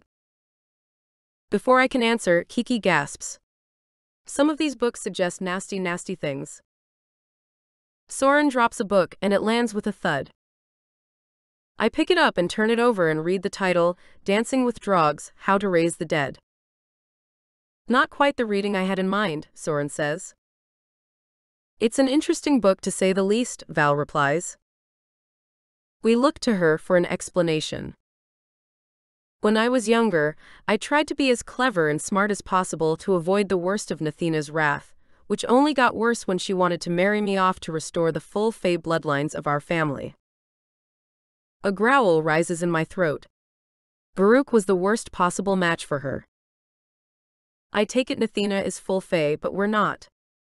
Val listens intently. Val nods. When two magicals mate who don't have the same original magic, you never know what kind of magic they'll birth. Soren wiggles his fingers. Raven shifter. Wolf, I add. What about our father? Kiki asks. Scab, Val mutters. I didn't see that coming, but I shouldn't be surprised. Val goes on, so when I was younger I went through all her texts, memorizing Fae facts, genealogies, the many courts and feuds. I became a Fae history scholar by the time I was 10. I thought it would outwit her someday. I also found grim books like this one, she says, replacing it on the shelf. And we're looking for one too? I ask, getting us back on the trail. Val bites her lip.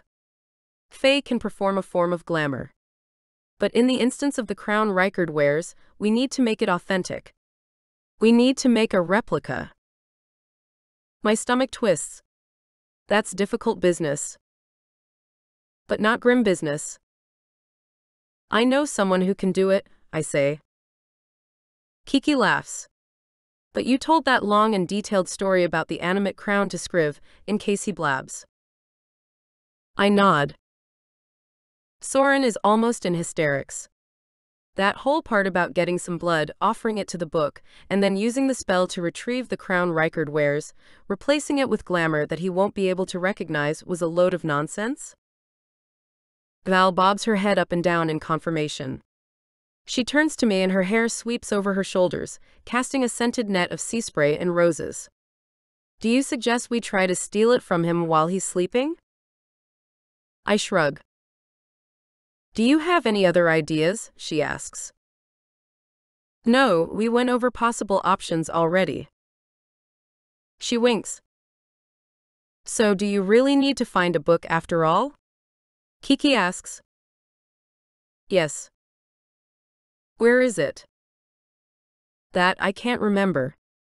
I can tell you what happened during the Skuld trials, the members of the diplomats involved in the agreements before the rift, and 101 uses for Hawthorne, but no, I can't remember where that book is, the book about dreamwaving or the other one. Val doesn't stop looking through books as she talks. Does it have a name? Do you know it?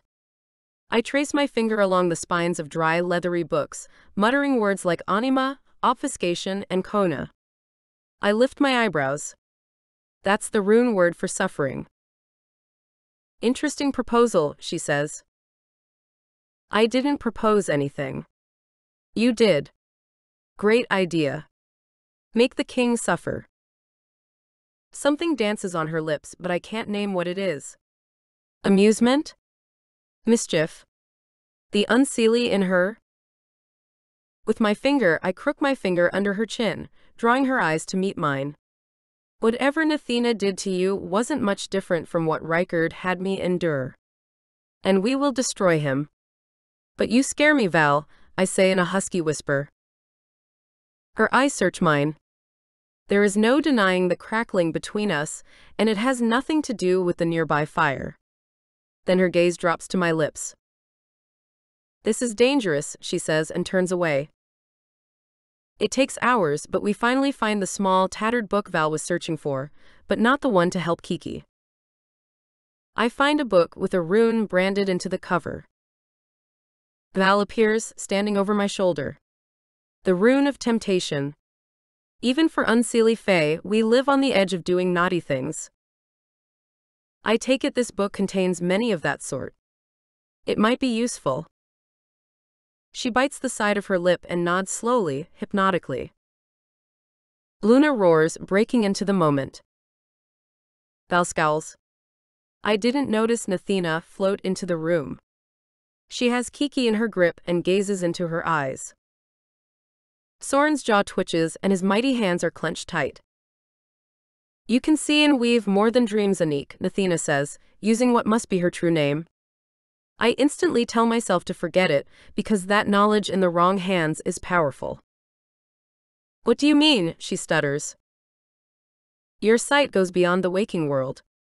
Step into a dream and see the muddle. Step beyond and see the thoughts, the intentions, and the workings of the dreamer's mind.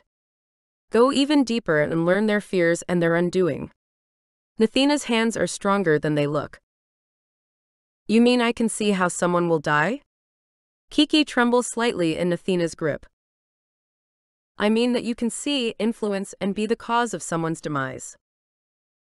That's not too sparkly a skill, Kiki says, drawing back and swiping under her eyes as if she saw something that upset her. It was a gift from your mother when you were in the sea of dreams. But it comes at a cost. A life for a life. I don't want to kill anyone. Well, except demons and a few false kings, but... You asked if you're unseelie. The shadow is there. Along with that of another. You and your sisters could do great good or cause great destruction, and you will. Silence descends like a curtain after that proclamation. Kiki shivers. If I were in my wolf form, my hackles would be up. A log on the fire pops. Dusk settles, casting the room in violet light. I hardly realized we'd been searching for the book all day. Val stuffs it in her jacket pocket and doesn't say another word about it. Interesting that she led everyone to believe, likely to keep possible traitors out of the loop, that a spell was required to take the crown when really, she's going to steal it herself. The idea sets me on edge, but if anyone can do it, she can. Where are our other sisters? Val asks. What happened to them? The third is in the Terra realm with the scab. Nathina stirs something in the hearth. Our father. Accusation and irritation are like flames in Val's voice. What's a scab? Kiki asks. It's a rude word for vampire. Like fature for fae, Soren mutters.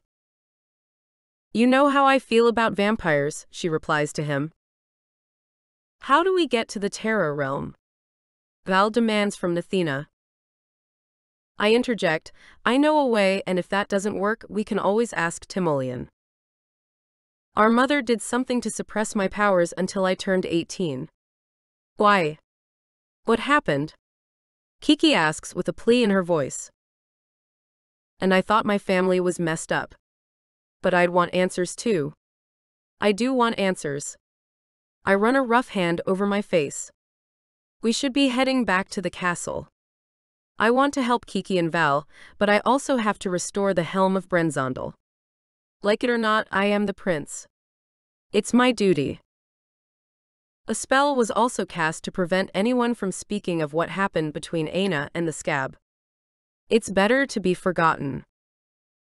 But it's in the library of memories? Kiki asks.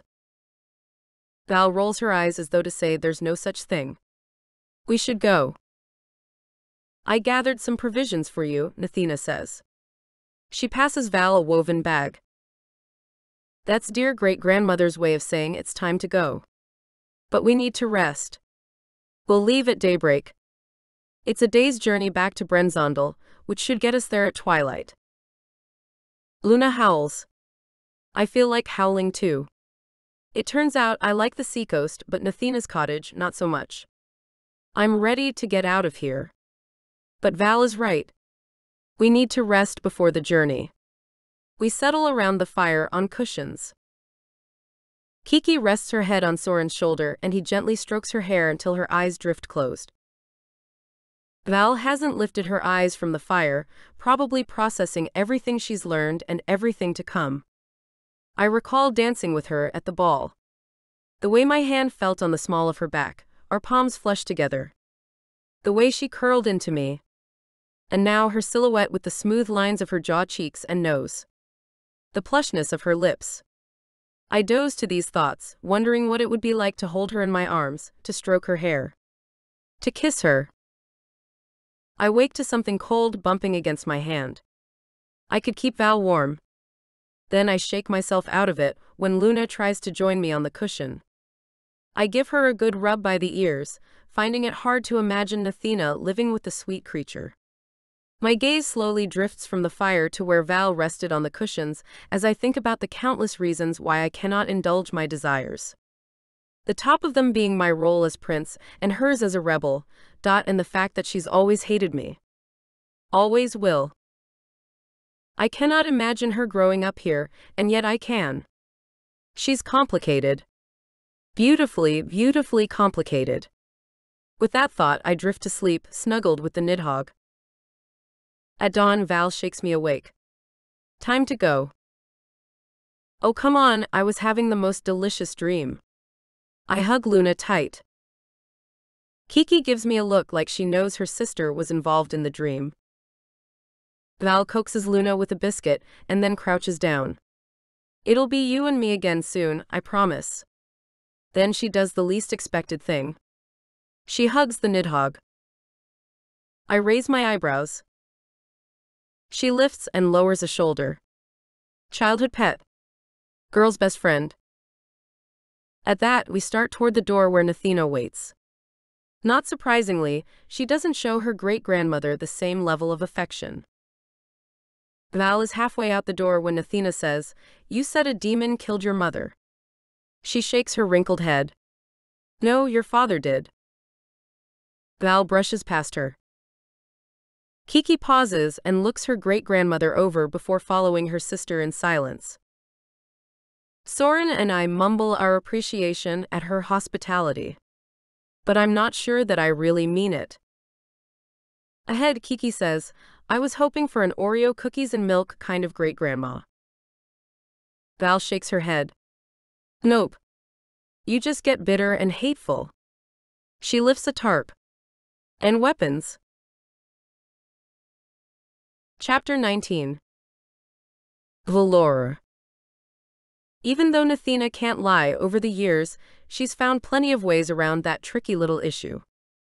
Do I believe what she said about our father being a vampire and the one who killed our mother? I'm not sure, but right now that's the least of my problems.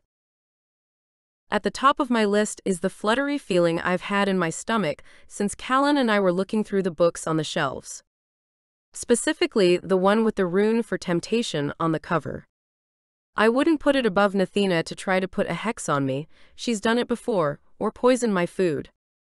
Ditto. Are we sticking with the plan? Callen asks me, startling me from my thoughts, as I tuck 2 short blades under my belt.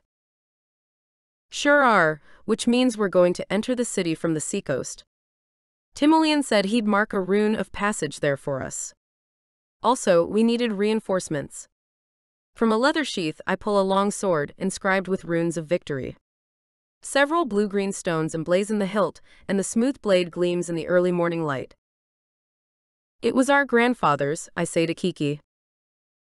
Impressive. She admires the golden hilt as the others help themselves to knives and blades. Looks perfect for slaying demons. She pats the sword at her waist. Luckily, I got this back after the battle at Fjellraven. Both good for slaying demons and false kings, I add. Where'd these come from? Callen asks, lifting a dagger with the anchor-like mark of Brensundel's militia. Remember Gold's ring? I point vaguely in that direction. A collection from unfortunate passers-by. At that, we take off for the journey back to Hesperia. The wooded, rocky areas we passed through as I was being jostled on Callen's back remind me of how awful it was being paralyzed by the webweaver. Looks like a giant was playing with rocks and just tossed them around, Kiki remarks. One did. Oten the Devourer came through here on his way south and gouged out large pieces of stone, throwing bits of rock here, boulders there, and then scattering entire pieces of the earth haphazardly. I wouldn't want to be on the receiving end of that game of toss, Kiki says. Soren and Callen laugh. I can't help but let the sound carry me to a time when this is all over. I glance at Callen.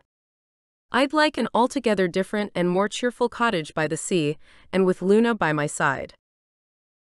After traveling all day without rest, our shadows grow long as the sun melts away. The wind gusts, and I adjust the hood on my jacket. Briny salt scents the air.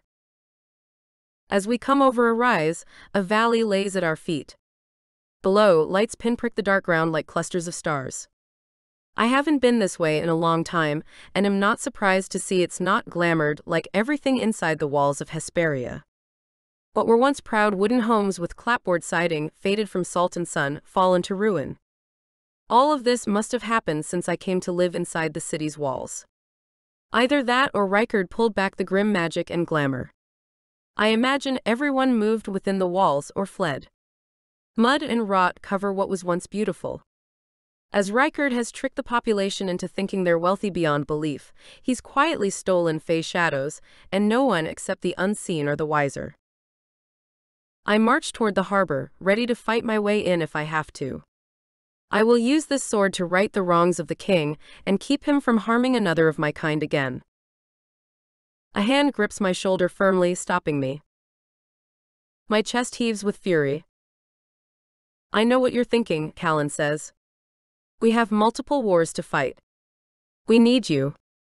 If you go in there, sword and magic blazing, the rest of us might not have a chance.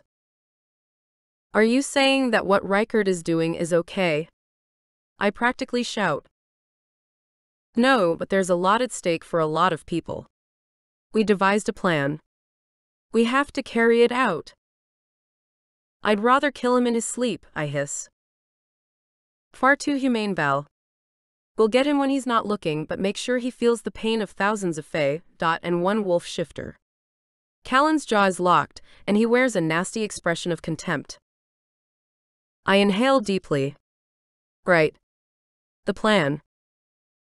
Using a rune of passage from Timoleon, we enter the city's walls. I half expect the ring of alarms and for guards to apprehend us, but the mage must have added protection as we scuttle through alleys and split lanes, making our way to the house Scriv secured for us on Crooked Wick. I don't like the guy. I don't trust the guy. When we enter, he's not there.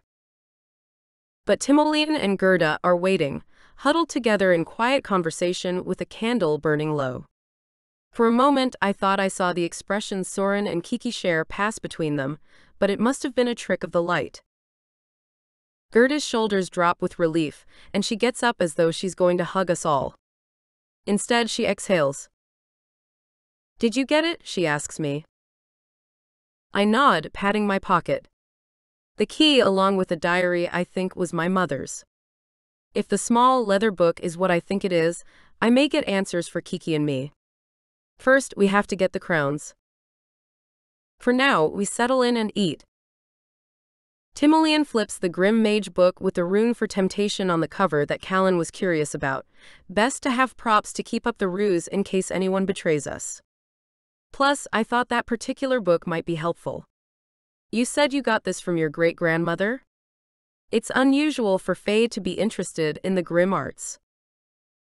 Unseelie, I say, as if that should be explanation enough. Even so.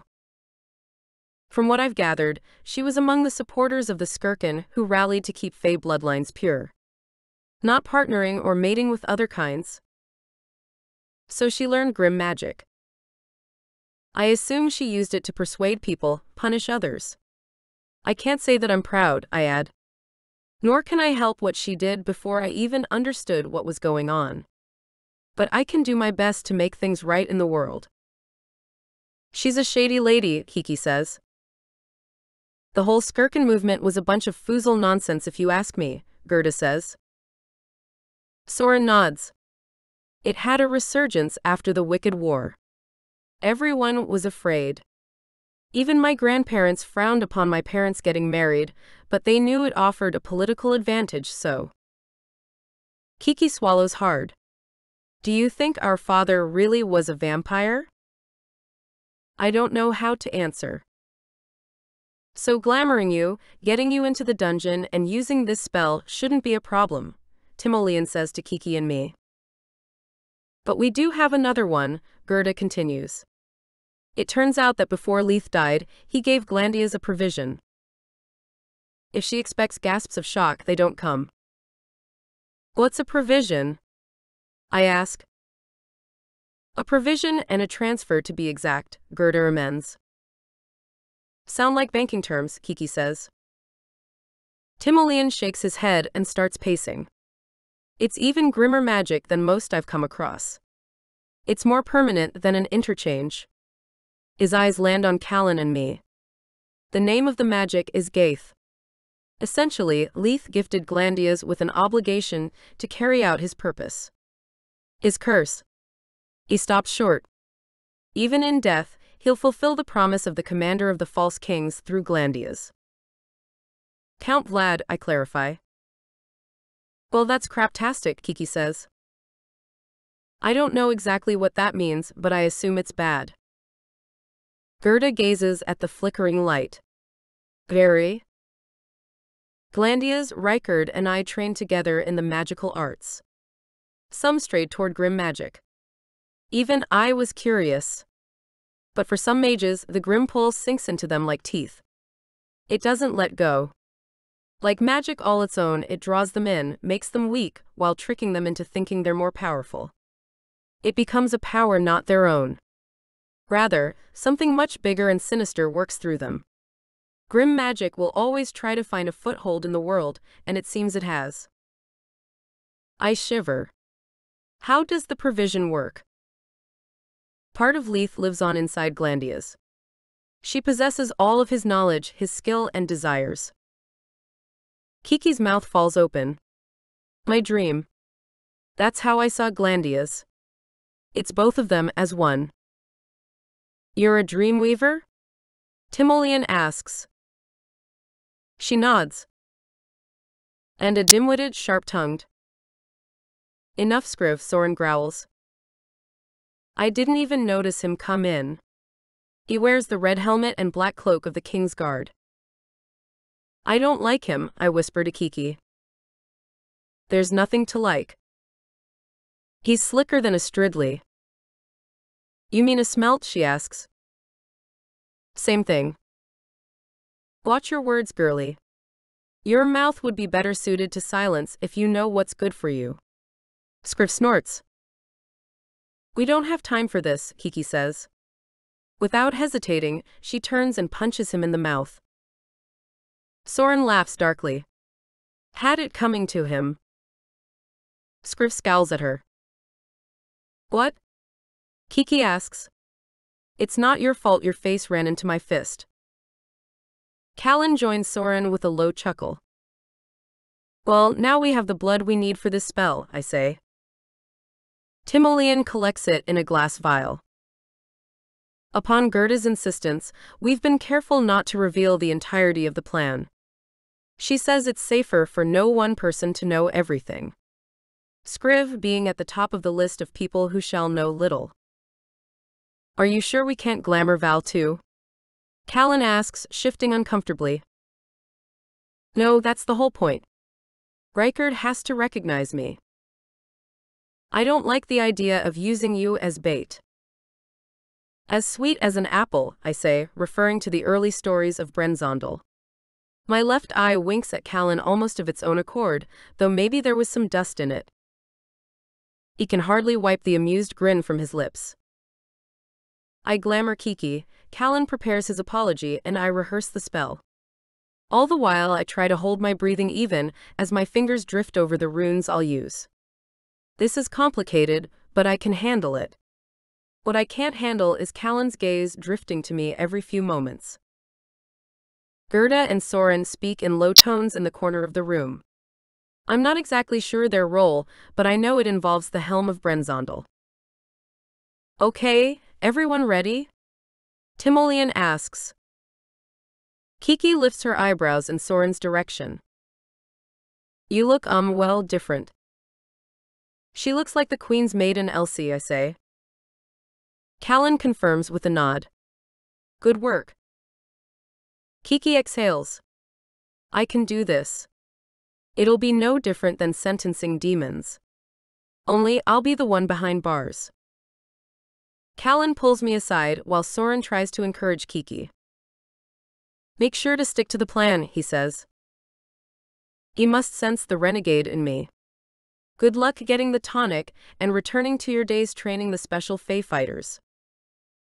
He lets out a long-held breath. That's if I can sway the false king to spare you again. That is, if you can appeal to him to forgive you for betraying him. This all seems to hang on a fraying thread, huh? No, a rope of elven fiber, I say, pointing to the one in Kiki's hand. Soren gives her a hug and a kiss. Callen turns to me, and for one awkward moment, I'm afraid he's going to hug me too. About Elsie, that night when you were in the tower, the rune, he says. A smile peels onto my lips, unbidden. That was from you? He nods, wearing a shy smile I've never seen before. And in the wardrobe. So your interest in the art of runes goes beyond curiosity. My interest in a lot of things goes beyond. Our eyes lock. My heart races. His head dips. I lift onto my toes. Gerda claps her hands. All right. Let's do this, she says, breaking a moment that shouldn't be. Chapter 20. Callen.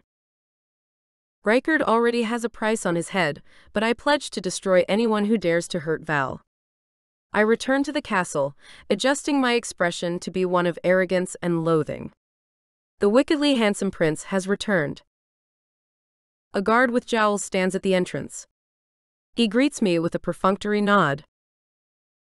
I train my wolf ears to listen for sounds in the halls, straining for Reichard's presence. The ploy is for me to apologize. Pledge myself to his service in exchange for the tonic. I'll appeal to his ego-centric sensibilities. It all balances on an edge as thin as the blades under my jacket. First, I go to my chambers and clean up.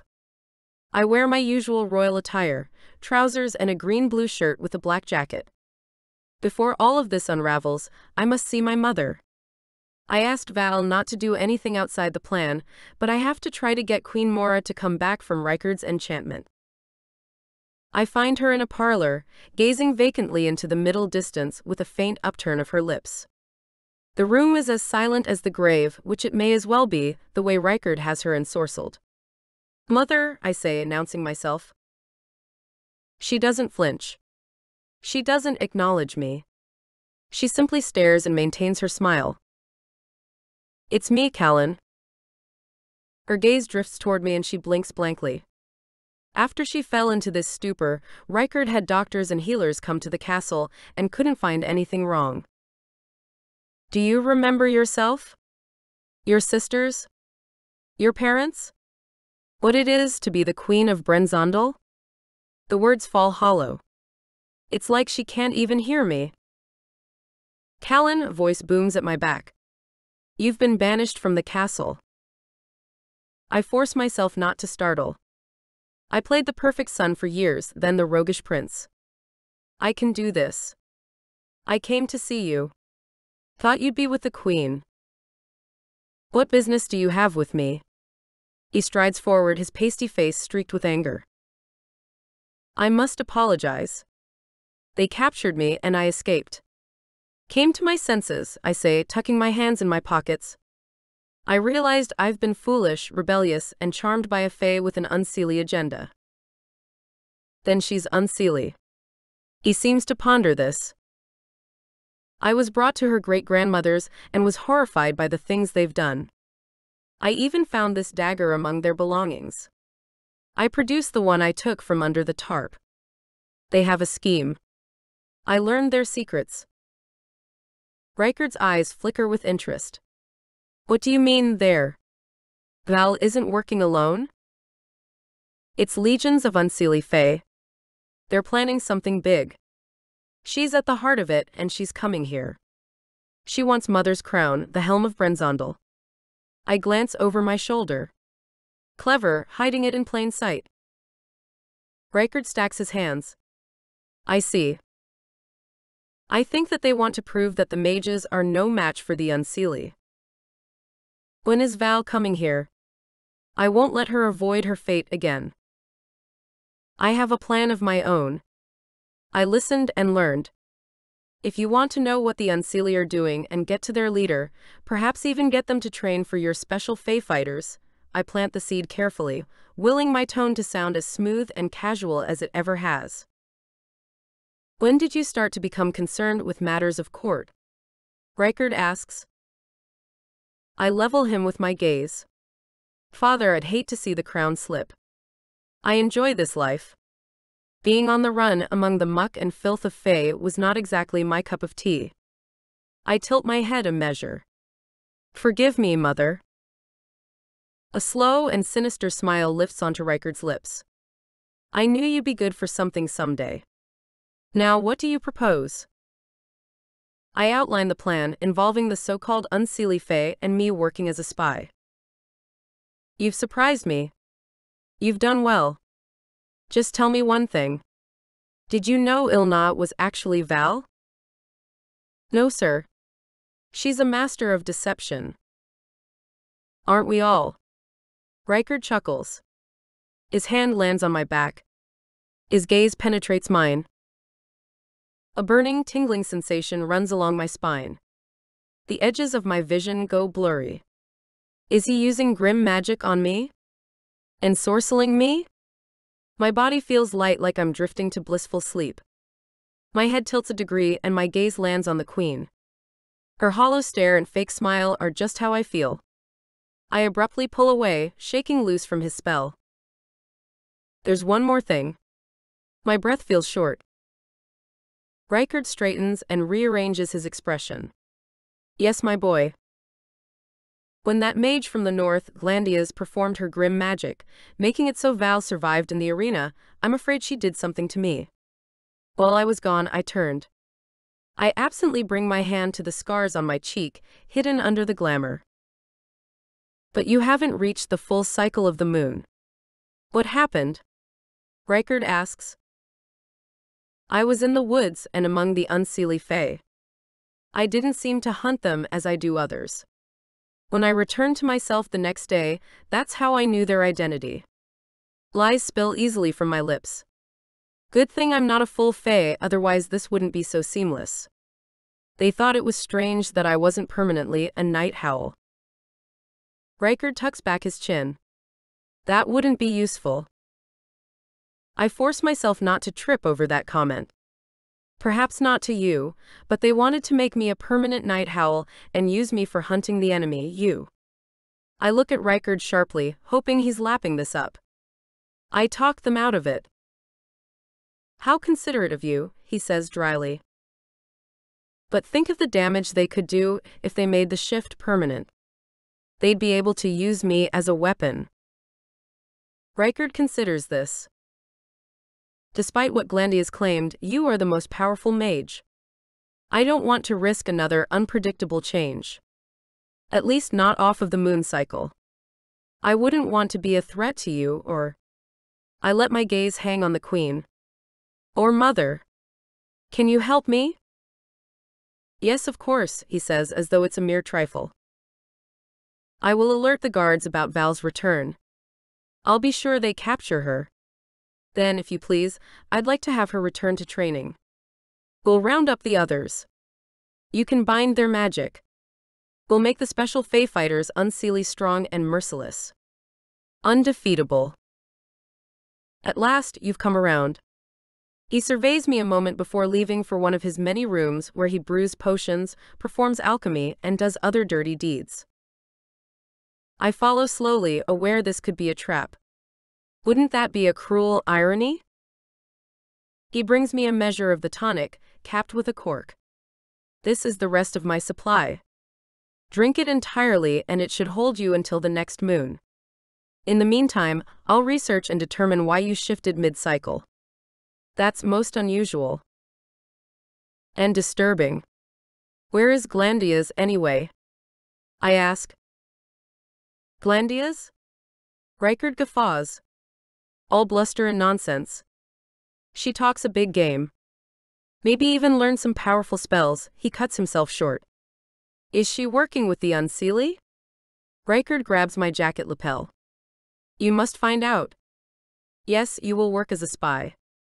I will bring Glandias to my feet where she's always belonged. That was an unexpected turn, but helpful. I hope. I throw back the tonic and relief washes through me that I didn't actually turn into a night owl, and won't, on the next full moon either. The next hours creep by as I try to wear the wickedly handsome smile of the prince that I always was, as I go through the motions of a court dinner, appease the false king, and anticipate Val's return. I tug at the neck of my shirt. Everything all right, son? Reichard asks. Of course, father.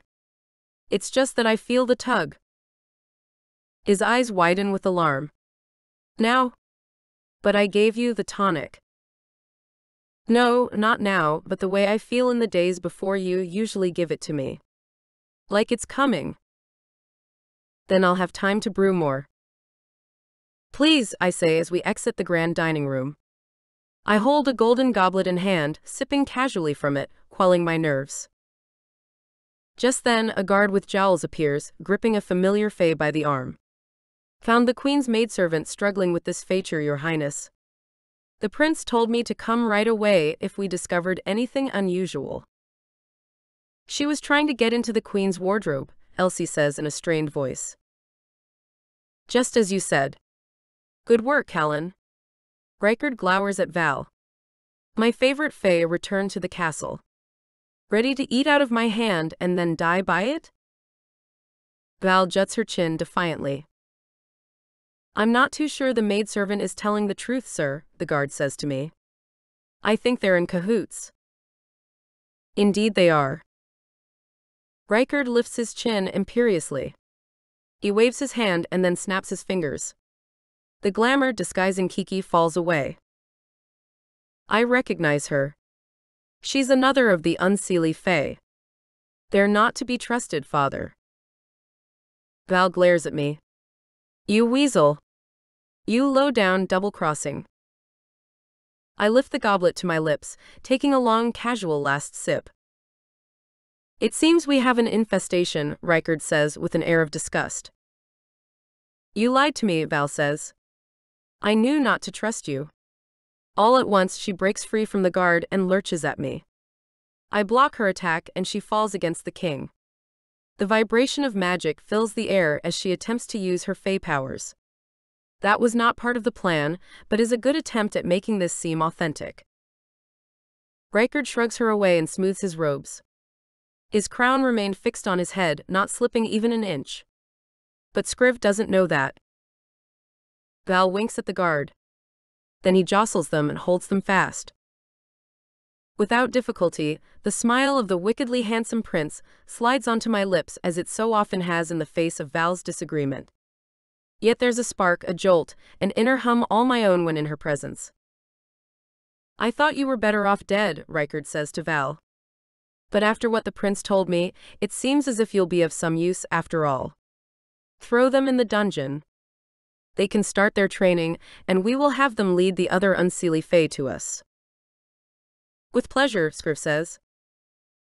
With my back to the king, I lean in close. Guess you shouldn't have trusted me, Facher. I hate the words, but this is the role I play. Val, and rightly so, slaps me across the face. In the commotion, the glamoured goblet disappears from my grasp and into Val's jacket with a sly sleight of hand. And no one is the wiser. With more force than is necessary, the guard shoves them down the hall. The last thing I hear is Val's laughter. I hope she can pull this off. Chapter 21. Velour. The dungeon is no tower room with velvet drapes like I stayed in the night before the Bloodsport match. It smells like mold and demon slime. The walls are just as slick but with condensation. Kiki and I sit opposite the bars that form the door to keep an eye on the comings and goings of the guards. Gerda made Scriv promise to bring us some food, but I doubt he'll keep his word. But he seemed to buy the fake switch with the crown and goblet. So far, everything is going to plan. Kiki looks slightly ill, like the idea of purposefully being behind bars isn't her first choice, but we needed to get in here, and we needed to do the spell to make it seem like we were trading the goblet for the crown. She fiddles with the golden cuffs around her wrists. They're not bound together but prevent us from escaping. What's this writing? Kiki asks, pointing to the symbols on the cuffs. Runes? Huh. Interesting. Mom had a book about them. These are runes of binding but also identify us to the guards and trainers. Trainers like Callen? Kiki sing-songs his name. He's the worst. I mean the best. Like the top trainer but so tough. I stumble over the words. Do you think he was tough on you for reasons? There's a hint of something in her voice. Reason being that he hates me.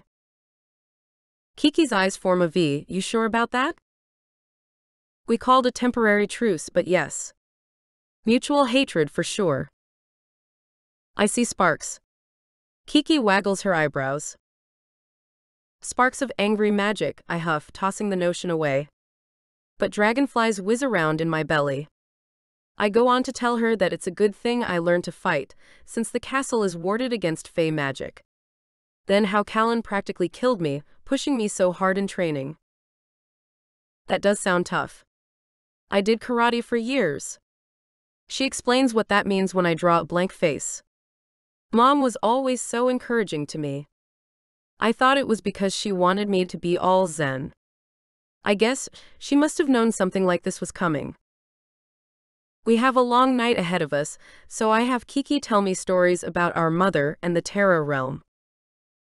I hear about the many flavors of Oreo cookies, double stuff, cool mint, chocolate cream golden, trips they'd take to the beach in the summer, our mother's love of books, and how every time it snowed was a special event. And you never knew she was fey? I ask.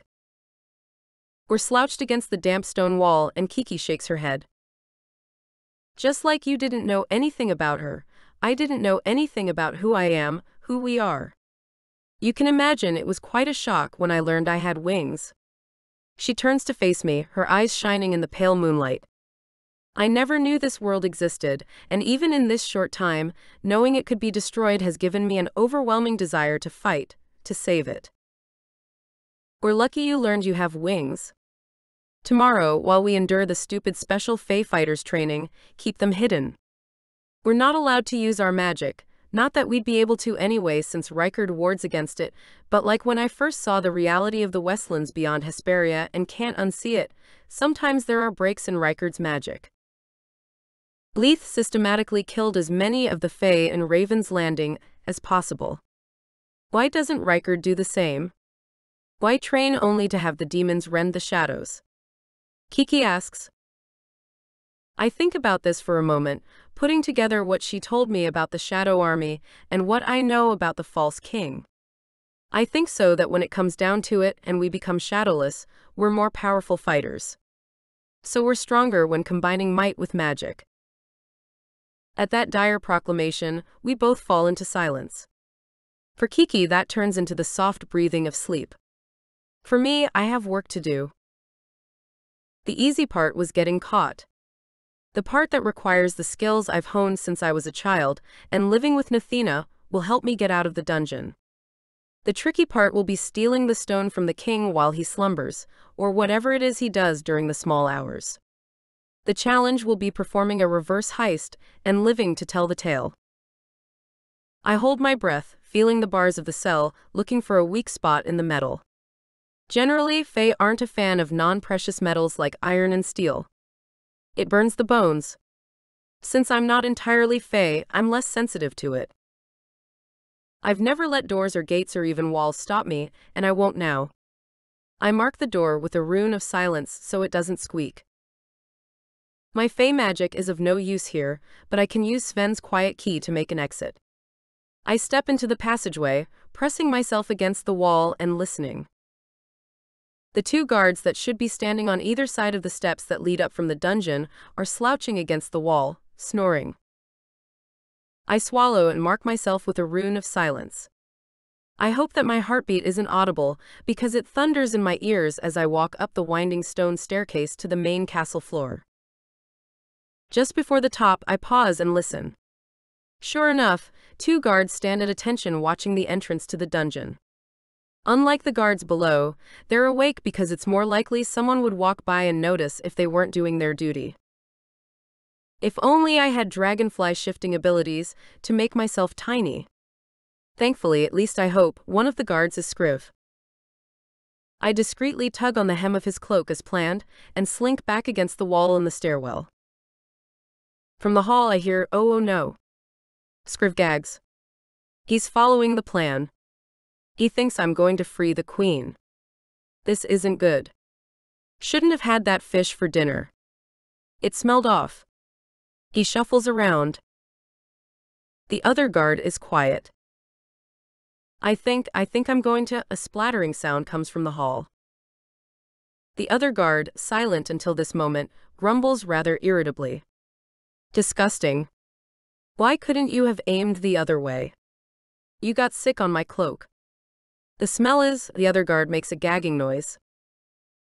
Scriv starts apologizing profusely. But I have to admit. Better out than in. I feel a bit better. Why don't you go get a new cloak, and maybe a bucket? I'll be okay to guard the door while you're gone. I imagine the guard gives him a dirty look as he storms off. A look I'd ordinarily give to the guy if he hadn't concocted some nasty mixture to appear like vomit, hide it in his pocket, and then at the right moment pretend to throw up. Without a word, I pass him and proceed up the ornate grand staircase. Well, it was once ornate. As an unseen, I can see through the glamour. The gold and marble could definitely use some polish. When I reach the top of the stairs, I follow Callen's directions to the false king's chambers.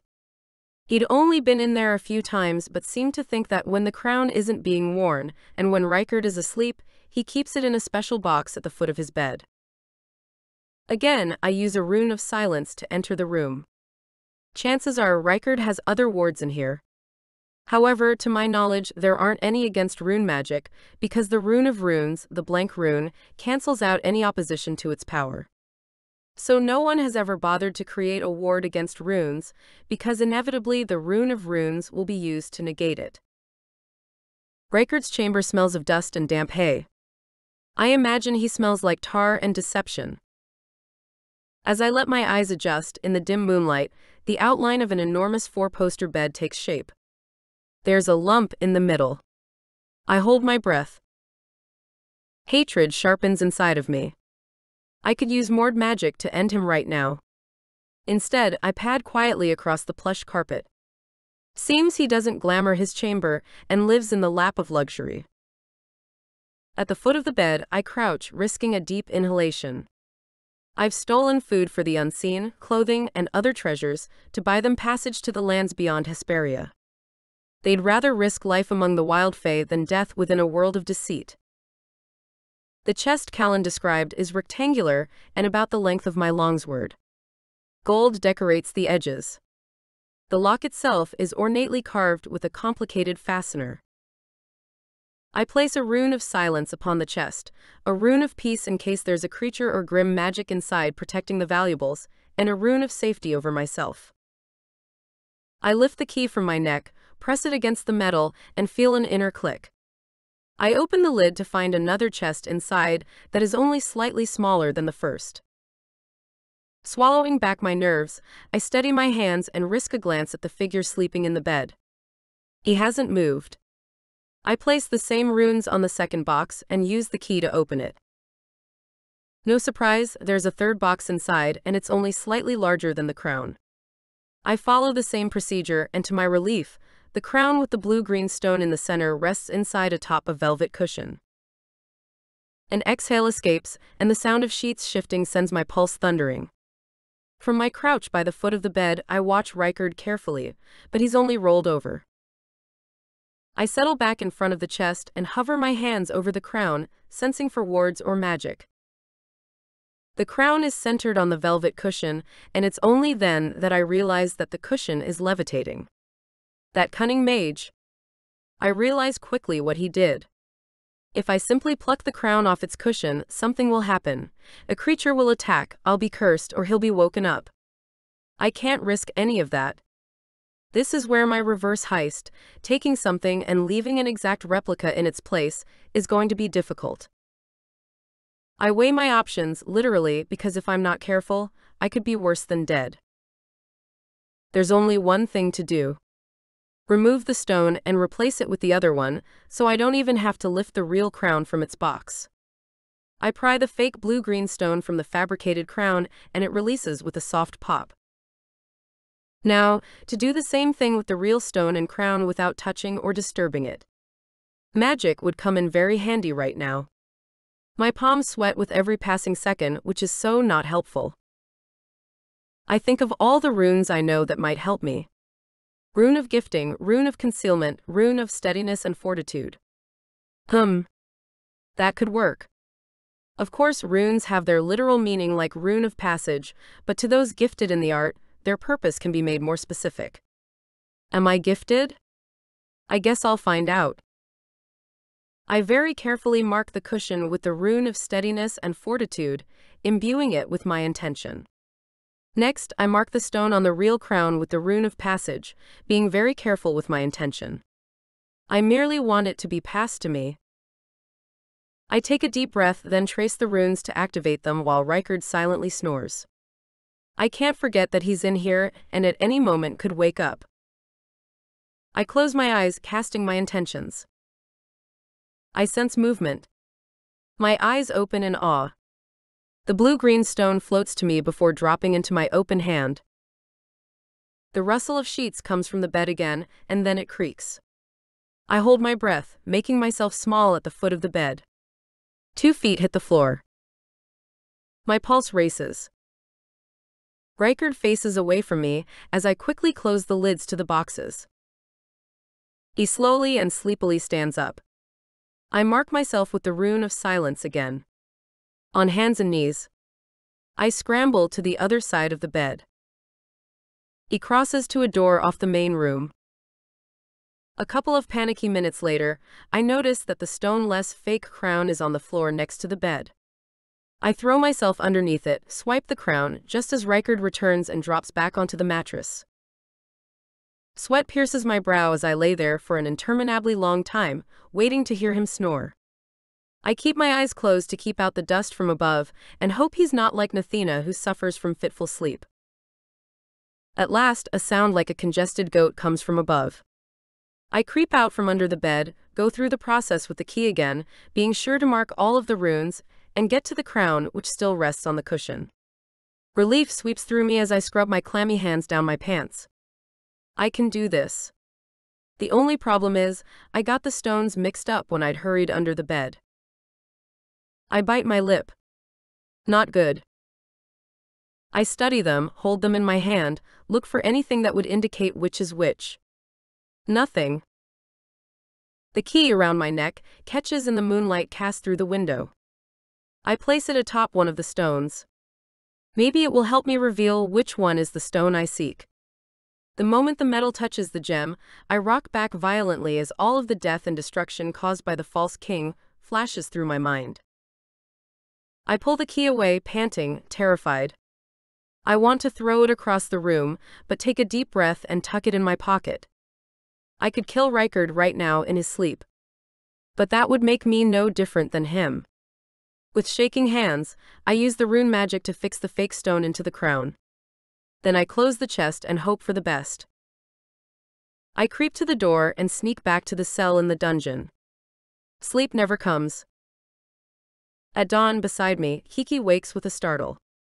I had the dream again. Glandia's. Just then, the guard rattles the bars. Training time, Facher. The guard reads my gold cuff and roughly shoves me toward the steps, slamming the cell door, leaving Kiki behind. Hey, not fair. She should have to train too. I was told just to get you, says the guard. You should check with your superior because we were caught for the same crime, escaping training. If I have to go back, she should too, I whine. All right. Quit yelling. The guard gets both of us. The guards shove us roughly up a set of stairs, down a long passage, and outside where we meet the other trainees. I recognize most of them, but there are a lot of new fae, which is concerning. A few chuckle, apparently amused that I was caught. I whisper to Kiki. The fae here are told that serving in the Special Fae Fighters unit is an honor, that we're elite, and doing our duty to the Queen and Kingdom. A lot of them let it go to their head, getting all puffed up, high and mighty. Don't let it intimidate you. Just do your best and remember, we only have to endure one day. Why couldn't Callen break us out last night? Kiki asks. I'm already sore from sleeping on stone. Callen can't break us out of the dungeon, but the training bunkhouse is a different story. So if we're both there tonight, there shouldn't be any problem. Just then, Callen walks onto the field, looking intimidating in a black uniform with a red hat, just as he's done countless times. In the past, hatred filled me, and I did everything I could to defy him and prove that I could endure his brutal training program. Now something else fills me. It's a fluttery feeling. Relief? Well, he is supposed to bust us out of here. Anxiety? Because my body knows what to expect from the day ahead. Something else?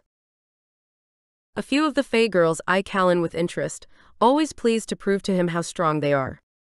The guys revere him. If only they knew he was a wolf shifter. Or maybe they do after the spectacle in the arena. Then again, perhaps the false king glamoured or ensorcelled them all before they realized what was happening. Rightful wouldn't want there to be a rumor that he was harboring a night howl. There's no time to think too deeply about it because Callen whistles. Everyone straightens with a slap of ankles and wrists as we stand at attention. New Special Fae Fighter trainees, these are the obstacles that will have you begging for your life. You will run, climb, and crawl through mud, ice, tunnels, and water. You will go through prickling wires, through fire. He smirks, slipping back into his role effortlessly. We all remain silent at the reminder. He goes on, building steam. You will not stop. You will do what you need to do to drag your sorry selves to the end every single time. Fae fighters, he shouts, rousing us. We will break you down to build you up. Kiki mutters, I'd like to see him do this. Oh, he does. I never before thought about how strong Callen is. How much he's had to endure under Rightful's reign. And how he'd push himself harder than any of us when he did the courses before and after a day spent training us. We line up over a series of rings, ready to go on his whistle. This is endurance training, Callen calls. Will you stop? He waits for our reply. No, sir. Is failure an option? No, sir, we repeat. Will you have excuses? No, sir. Is crying an option? He shouts. No, sir. Are you going to give up? No, sir. Seeing him in command like this lights something inside of me that before was fueled by hatred. He said the opposite of hatred is indifference, and this is definitely not that. We do the obstacle course 3 times through, and I'm exhausted from the morning already. My hands and forearms prickle, my skin knees ache, my arms burn, but I force myself forward, over, across, and under logs, silently encouraging Kiki. I get muddy. I fall down. I pick myself up. At lunch in the mess hall, I'm not hungry for anything other than freedom but force myself to eat. Kiki looks like she was dragged through a swamp. I remind her it'll be over soon. She shakes her head slowly, like even doing that hurts. But it won't. We have to find 2 more sisters, 2 more stones, and break a curse. I'm afraid each one will come with trials. In the end, if we survive this, I promise to make sure you have all the Oreos you could ever want. She taps her head against mine. I like having a sister. Me too. Now we have to start this rumor and spread the word. She whispers into the ear of the person on her right, and I do the same on my left. We tell them the king has tricked them into thinking they see wealth and prosperity. Weapons of silver are ordinary steel. Even if they think we're lying to them, some of them will have a flicker of doubt and see the reality of Brensondel for what it is. Afterward, the guards call us for contact training. No one is as enthusiastic as they were this morning, or maybe the seeds of doubt are spreading. In the training room, Callen paces along the row of mirrors atop the black mats. They leave dents under his weight, as though punctuating his sentences. This morning you worked out. Now you will have full contact combat. He expands his perimeter and paces the length of the mats as though circling us. War is on its way. When the enemy attacks, we will defend and fight with our fists. Our elbows. Our knees. We will battle and survive because we are the fittest, strongest, and toughest. We will be ready. We'll have the deadliest legion of fighters the realm has ever seen. His eyes land on me as they so often did, waiting for a word, a flicker of dissent, a questioning glance. But I just stare back, unrelenting, unwavering, unable to tear my gaze away. You were all selected for your exceptional strength, stamina, and cunning.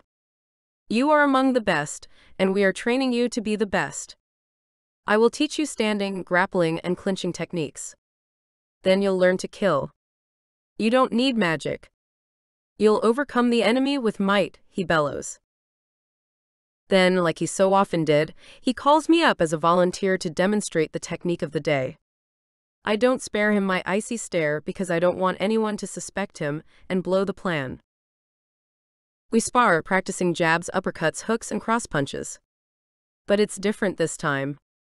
I'm not fired up like I used to be, actually wanting to hurt him. I want to pause and say, I didn't mean to hit you on the lip. His lips. They distract me and he gets a punch in. Elbows in, Val, Callen reminds me as he gives ongoing commentary and instruction. I used to just think he likes the sound of his own voice, but I think I do too. Afterward, we rotate partners, and as the afternoon wears on, my arms ache, I'm dizzy and my muscles tremble with exhaustion. Callen rallies us, fighters. When the day comes for you to be in a combat zone, you cannot get tired. You cannot stop. Your life and the lives of the people of the Westlands depend on you. Tomorrow you'll return and work harder than you did today. Just when I'm afraid Kiki is going to collapse, he finally dismisses us, and we return to the bunk room. That evening, Kiki is so exhausted she misses dinner and is fast asleep when I get back. I leave her some food and cross the room to my bunk. I lay on the stiff mattress, waiting for Callen to appear to break us free, but drift off, thinking of his muscles flexing, the tension in his jaw, and determination in his eyes as we fought today.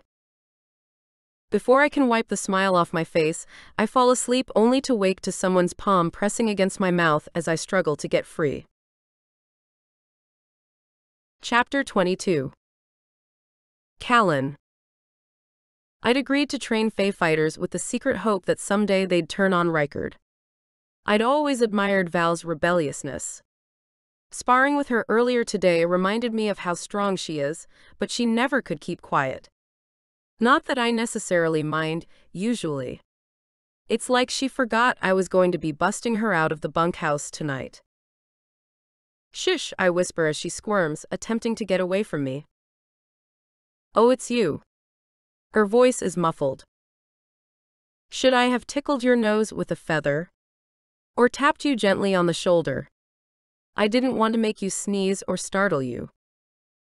In the barely there light, the silver in her lavender eyes flash then soften dramatically as she pulls herself from sleep. I smirk. To answer your question, any of those options would have been preferred to attempting to suffocate me. I would never, I deny. That chokehold you had me in earlier wasn't exactly convincing. She glowers. That was for demonstration purposes. Plus, it gave me an excuse to admire that mouth of yours when it isn't fighting with me. That's because I was concentrating. Then her lips part, as though my comment caught up with her. I straighten, letting Val go, and feel a coolness spread over my limbs where the warmth of her had been. Let's get going. Where's Kiki's bunk? I ask. She points, then pads across the room, careful not to wake the other campers, and stops short. A tangle of sheets rests on an empty bed. Maybe she got hungry, I say. Val races out of the room and checks the other female bunk room, the washroom, and then ducks when the guards patrolling the entrance change places. I step back, grabbing Val so they don't see us. She falls against me and we crash into the wall. I clasp her waist to keep us from toppling over. Unless she's hanging out with them, Kiki isn't here, I say. It wouldn't surprise me if she's made friends, but seriously, where could she be? Footsteps approach. We both turn back, but we're not quick enough. You stop, the guard calls. What are you doing out of bed? The building is rectangular, with guards patrolling both of the shorter ends. Along the length of the building, I accessed a window. Given my royal role, I could have just walked through the front door but didn't want to risk alerting Rykard. At dinner earlier, he asked me numerous questions about the Unseelie and has organized a legion of guards to troop to the boskage, seeking them. I grab Val by the wrist and whirl around. Caught her trying to sneak out. Again. Out there on the road. You'd better keep better track of your prisoners, I mean fighters. It always struck me as odd that the renowned special Fae fighters had to be guarded. I figured it was so no harm could come to them while they rested. Now I wonder if it was so none escaped. The guards instantly recognize me and go through all the respectful fuss, bowing and begging my pardon. Bringing her to the dungeon. Can't risk her getting out again. The second one tonight, says the guard nearest me. Is that so? I ask. Who was it? What happened? I demand. Another new one, white hair. A bald, thin guard took her to the dungeon. Something funny about that guard, him or her. I couldn't be sure, the second guard says to the first in a low tone. I told you I'd never seen that guard before.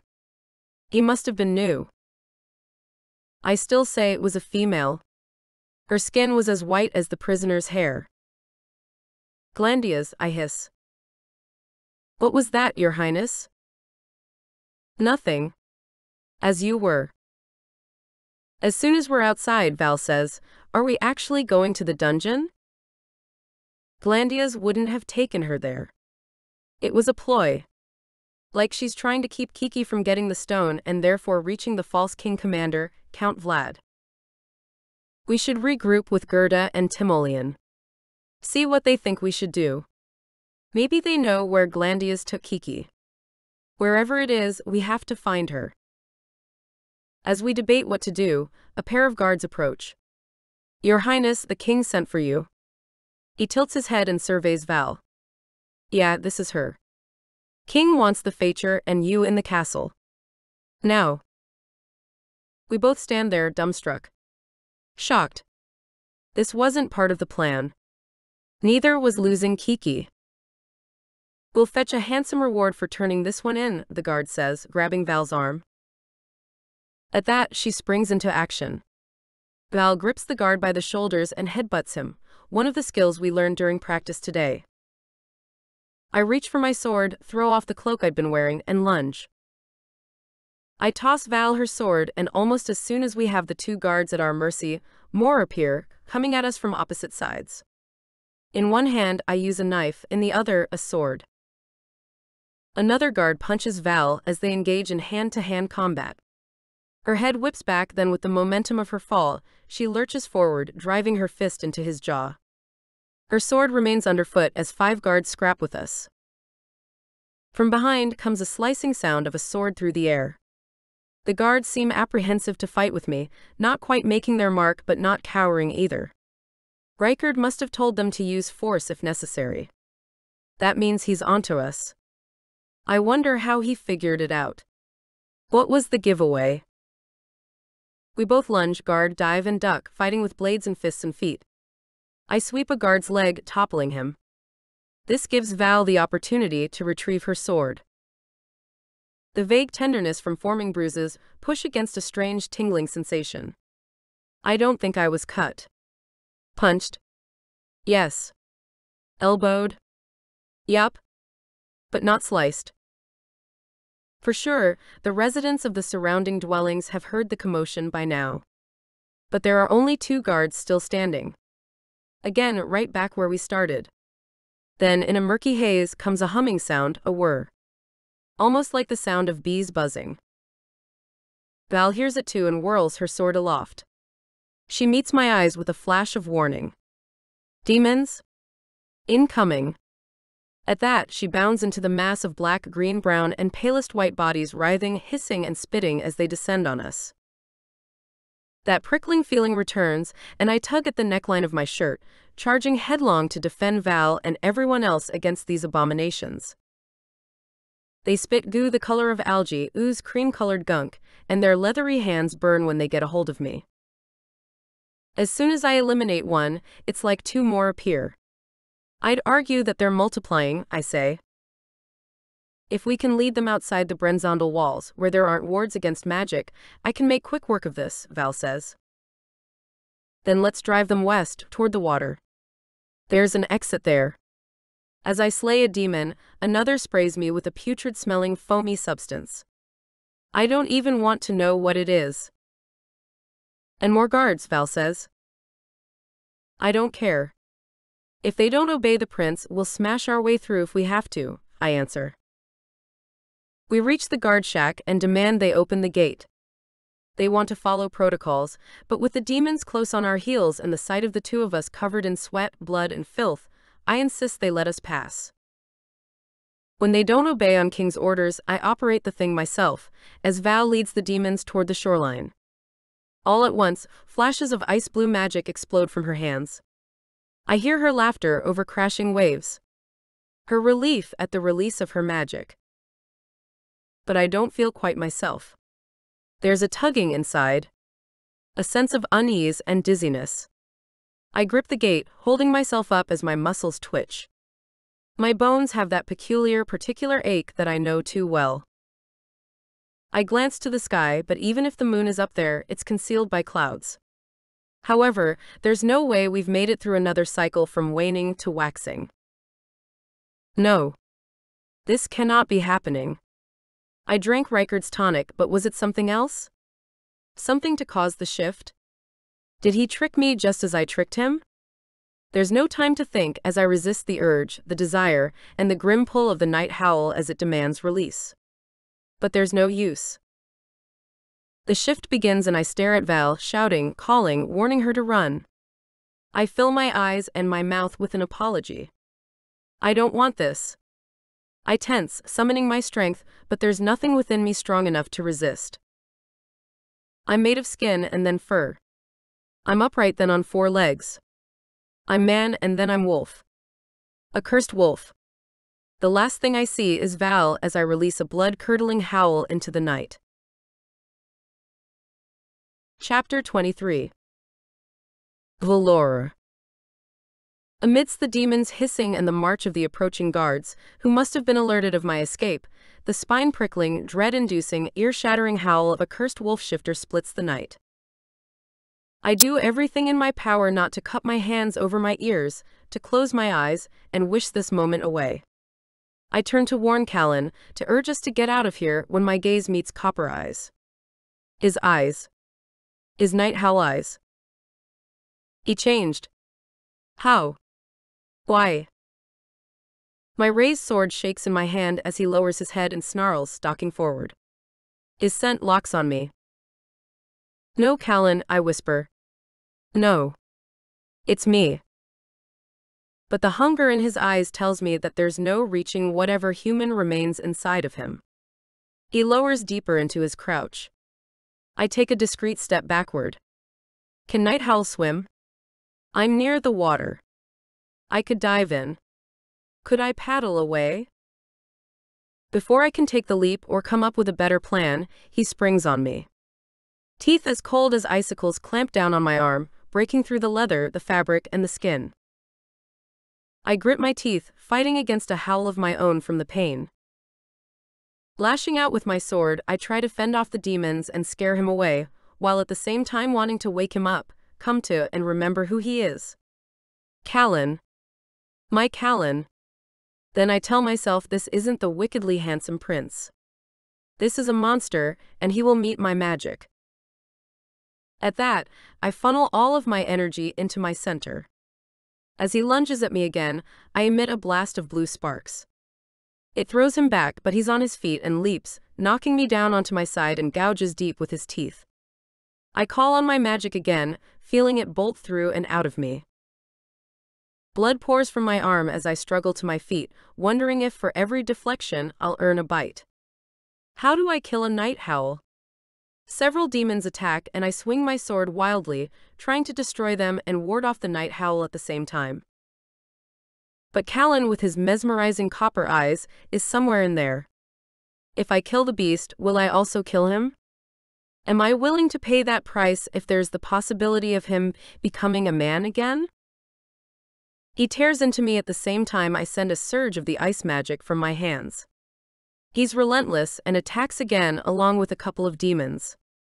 Before his teeth close over my skin, and before I blast him again, he's thrown off me as if by a sudden gust of wind. He hits the ground hard in a sickening crack and whimpers. He lays still. Timoleon emerges from the shadows, having subdued the night howl, and not a second too soon. Gerda slays the remaining demons, and all of a sudden, the night falls into an eerie quiet that's the length of a breath. Then the guards realize the night howl and demons are no longer a problem, and surge forward. We have to get out of here. I grit my teeth and grip my arm to stop the bleeding. We have to get you to Hollow Hill, Timoleon says. To the wild fae? I protest through the agony of the bite. The wild fae we encountered while I was paralyzed by the webweaver wasn't exactly the kind of person that I'd seek out. Are you sure that's a good idea? Timoleon makes a lifting motion with his hands, and the night howl gets to his feet. He's injured badly but doesn't seem to be moving of his own accord. I stagger backward. Gerda grips my good side and slings her arm over my shoulder. He's ensorcelled, Callen. You don't have to worry. We make haste along the shoreline where I so recently had been fishing, slaying demons, and living on the run. Even though that was tough, it's preferable to the searing agony of multiple night howl bites, and all the uncertainty. You're lucky. I've never heard of a night howl bite not killing someone on contact, Gerda says as we start up the hill that leads toward the boskage. I grimace. Believe me, I'm not the wild fae's #1 fan, but Timoleon thinks they can help. A large shadow drifts over the half-moon, and then Soren abruptly appears. Where's Kiki? His eyes dart between the three of us, plus the night howl who limps along behind Timoleon. We need to get her healed. Timoleon points to me. Where is Kiki? Soren repeats. She was missing from the bunk, I start. I need to find her. In a flash of dark feathers, Soren returns to the sky. Gerda lets go of me, trying to stop him, but she's too late.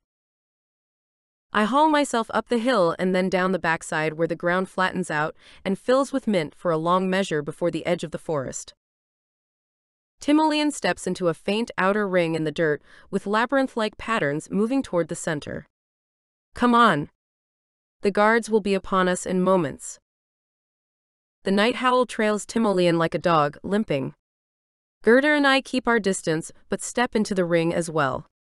When Timoleon reaches the center, he disappears, much like how I've heard portals work, drawing in with suction-like energy, unlike Nathina's ring, that holds the person who steps inside in place like they're locked in a cage. When Gerda and I get to the center, I feel a cooling, then whooshing sensation. For a moment, it's as if my skin has been flayed like a fish, which does nothing to improve the pain in my wounds.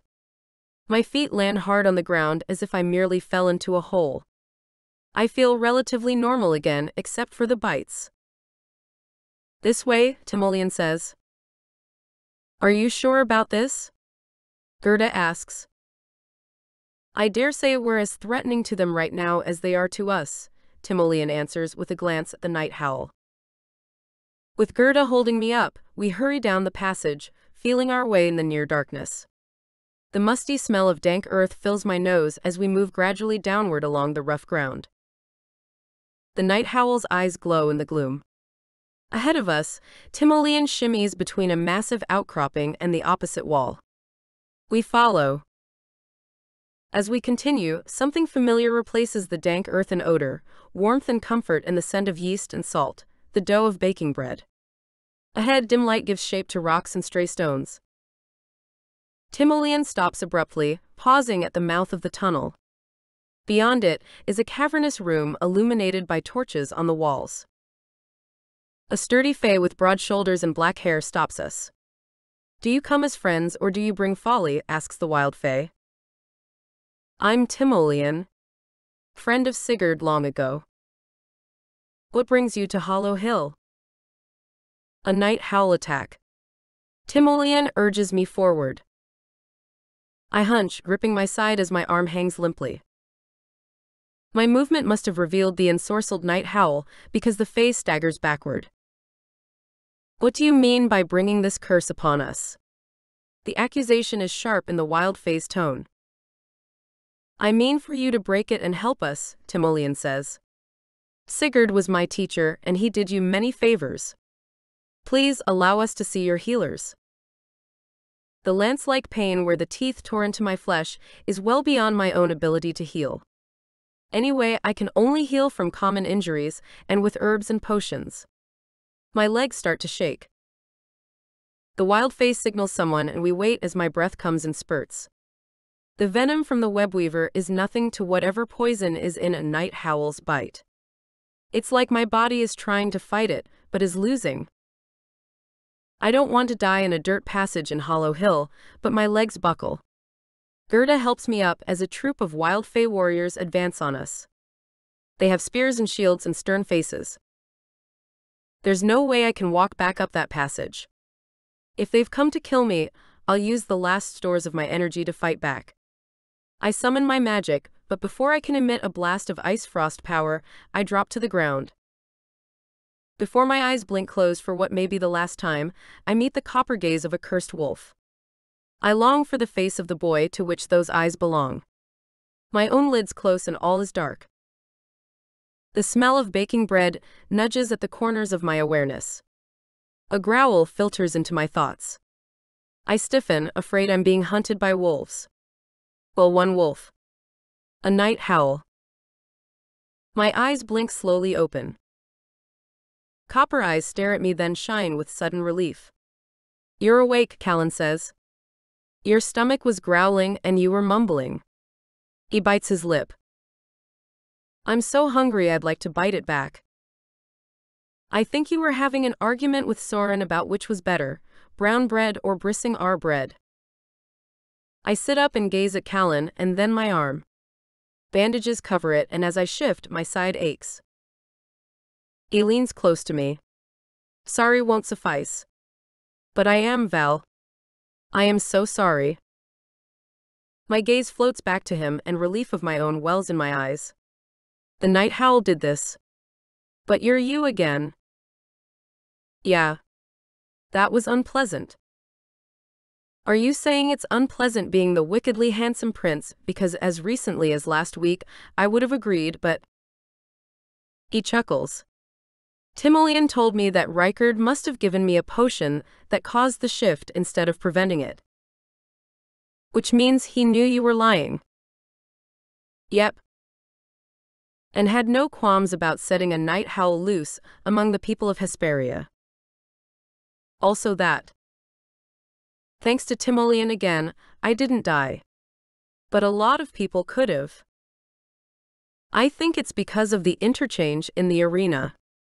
You had a little bit of wolf in you that made it so you could fight it off.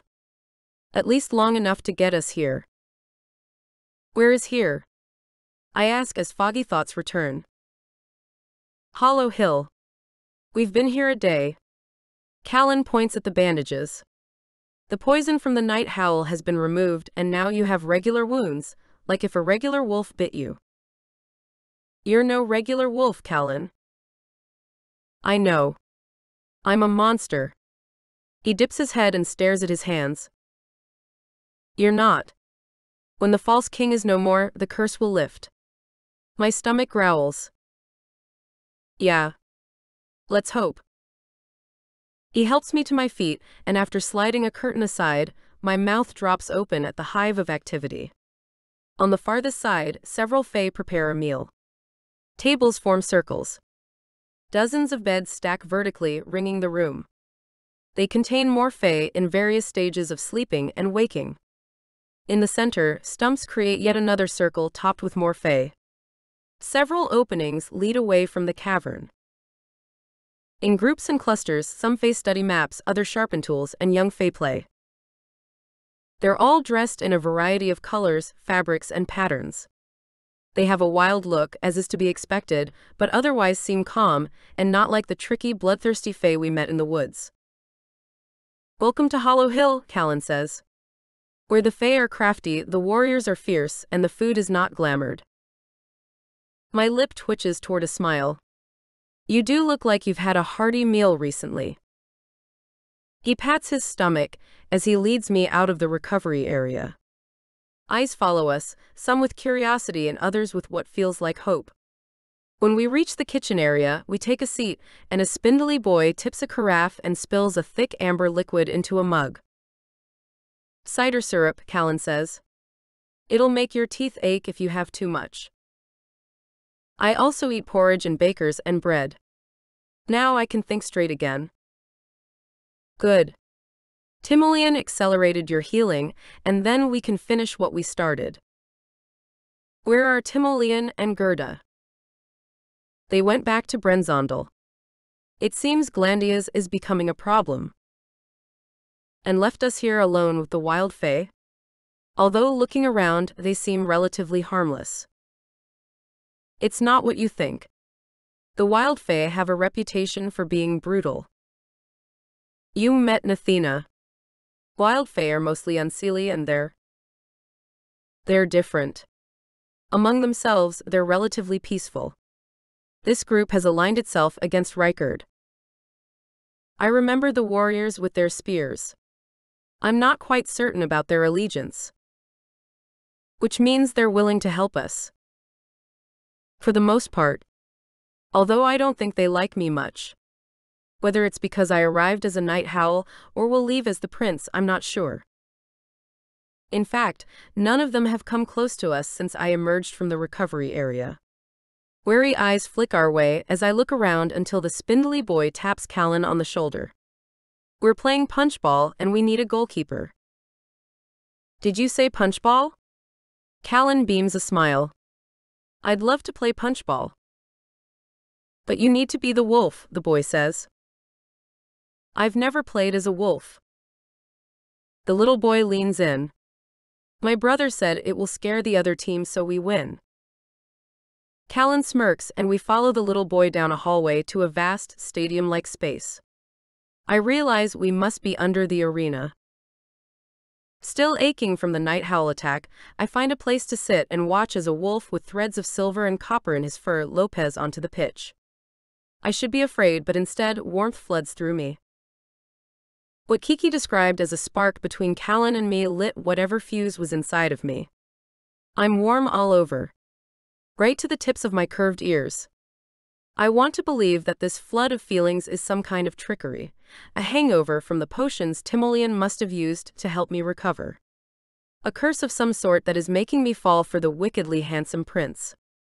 But the fall I took happened before today. Before he bit me. I can't say precisely when.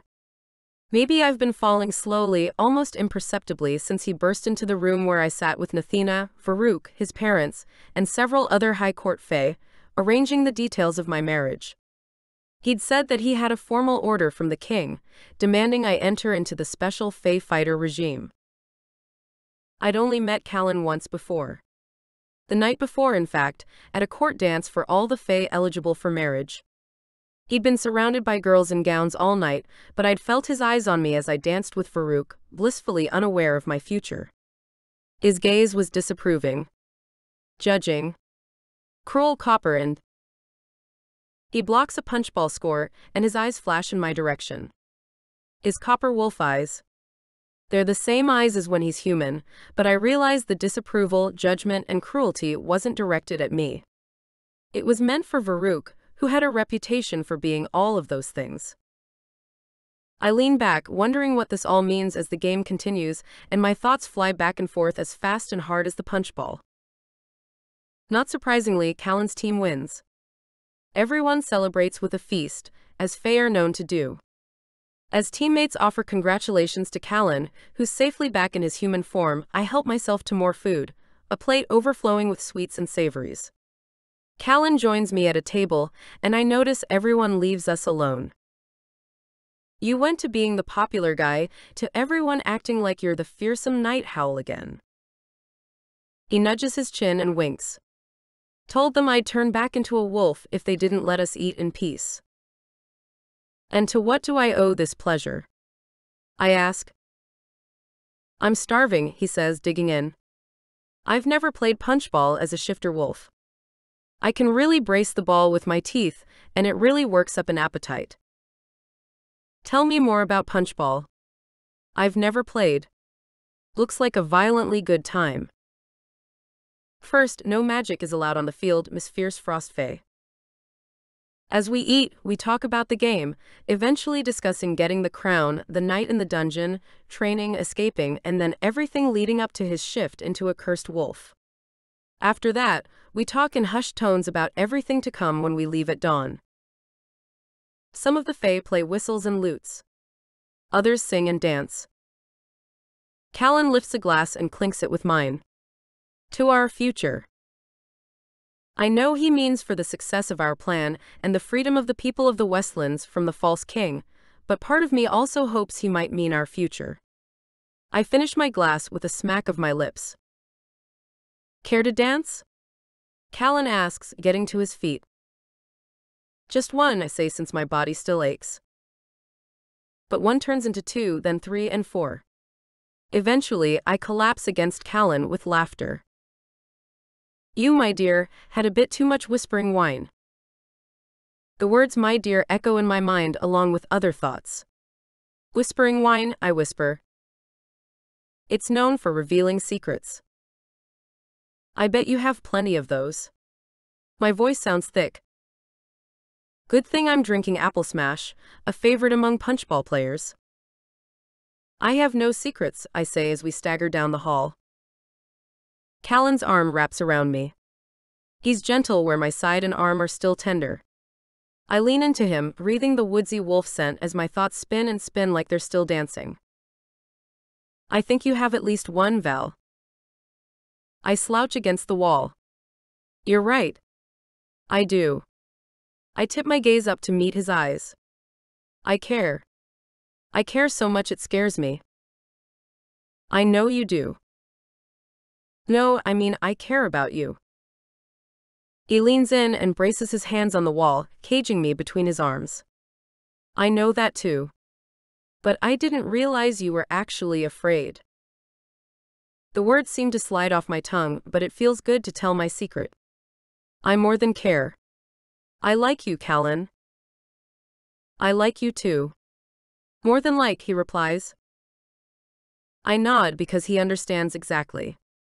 It's more than like, but I can't say it. At this failing, I slide down the wall and sit the ground. Callen joins me. My head drops to the hollow of his shoulder. He leans into my hair. His thumb rubs over my knuckles as he grips my hand. Our surroundings melt away. Only this moment matters. What you can't say, can you show it to me? His voice is husky. I nod.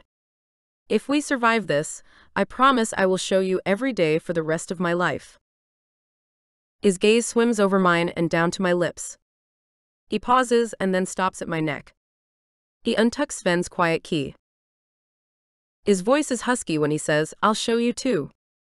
He holds the key against his forehead. The warmth that fills me would have knocked me backward if I weren't braced against the wall. Unlike Kiki's sisterly love, his is raw, animal-like. Protective, strong, almost aggressive. But there's a softness at its center, and that's where I find us, our future, woven into Callen's thoughts and his deepest truths. I see us hand in hand in a home along the seashore with children and a nidhogg, and smiles on our faces. Callen, the wickedly handsome prince, loves me. I love him. He gently drops the key, tucking it back under my shirt. His rough fingers graze my skin, sending a shiver of delight through me. We will survive this, and I will spend the rest of my life recounting how the way I feel about you is true. Chapter 24. Callen. For once, I'm treated like a normal person instead of the wickedly handsome prince. Well, the wild fae seem a bit wary, but like I told Val, that's probably because I showed up as a cursed wolf shifter and then became the alleged son of the king they despise. But there's none of the bowing fluff like in the castle. I only have vague memories of a time when my mother wasn't ensorcelled. I was too young to remember Rightful rising to power. And I have no idea what the Westlands were like before. But they do. All this time, I thought everything inside our borders was fine. Hesperia has always been the picture of wealth and abundance. But it's all been a lie. A sham. And the wild fae have been happy to tell me as much. After tucking a very tired Val into bed in the recovery room, a round-faced little boy grips my sleeve. Have you seen my brother? He asks. He was taken to train as a special fae fighter. I'm not sure. There are a lot of big brothers, I say gently. I ask his name and for the little boy to tell me about him.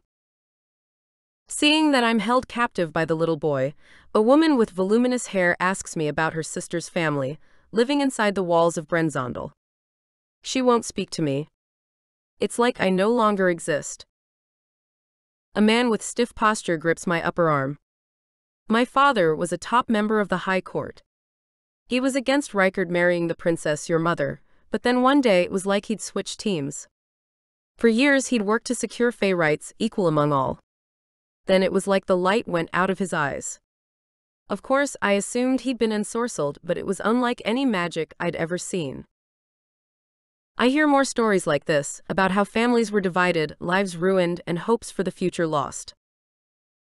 There's an ache in my chest for everyone who's lived in the hill, in hiding, but also not giving up. Thank you for being brave, I say to them all. A fae with ruddy skin and wild eyes approaches. Will you come with me, please? With a glance back at Val, sleeping peacefully, I follow the ruddy-cheeked fae and the others trail behind us. I enter a room lined with the wild fae warriors, all at attention and all holding spears and shields. In the center, many fae gather around a table. The fae that led me here wears tartan and a crest on his belt buckle. His hair is a toss of orange and his eyes are bright, knowing. I'm Hod. We've been forming a resistance, and not only us. Many wild fae across the Westlands have united and are ready to fight. We have hills and hiding places to protect the fae who flee, including the unseen that need our help. We need yours. Am I correct in assuming that we share an objective? I ask. Defeat the king, Hod says. Timoleon told us of your intent to dethrone him. I nod. We're in agreement about that. I tell them how Rykard is not actually my father. We know that, and it's the reason why we're asking you to take his place. To rule the Westlands as king in his stead. If not, there's no telling what the wild unseelie who refuse to unite with the others will do. I shake my head, not quite sure I heard correctly. I could never be king. Objections meet my mind. Among them trepidation. I could never trick or force people into doing my bidding. And that's why we ask you to lead us. You'd come along honestly. I will not lead you. But I will fight by your side. A warm hand grips my shoulder. I breathe the scent of sea spray and roses. Val's eyes are only slightly sleepy when she says, and so will I. But the people need a leader. Someone courageous, strong, understanding. Despite what I first assumed about you, you've known pain, deception, and therefore, you also know the gift of kindness, compassion, and you have integrity. I think you made the mistake of thinking everyone here feared you. Rather, they revere you. How could I possibly lead? By example. With courage. By listening to what the people need. By observing what they want. Val's eyes land softly on me. Everyone else's gaze is on me too. For now, all I can offer is hope and defiance, and my word. I promise you that Rykard will fall. And you will rise, Val says, tucking her hand in mine. If this is what you ask of me, I will do it, but only if we stand together. My eyes lock on Val's. Of course. I feel the press of her palm against mine where we use the rune of accord, and draw her knuckles to my lips. Someone clears their throat, drawing my awareness back to the moment. Right. We're ready for action. Hod pounds his fist on the table, and with it comes the marching of many feet echoing off the cavern walls. I stiffen. No one else seems to acknowledge the approaching sound. I brace myself. Val eyes the doorway to the meeting room with suspicion. From the passageway, about a dozen people emerge, all wearing dark gray uniforms, and led by two female fae with swords. They're wet as though they came through a rainstorm. More of our troops showing their allegiance, Hod says. These wild fae come from Haunted Hill to the east of here. Next time warn us about the waterfall, one of the leaders says. My apologies, Hod says. It acts like a curtain, concealing the entrance.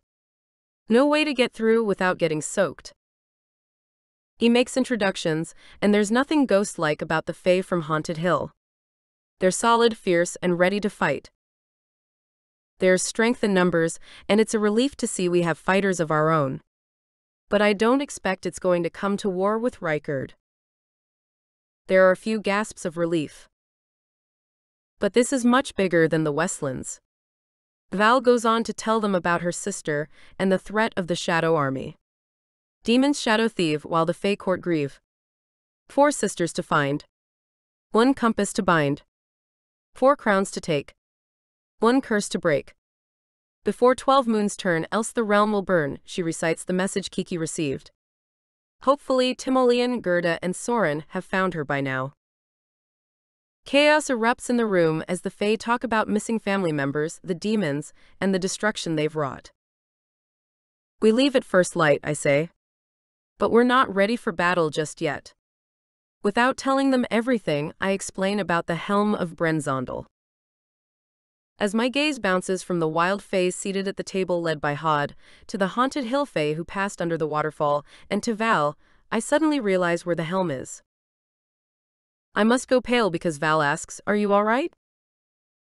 As Soren says, "Definitely maybe." Her eyebrows ripple as though she's not quite sure what I mean. The discussion continues well into the night for how we can shape the future with a new king. But the people of the Westlands need us now. And I think I figured out where to go. I find myself pacing like Timoleon, like my father. When I pause in front of Val, I say, "You should go rest.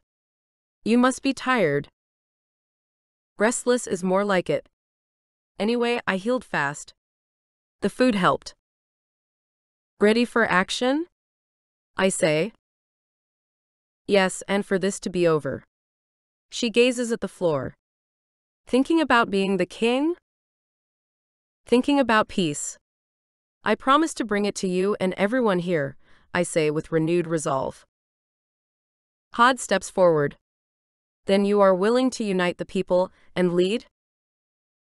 I'll do whatever it takes. As the words leave my mouth, the voices in my immediate area fall quiet. No one moves.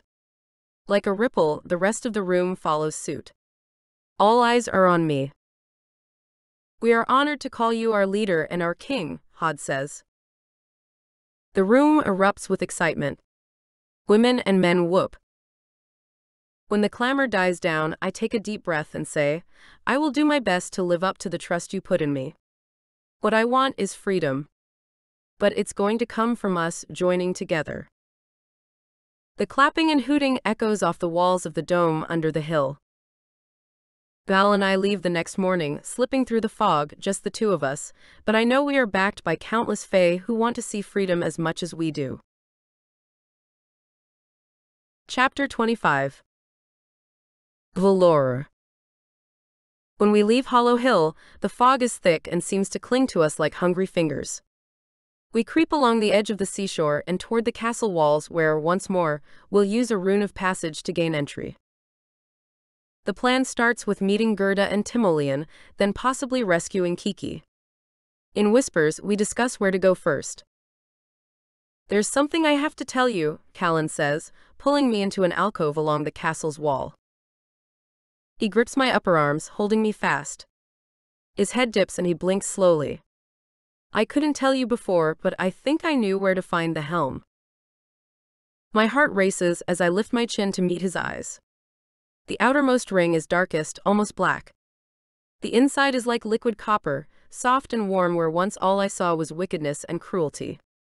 Now I could get lost in him. My mind struggles to keep up with my emotions as it drags out memories from last night. We ate, we drank, we danced, we made merry. With no thanks to the whispering wine, I told my secrets. With Sven's quiet key, I felt Callen's. The power and truth in his love is a kind of warmth that envelops me now. But I can't put it into words. Not even under the spell of his eyes or the sureness of his touch. Not yet. All along I thought it was hate, I whisper. His lips twitch as though he likes what he hears. For once, I'm glad you were wrong.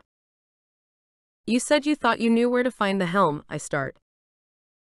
Despite the wild fae welcome, it was too risky. I couldn't be certain that Riker doesn't have spies. He looks around cautiously as though someone else might be listening. I know where to find Haida. The warriors that came through the waterfall gave me the clue. Callen's eyes spark. I can't believe I hadn't realized it before. The helm is, Callen leans in and whispers in my ear. It's not exactly what I wanted to hear or what I expected to hear. We'll find Kiki, the helm, break the enchantment, and rid this realm of one more false king, Callen says. And with that crown on your head, we will have a new king. I take his hand because it's like my feelings for him came in slowly like fog, covering me like a sheet, warming me like a blanket. Hesperia is eerily quiet and still, even for the early morning. Shopkeepers don't sweep their stoops. The scent of Brasinar bread doesn't come from bakeries. Not a single bird sings. We walk up the cobbled hill near the back of the castle. There's a break in the fog. The sky above is blue. The sun is bright. But black curtains cover the windows of the houses and shops. A thrill of excitement winds its way through me as I point out the shrouds of mourning to Callen. Could Riker be dead? He swallows hard and turns to me with wide, glassy eyes. His face splinters. They wouldn't hang them for the king. If he'd been ensorceling her, the glamour would have been lifted upon his death. The queen. My mother. The word doesn't fall from his lips, but I know what he means.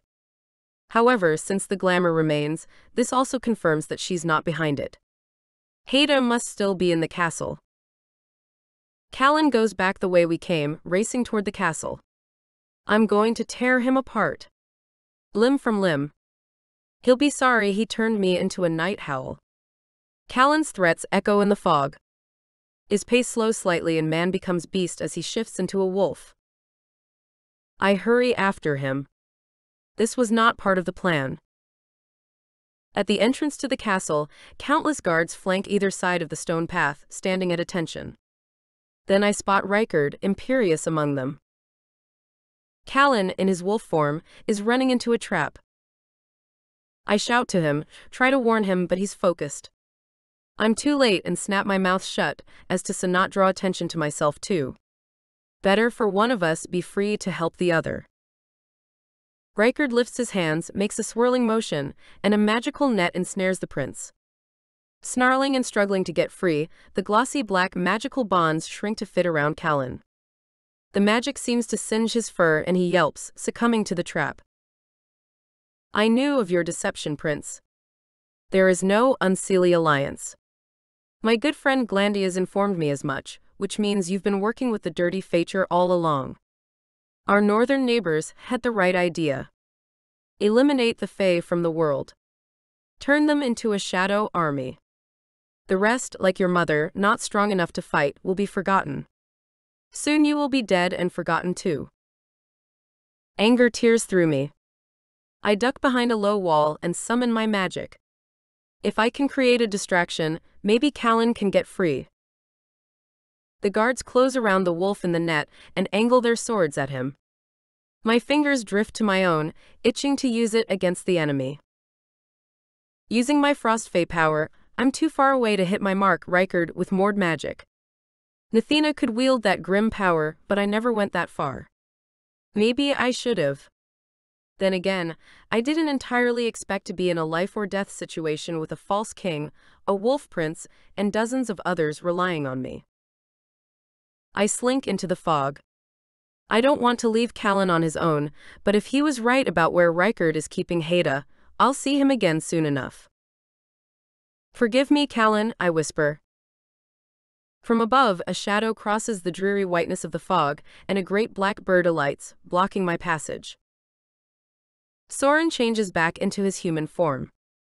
I've been looking for you for days. We were in Hollow Hill, recovering. Callen turned back into human form.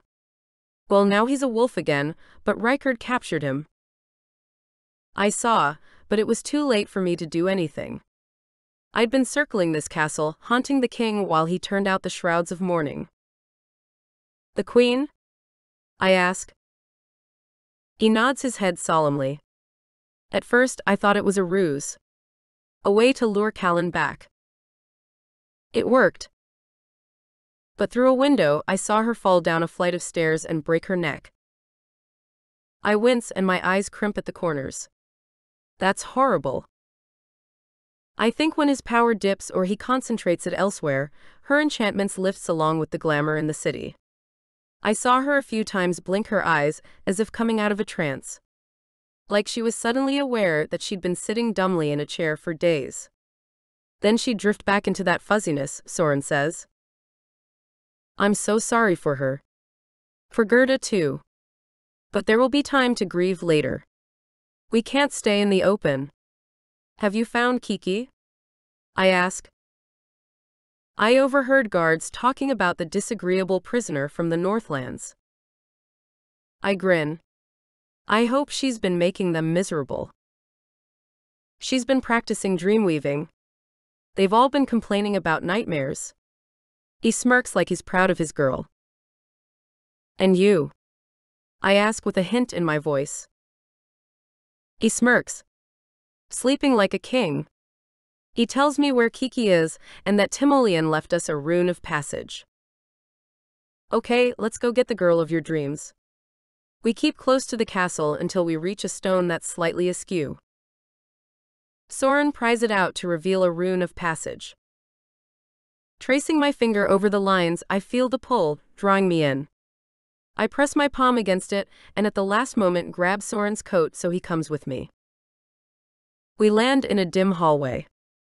The tinny smell of blood and cement greets us as we creep along the lower floor. The light is as dim as I remember, with only a few torches lit. We stay close to the walls as we wind our way past closed doors and toward the east side of the castle's underground. My pulse pounds in my ears. I expect guards swarming the halls, but as it was on the street, it's eerily quiet. We pause before turning down the corridor that leads to dungeon cells. It's even darker here. Half of the doors have small windows, and the others are barred with iron. We check each of the cells until we reach the last one. The door hangs open, and it's as dark as night. Except a bald figure with milky white skin emerges from the gloom. Glandia's. She summons the fire element, and the torches flame around us. Several guards also fill the room with swords angled at Kiki just like they'd done to Callen. My sister is little more than a heap, cuffed in the corner. Well, you're only a few minutes late, but here just as I expected. You want to help your sister. Oh, and I see you've brought muscle. So kind of you, to come right to me. Glandius's voice is as oily as ever. Kiki turns her head. Her face is dirty and her eyes red. Don't listen to her. Glandia's leans close. Her breath is rancid, and her lips part in a maniacal smile. I heard you escaped from Rikard's Special Fey Fighters unit. The cheat was trying to create a super army above and beyond the regular Shadow Army. His ego is so bloated it hasn't been all that difficult to tease him into proving that he's the most powerful mage, which has exposed his weaknesses. I trained with Rikard, Timoleon, and several others. I was the only girl. The dumb one. The mage they'd forget about. Just wait. One by one I will pick them off and then rise to the top. Then you'll be doing our dirty work for us, destroying the false kings, I spit. No, Val? You will be doing my dirty work for me. Why don't you show me some of those lessons from fight training? She spins her hand in the air, and at once my limbs are not my own. Kiki also gets to her feet. She shakes her head and then goes rigid. There you go, now you have your very own punching bag. Glandius's eyes narrow and her lips form a thin line. My arms, hands, and fists jab at Kiki, knocking her head into a guard's shoulder. I sock her in the stomach, leaving her gasping for air. I struggle through the muddle of Glandius's spell, trying to control myself. Then I slam hard on the ground. A black streak flies forward. Soren in raven form. Like a sleek black blade, his beak pierces Glandius's milky white skin. This is enough to break the mage's concentration, and her grip on me disappears. I don't think, though. Instead, I punch, kick, and pound my way past the guards as they attempt to protect Glandius. Feathers fly everywhere, and Soren is human again. The guards descend upon us. I get slammed to the ground. For a moment the room fills with stars, but I'm back on my feet. Boots kick, my sword swings, and magic pulses in my veins, slowly moving to the surface. I sense Timoleon doing the work to lift the wards, feeling the invisible ribbons of energy shifting. I help Kiki up. I'm sorry, sis, I say. What happened? How did Glandius capture you from the bunkhouse? 1 minute I was sleeping and I thought I heard Soren out the window. Turned out Glandius tricked me and ended up here. But I thought I could better understand my dream weaving. Where's Callen? I tell her about that trap too. But I know where Hader is, and probably where he is now.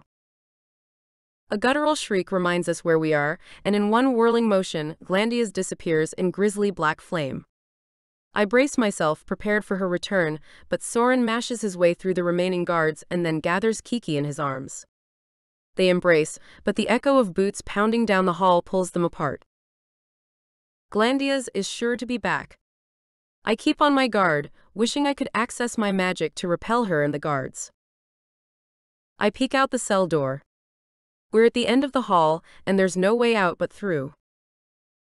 In a flash of steel and skin, we fight our way past the small troop of guards. We're nearly in the clear when I get an idea. I grab 3 black cloaks and 3 red helmets. I wouldn't call this glamour, but it should keep eyes off us, I say as we don the guards' uniforms. Where are they keeping Callen? Kiki asks. I think he's in Rikard's secret dungeon. You mean he has another dungeon? Kiki asks. It's where he keeps the beasts he uses to fight in the arena. Callen called it the menagerie. Lead the way. Kiki gestures. I don't know where it is. Soren jiggles a circular gold item in his hand. Kiki squeezes him. Is this how you found me? She asks, taking the item. No, you can thank your sister for that. Her eyes brighten. But she can use the compass to find Callen. She passes it to me. It leads you to what your heart desires. I swallow hard. Go on, take it, Kiki says when I don't. I wring my hands. Don't be afraid. Love doesn't bite. Well, he is a wolf shifter, but... I almost laugh. I definitely get Major Jacob vibes from him. Kiki waggles her eyebrows. At my blank expression, she goes on to tell me about a popular story in the Terra realm. She drifts off when she gets to the part about vampires. Before I realize it, the cold metal is in my hand. I turn it over. The letters Anav are carved into the back. I open the latch to reveal the face of a compass. Where the north direction should be is a stone, and in the divot for the west is another. You got it. Relief sweeps through me. I passed it off to Callen the morning of fight training. 1 crown down. 1 to go, at least here. Then 2 more stones to go after that, Kiki says. There isn't time to try to deny my feelings for Callen. I tune into the energy of the compass. The needle spins and twitches until it lands on a direction and I take off down the hall. The others follow as I pass into the northwest quadrant of the castle, moving steadily downward, and then we plunge under a waterfall. Chapter 26. Callen. After Rikard drags me into the castle in the grim magic net, I try to shift back into human form, but it holds me fast in the entryway. He barks orders at the guards as he circles me like prey. I wasn't expecting you'd be foolish enough to rush into my trap. I take it the shrouds of mourning worked. I regret to inform you that the queen took a spill and broke like a piece of glass. Then again, she was always so weak, so fragile. He whirls in his cloak. Retorts tear through my mind. She wasn't weak. He made her do his bidding. She's still alive, but not for long. Her mind is gone, her heart slows, and she cannot move. But so it seems neither can you. He kicks me with his boot. Now you just stay there like a good mutt. I'll be back with my new brew of the tonic. This will be the last one, and you can take up residence in the Westlands as our permanent night howl. The former prince, terrorizing the people. What a sad end to the famed line of Brenzandel. He laughs darkly. Again, words press against my skull. Unable to speak, I growl and yowl. He wants me to turn into a night howl forever, and here I am, once more at his mercy. The guards surround me as if I could break free from the net. It burns my skin, and there's no biting or clawing my way through its magical defenses. Rikard sweeps from the corridor, leaving me in full view of anyone who enters the castle. Not that they could get through the armada of guards in the front. Too bad none of them could break the spell of this net. But a familiar mage in silver robes appears with Gerda at his side, scanning her surroundings, and holding a short sword aloft. The guards surrounding me suddenly go stiff, and then drop like tiles on a table. Timoleon lowers his hands. Gerda steps over one and crouches by my side. You're okay. I want to tell her that yes, aside from being folded inside this net, but just as I finish the thought, the bonds dissolve. Relief washes through Gerda's expression. We hurry from the entryway just before another patrol of guards passes, doing their typical sweep. Timoleon sends them cascading to the floor. A shadow crosses his face as though he senses something that even I, with my wolf awareness, do not. Glandias, he hisses with disgust. I'm needed elsewhere. He disappears in a golden flame. The queen, I say, telling Gerda everything Reichard said in one long breath. We crouch against a wall and pass through familiar halls, moving toward the healing chamber. I assume that's where he put my mother's broken body. Is there a hidden passageway that we can use to sneak in? I ask Gerda, not knowing of one myself. She shakes her head. I'm afraid not. That means we have to just barge in like we own the place, I say. We do. She lifts her cheek in a half-smile. With what's sure to be a troop of guards and without Timoleon, we'll be dead before we get a foot in, I say. Gerda tilts her head back and laughs. Watch and learn, son. Thick with uncertainty, there's no other answer to my inner debate. I follow her down the hall where already, I make out the red helmets and black cloaks of the guards. I'm here for my sister, Gerda says stridently and with all of the authority of royalty. I have second thoughts about my pledge to the wild fae.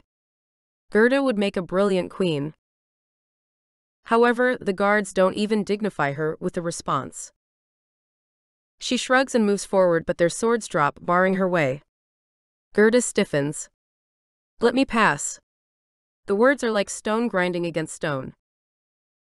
The guards engage her, brandishing their weapons. All at once, it's as if the air sucks from the room. The energy shifts. A dark cloud seems to pool around Gerda. Last chance. Let me see my sister if you want to live. The guards are unyielding. Gerda glances over her shoulder and with a warning glance she says, "Take cover." I duck, anticipating the guards' attack. Instead, it's like wind explodes from the princess. It's deafening, blinding, and forces me down the hall. Wood splinters. Wallpaper curls. Windows explode. The guards go flying in every direction. Gerda's fingers flex. Her chest rises and falls. That felt good. I rush toward her. I thought there were wards against magic in the castle? This gives me hope for Val and Kiki wherever they are. Unfortunately, the wards are still intact, but when you don't use your magic for almost 20 years, it just kind of bursts out of you. Without another word, she rushes through the remaining guards and into the healing chamber. Hardly another moment passes when a flurry of guards enter the hallway. Gerda may have her fey magic, but I'm powerless. I grab a stray sword and only one thought crosses my mind. It isn't surviving. It's Val. The first press of guards approach. Anticipating a blow, I swiftly duck and dive. I grab them around the legs, taking them down. Reichard's first mistake was having me train the special Fey fighters, which only honed my skills. The next guard who tries to take me on is near twice my size, and punching him is like hitting a brick wall. That's going to hurt tomorrow. If there's a tomorrow. No, there has to be. He shoves me to the ground. I think of all the strategies for fighting without the magic that I taught, not that I ever expected to be using them personally. They were techniques for sparring all the way to endgame techniques. The guard pummels me and will knock me out if another minute passes. I scramble to my feet. In one quick motion, I pivot, twist, and kick him hard, sending him careening into another guard with his blade raised. Reichard's second mistake was using Val to torment me, which only made my feelings for her stronger. Another guard grabs me by the collar and shoves me backward. I lunge and swipe, using a spare sword. Not having discussed a plan with Gerda, I have no idea what to do, so I keep punching, fighting, and stopping the patrol that came down this hall. Reichard's third mistake was underestimating the power of love. Might sound cheesy, but it has only driven my and Gerda's desire to protect the people we care about. At last, we enter the healing room. It's unnaturally still, but Queen Mora's chest rises and falls slowly. Her eyes are closed, and instead of that vague smile she always wore, she looks genuinely peaceful. Gerda's hand slaps silently across her mouth like she's holding back a sob. She grips Mora's hand and presses her forehead against it. I turn to the window to give them a moment together, when all of a sudden, my head slams into it.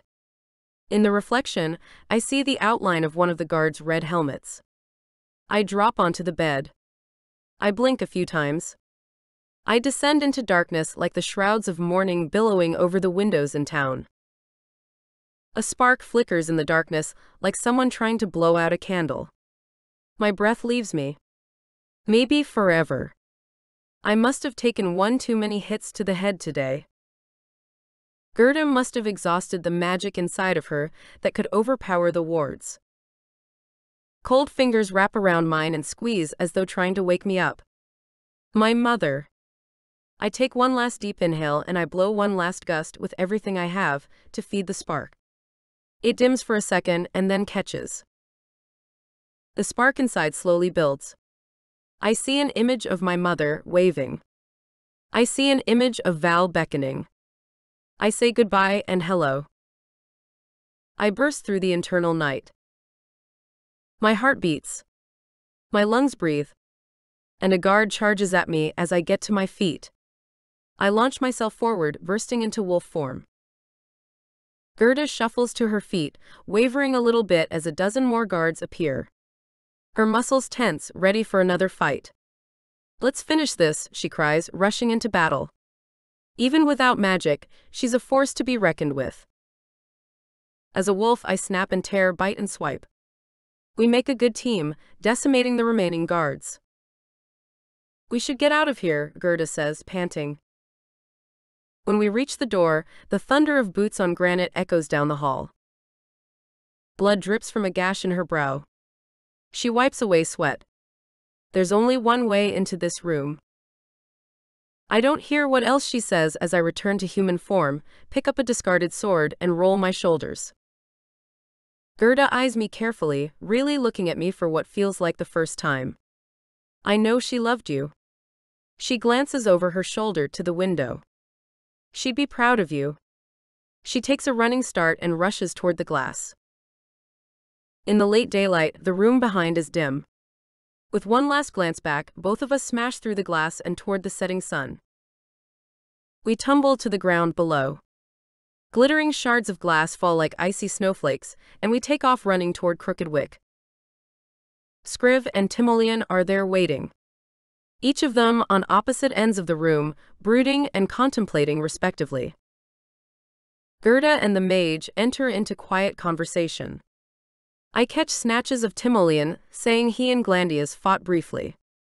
Adrenaline still spikes through me and I want to punch something else or run freely in the woods like the wolf that I am. I wait and listen. Every drop of water and gust of wind lifts my ears and hackles. Well, it would if I were a wolf right now. Instead, I sit opposite Scriv at the table, both of us staring at each other. Waiting. Then the door opens. Soren enters, dripping wet along with Kiki, who looks like she washed in from the ocean. Get lost and take a swim? Scriv asks. Get lost and forget you were ugly? Kiki retorts. Scriv scowls. Soren tells how they found the passage to the menagerie, but when they passed under the waterfall, they were sent to sea. Where's Val? I step into the doorway, prepared to go find her myself if I have to. In the lantern light, a shadow crosses the threshold. Damp hair falls in her face and her crystalline wings glitter. I swallow hard and stride forward. Taking her in my arms, I don't hesitate. I'm glad they're all okay, but especially her. Happy to see me? Val's lips quirk and I can't tear my eyes from them. You have no idea. We're no longer minutes apart but mere seconds. The air is thick between us like everything got denser and more meaningful. She bends her head toward mine and I drop my chin. My mouth lands on hers. I breathe her in. Sea spray, literally since they were just in the ocean, and roses, Val's unique scent. Thorny and petal soft, just like her. My hands grip her jaw, pulling her closer. The kiss is fierce, wild. Both of us fighting for it. Fighting through all odds to have this moment together. My chest rises and falls. I can hardly catch my breath. I want her. I have her. Chapter 27. Velour. Callen kisses me and I don't want to hate him. Or hate it. I don't. I kiss him back, and there's no question of whether it's right or wrong. Everything that's happened in the past between us and everything that's to come gets poured into the kiss. I'm on my tiptoes, but I may as well be floating, flying. His hands tangle into my damp hair. One of my palms is flat against the back of his neck. The other rests on his chest. His heart drums a steady beat. I draw him closer and grip tight because my pulse is racing. As we continue to kiss, his lips nip mine, mine are upon his, and the world fades away. All we have is us, us, us. It doesn't matter that it's dark out because it's bright inside of me, like all the stars crowded together and illuminated this wild feeling, this connection. A silver thread woven from the stars bring us closer together. His arms circle my low back, and I wrap mine just above his shoulders. Our chests press together, and I feel our hearts pounding, a reminder that this is real. That there's no hatred between us. The frayed string of the last days smooth as this kiss fills me with a feeling that burns so hot all I can think about is fire, bright and warm. The stars inside explode, threatening to pull us out of this world and into one all our own. The kiss deepens and hastens. Instead of slow, building passion, there's insatiable hunger, as we both must realize this could be it. He tugs at my shirt. I run my hands over the taut muscles on his back. It's like our mouths try to find a way to be closer, to make this sensation permanent, and to imprint it in our minds, our hearts. In the distance comes a commotion, distracting me, probably guards. Even so, there's a long moment when we just look into each other's eyes, assessing, confirming. Yes, that just happened. Callen's voice is rough. I give him a squeeze. You never told me why you stopped the wedding. Because you were too good for a guy like Farouk. He's nasty, mean, and you thought I was cruel. He shakes his head with disgust. So you spared me. I'd imagine you'd want me to endure the torment. Callen's forehead rests against mine. No, Val? I wanted you for myself. When I first saw you, something woke up inside of me. I saw a future outside the trappings of being the wickedly handsome prince. Reichard realized my feelings, and so to protect you from his wrath, I thought it was better to pretend that I despised you. He leans down and presses another kiss to my lips, sealing something between us. This truce just went to a whole new level. We reluctantly go inside where everyone is gathered around the table, scheming. Our next move, Gerda doesn't look up when we enter. Bust into the menagerie. Callen nods his head gravely. I know it well. Val, Soren and Kiki tried the waterfall entrance, but it must be warded. They ended up in the ocean. Do you know another way into the secret chamber? Gerda asks me. That place has bad vibes, Kiki says. There's no other entrance that I know of. I used a rune of passage. Not sure if that'll still work. I can get past it, Timoleon says. But we need to get back to the castle. Not going to use the front door again.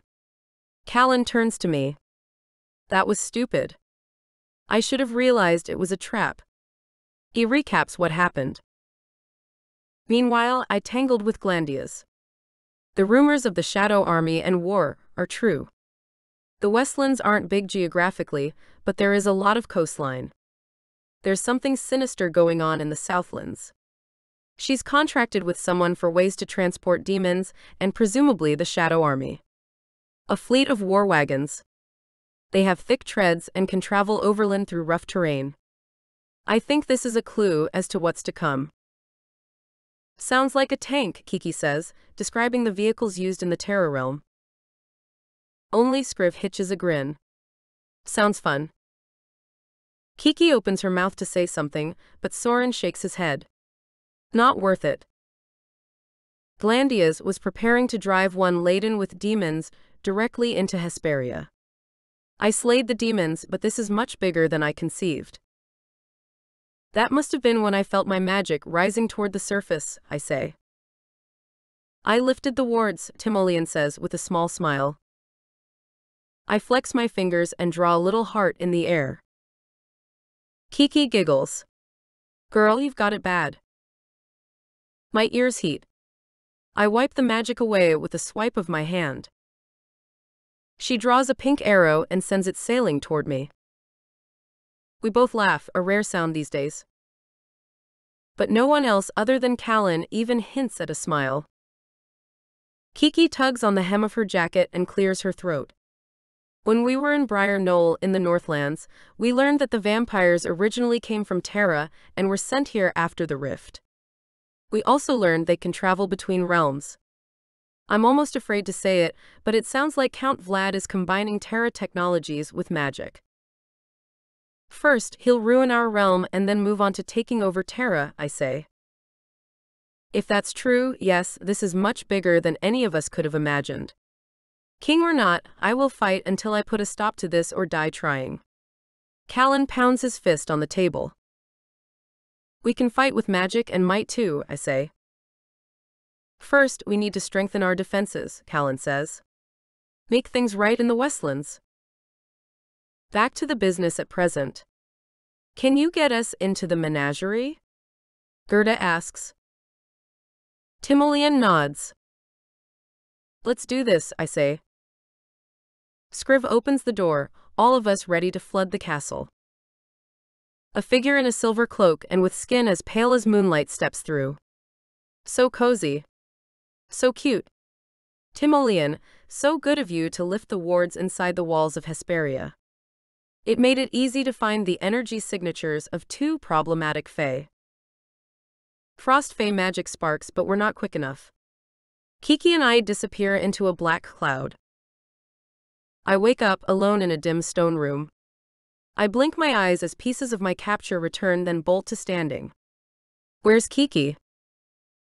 There isn't anything in here I could use as a weapon, but then again, I am a weapon. I cup one hand, trying to generate magic light, but it doesn't come. This room is warded. A gold cuff circles my wrist. Rightful and Glandias must be working together. The deep bruises and aches of all the recent fights make my body heavy. I feel along the wall, searching for an exit when a door opens. A figure that's at once dark and light fills the entry. You're awake. So pleased to have you here as a guest. I've just set up operations and would like to show you around. With a snap of her fingers, Glandias ignites several torches with the fire element. She pulls back a curtain. My body stiffens as I gaze out at a room filled with fae, standing shoulder to shoulder. These are the shadow fae. Glandias sweeps her arm grandly as though revealing a prized possession. My stomach twists and knots. Their eyes are glazed over, much like Mora's, but there's an emptiness there that goes deeper. They're broken. Why are you doing this? I ask. Despite being the supreme mage, my power has its limits, whereas fae can grow in their magic infinitely. I think of Nathina. Until she goes to the Sea of Dreams, she will keep getting stronger and likely grimmer. But commanding a legion of powerful fae? Now that I can do. Glandias bends her bald head toward me. Her skin is the color of powder. She's unyielding in her efforts, yet seems brittle like tinder. I grip my fists. She's right, because if I wasn't magically restrained right now, I could take her out. I sense you'd like to fight me. I thought your sister would be particularly valuable with her dream-weaving abilities. It seems the Unseelie in you will also prove useful. There are 4 of you, I believe. Sisters trying to break a curse. Adorable, really. I'll be collecting you all. Glandias wheezes a laugh.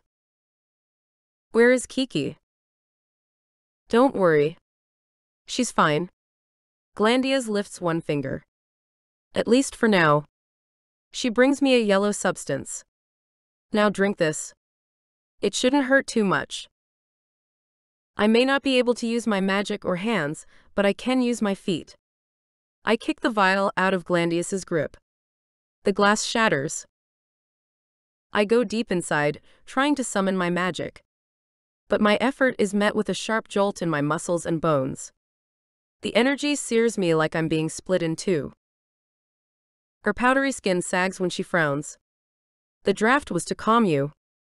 I didn't want it to come to this. My experiments would be more successful if your shadow is fully intact, but I can rend just a little bit to subdue you enough to conduct my tests. You see, Reichard had the right idea. Create an elite group of Fae fighters, train them, and then take their shadows. I'm going to take it one step further and gather the strongest Fae, the only 4 who could defeat the army, and use them to lead it. Her energy pulls at me and I feel light and shadow wrestling inside of me, my own, struggling against each other and her. If you continue to resist, I suppose I can make you watch your sister endure these tests. Or better yet, I can make you conduct them. She cackles. My plans are big. And the best part, no one will see what's coming. But Fae can't tear away another Fae's shadow. Sure, there's more magic, but rending is an act worse than murder and a fate worse than death. I don't wish it on any of the Fae in the next room, my sister, or myself.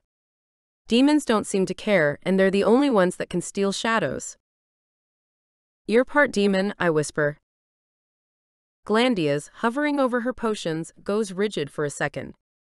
What was that? She definitely heard me.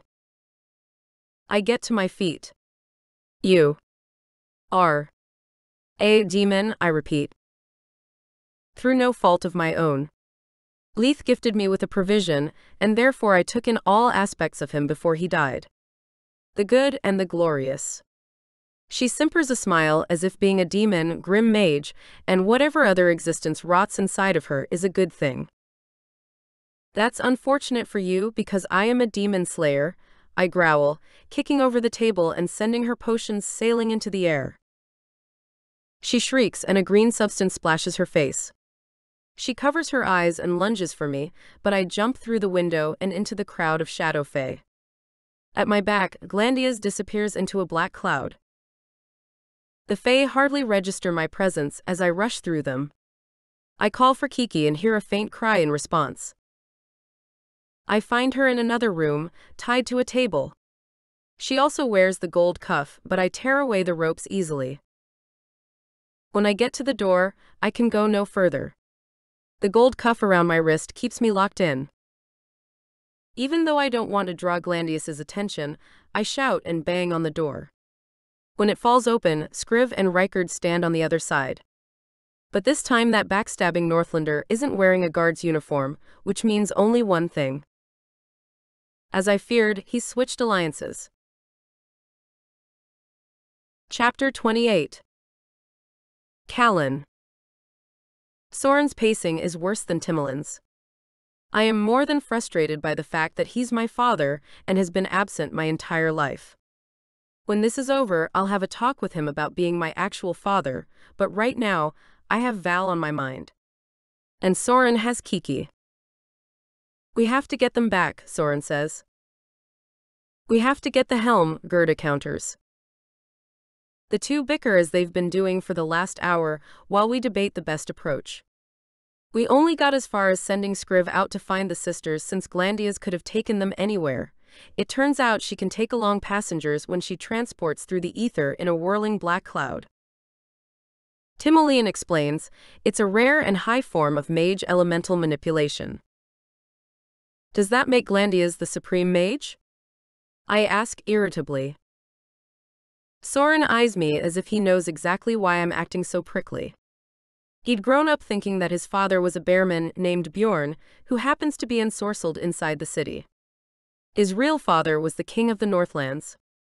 I fall back into my thoughts as the arguing in the room continues. That's not what this is about, Gerda says sharply to Soren, breaking into my awareness. He crosses his arms in front of his broad chest. Gerda, I know something has been bothering you. I heard you and Timoleon talking. His eyes drift over me. I noticed you won't look at Callen, and when you do, I'm afraid you might break. I've known you my entire life and you've never been weak. Quite the opposite. Your point? She meets him with her arms crossed and they stand toe to toe. Tell the truth, Soren says. What do you know about it? Gerda asks and stalks away. I know that if something happens and you lose your chance, you'll regret it for the rest of your life. The words hang in the room. She staggers backward until she falls into the chair at the table. You're right, she whispers. Callen, Timoleon, sit. Then she adds, please. We both join her and she stares at her hands. Quite simply, I fell in love with the greatest mage that ever lived. Hedda hadn't yet married Torsold, and I thought our parents wouldn't approve of a fae marrying and other folk. We married in secret and traveled throughout the realm. Then I learned two things at once. Hedda was in trouble. I was pregnant. Her son, Jackson Ron, needed someone to look after him, so I left you with Mora Callen. She couldn't have children. I thought it was for the best. It's then I realize Soren has left the house on Crooked Wick. I'm alone and yet I'm with my parents. I don't know what to think, feel or say. You told me you'd claim I committed treason against the crown if I told anyone where you went, Timoleon says. You did commit treason by marrying me. Gerda. Hurt laces Timoleon's voice. All that time I thought you'd used me. She lets out a long-held breath. Mora, the best possible candidate for the throne, couldn't have children and had recently married Olaf. He died under mysterious circumstances. I'd bet anything Richard was behind it, Timoleon says. Who then replaced him on the throne? Mora raised my son, our son, as her own. And so he would be the heir and wouldn't be exposed to my unseelie nature. I never imagined Richard would ensorcel her. I chose Mora because she is, Gerda shakes her head. She was so good. She and Hedda were pure and true. Like you, Callen. At last, Gerda looks at me. Tears fill her eyes. I'm not sorry for what I did. The right decisions aren't always easy ones.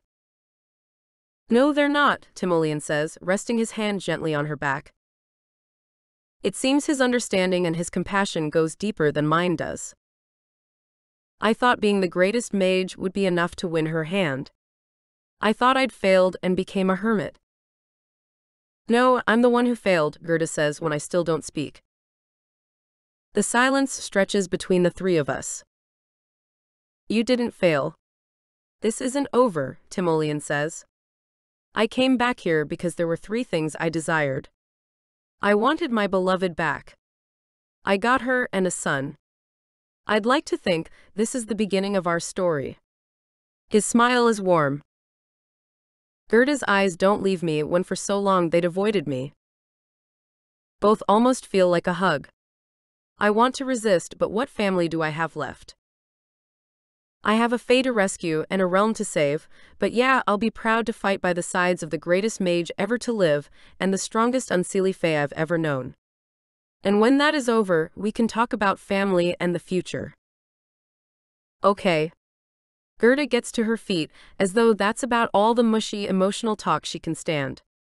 Then she turns to Timoleon. What were the other two things you wanted? I want the helm of Brenzondel recovered. I originally thought it would rest on Gerda's head, but I see now that there was a greater plan at play. Timoleon claps me on the back. You are our king. Gerda nods. The helm of Brenzondel belongs to you, she says. I start to shift from foot to foot, and then realize that my stance is strong beneath me. I won't waver. I will own the title. I will be the leader the people desire. Yes, I'll be the king. Then you agree? Gerda asks. I nod. I do. Perfect. And that last thing, I want my title. Timoleon smooths his silver robes. As the greatest mage who ever lived, Gerda and I say at the same time. He smiles. Let's go kick some false king butt. Timoleon strides toward the door. And get that helm, Gerda says. Wait. Where's Soren? Maybe he got to it first, I joke. But how would he get through the waterfall? Timoleon smirks. He'd fly. I sense there's more he's not saying, but have another question. How will we get through the waterfall? You both said that I'm the greatest mage that ever lived, right? Gerda and I both nod. What about Val and Kiki? I ask. Timoleon taps me on the arm. Trust that it will all become clear soon. Spoken like a mage. Gerda laughs lightly. Or a father, he says. Let's not get ahead of ourselves, I mutter. Rule number 1 in the craft of deception: no one person can know the entirety of the plan, Gerda says as though realizing something critical. For the first time she smiles. Now that you're grown and have a solid moral compass of your own, I can educate you in the unseelie craft of cunning and duplicity without worrying about you sliding off the rails. I laugh. So you know where Val is? She's my main concern right now. I have an idea. Timoleon winks and grips our arms. The three of us disappear into a golden cloud. The ether is dense yet fog-like. Time and place seem to slip through my fingers and through me, past me, and yet are all around me. It's a strange floating, flying, sucking sensation. This must be how Glandias transported Val and Kiki. We land in a room that smells of animal dung, sweat, and blood. The tang of fear and violence wafts through the familiar space. The menagerie. Timoleon strides along the damp stone corridor. His silver robes billow. Ah, right on time. Now we merely wait for our final guest, Reichard's voice echoes from the main room. Beasts snarl and hiss. Another manticore sleeps in the corner of its enclosure. Dark creatures pace. An eel-eater roils in the water. I fight the urge to turn back. Stepping into this room is willingly marching closer to death. But I am to be king. I have to be brave. I have to claim the helm and find Val. Timoleon positions himself by an empty cage, practically fading into the background as though he'd rather play observer than involve himself. Gerda stands in the center of the room, stance wide, and her hands planted on her hips. She's the opposite of my mother, well, Mora in every way. Whereas Mora was soft-spoken and sweet, Gerda is loud and unforgiving. Where is it? She asks Reichard. It? Don't you mean they?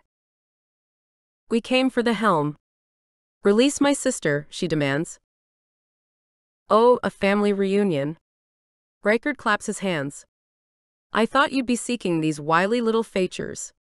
He steps aside to reveal Scriv guarding Kiki and Val. They both wear gold cuffs, keeping them from using magic or getting very far. Likely this space is warded anyway unless Timoleon's role is less active and more magical. Val's eyes hold mine. There's a plea, an apology, and something hungry in them. I rush forward, but Scriv raises a blade, warning me away from the Fey captives. Oh, and the dog is here too. You all are making this too easy for me. You walked right into my hands. Reichard almost looks giddy at the sight of me. Scriv, you traitor, I growl. Reichard leers. My guards are forbidden from the tiles tables and taverns, but it turns out I had one among my men with a bit of a problem. He didn't come by my ranks honestly. Rather, he'd traveled here from the north and was working with you. A spy in my own castle. Reichard clicks his tongue. He was with you when Val here used grim magic and took my crown. Good thing he stole it back from you and gave it to me. My gaze flashes to Reichard's head. No. Did he get it back? Why? How? Oh, Scriv. Of course. That dirty double-crossing no good. He also informed me of your plans to steal the helm. Gerda shakes her head. No, claim the helm. I realize she has something gold and circular in her hand. A compass needle spins and lands on Reichard. Gerda's expression curdles. I thought this thing pointed to what my heart desires. Reichard's eyes crinkle and his mouth falls open as laughter spills from flickering teeth, from a flickering form. The silver robes disappear and are replaced by the blue-green of Brenzondel royalty. They're worn by a person I've never seen before, but who looks strikingly like my aunt and my mother. Hannah. Gerda breathes. Upon Hannah's head rests the helm of Brenzondel. I can scarcely believe my eyes. The false king is actually the princess? Hannah sneers. I was content ruling from here among my pets, securing the kingdom for the shadow leader and letting Reichard do my dirty work. Turns out Timoleon isn't the only one who can do interchange spells.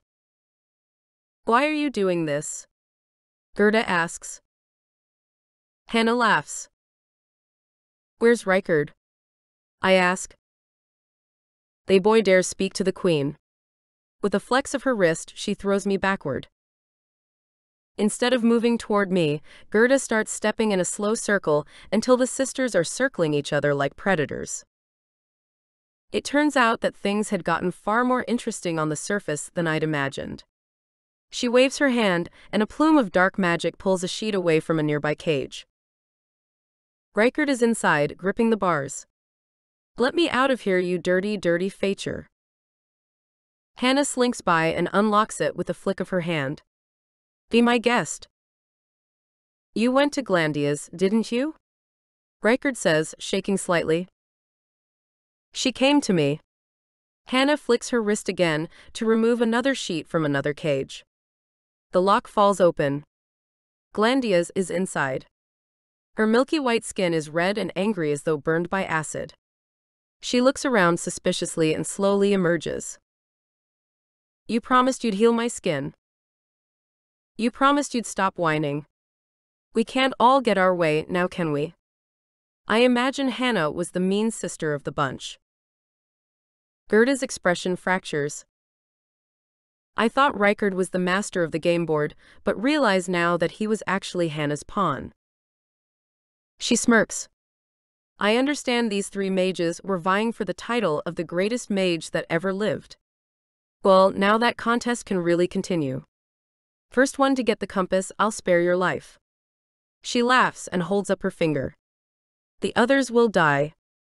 The lucky winner must declare me as the greatest fae that ever lived, their queen, and serve me in perpetuity.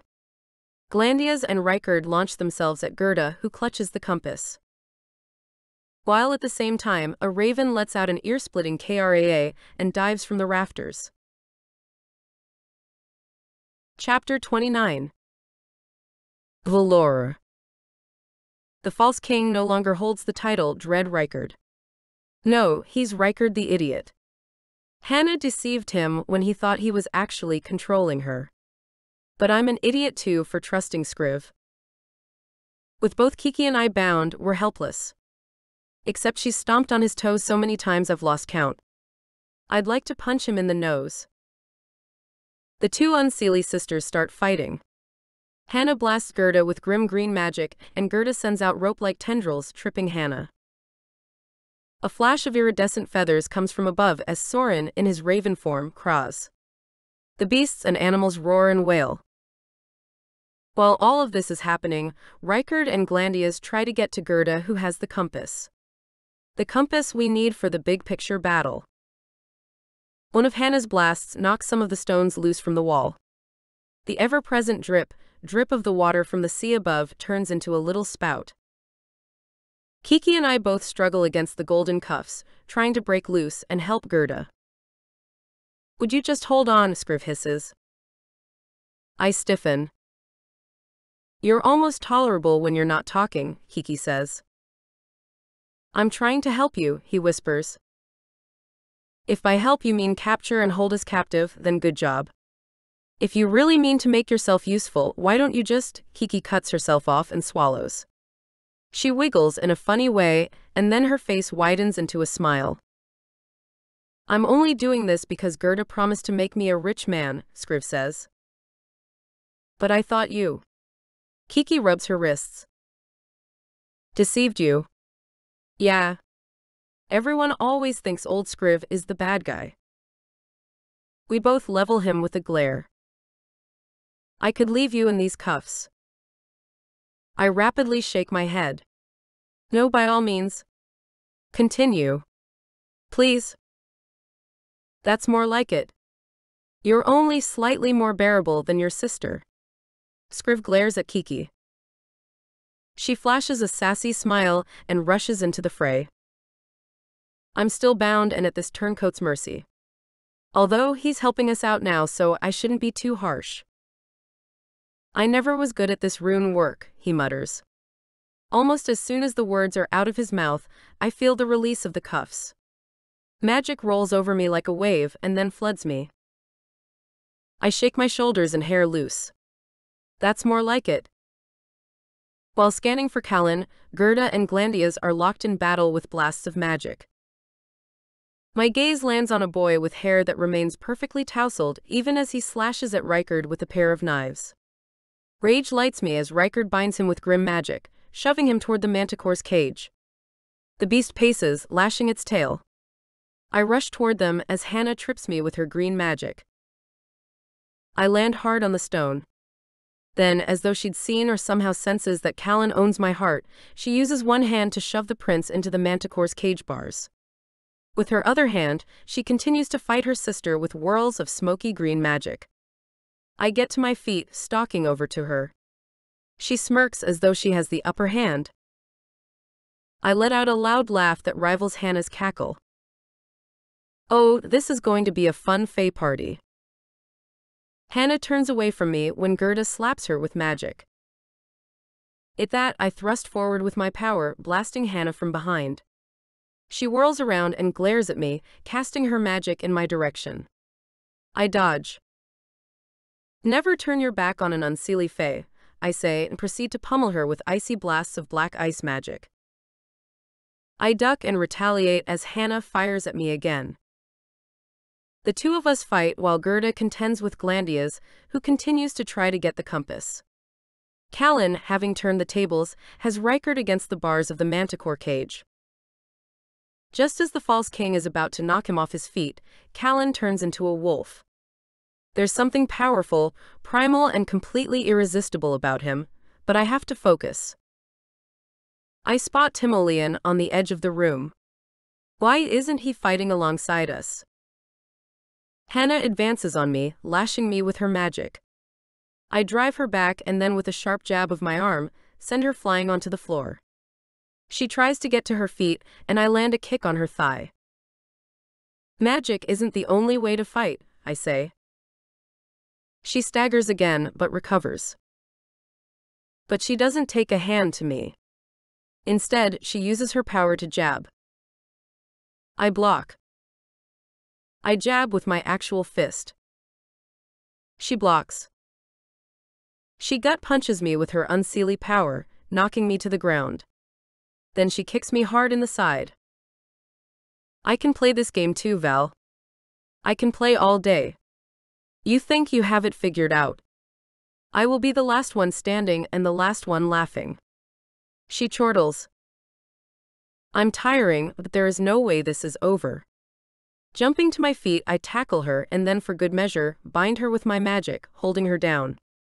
She manages to shove me off and we're face to face. Toe to toe.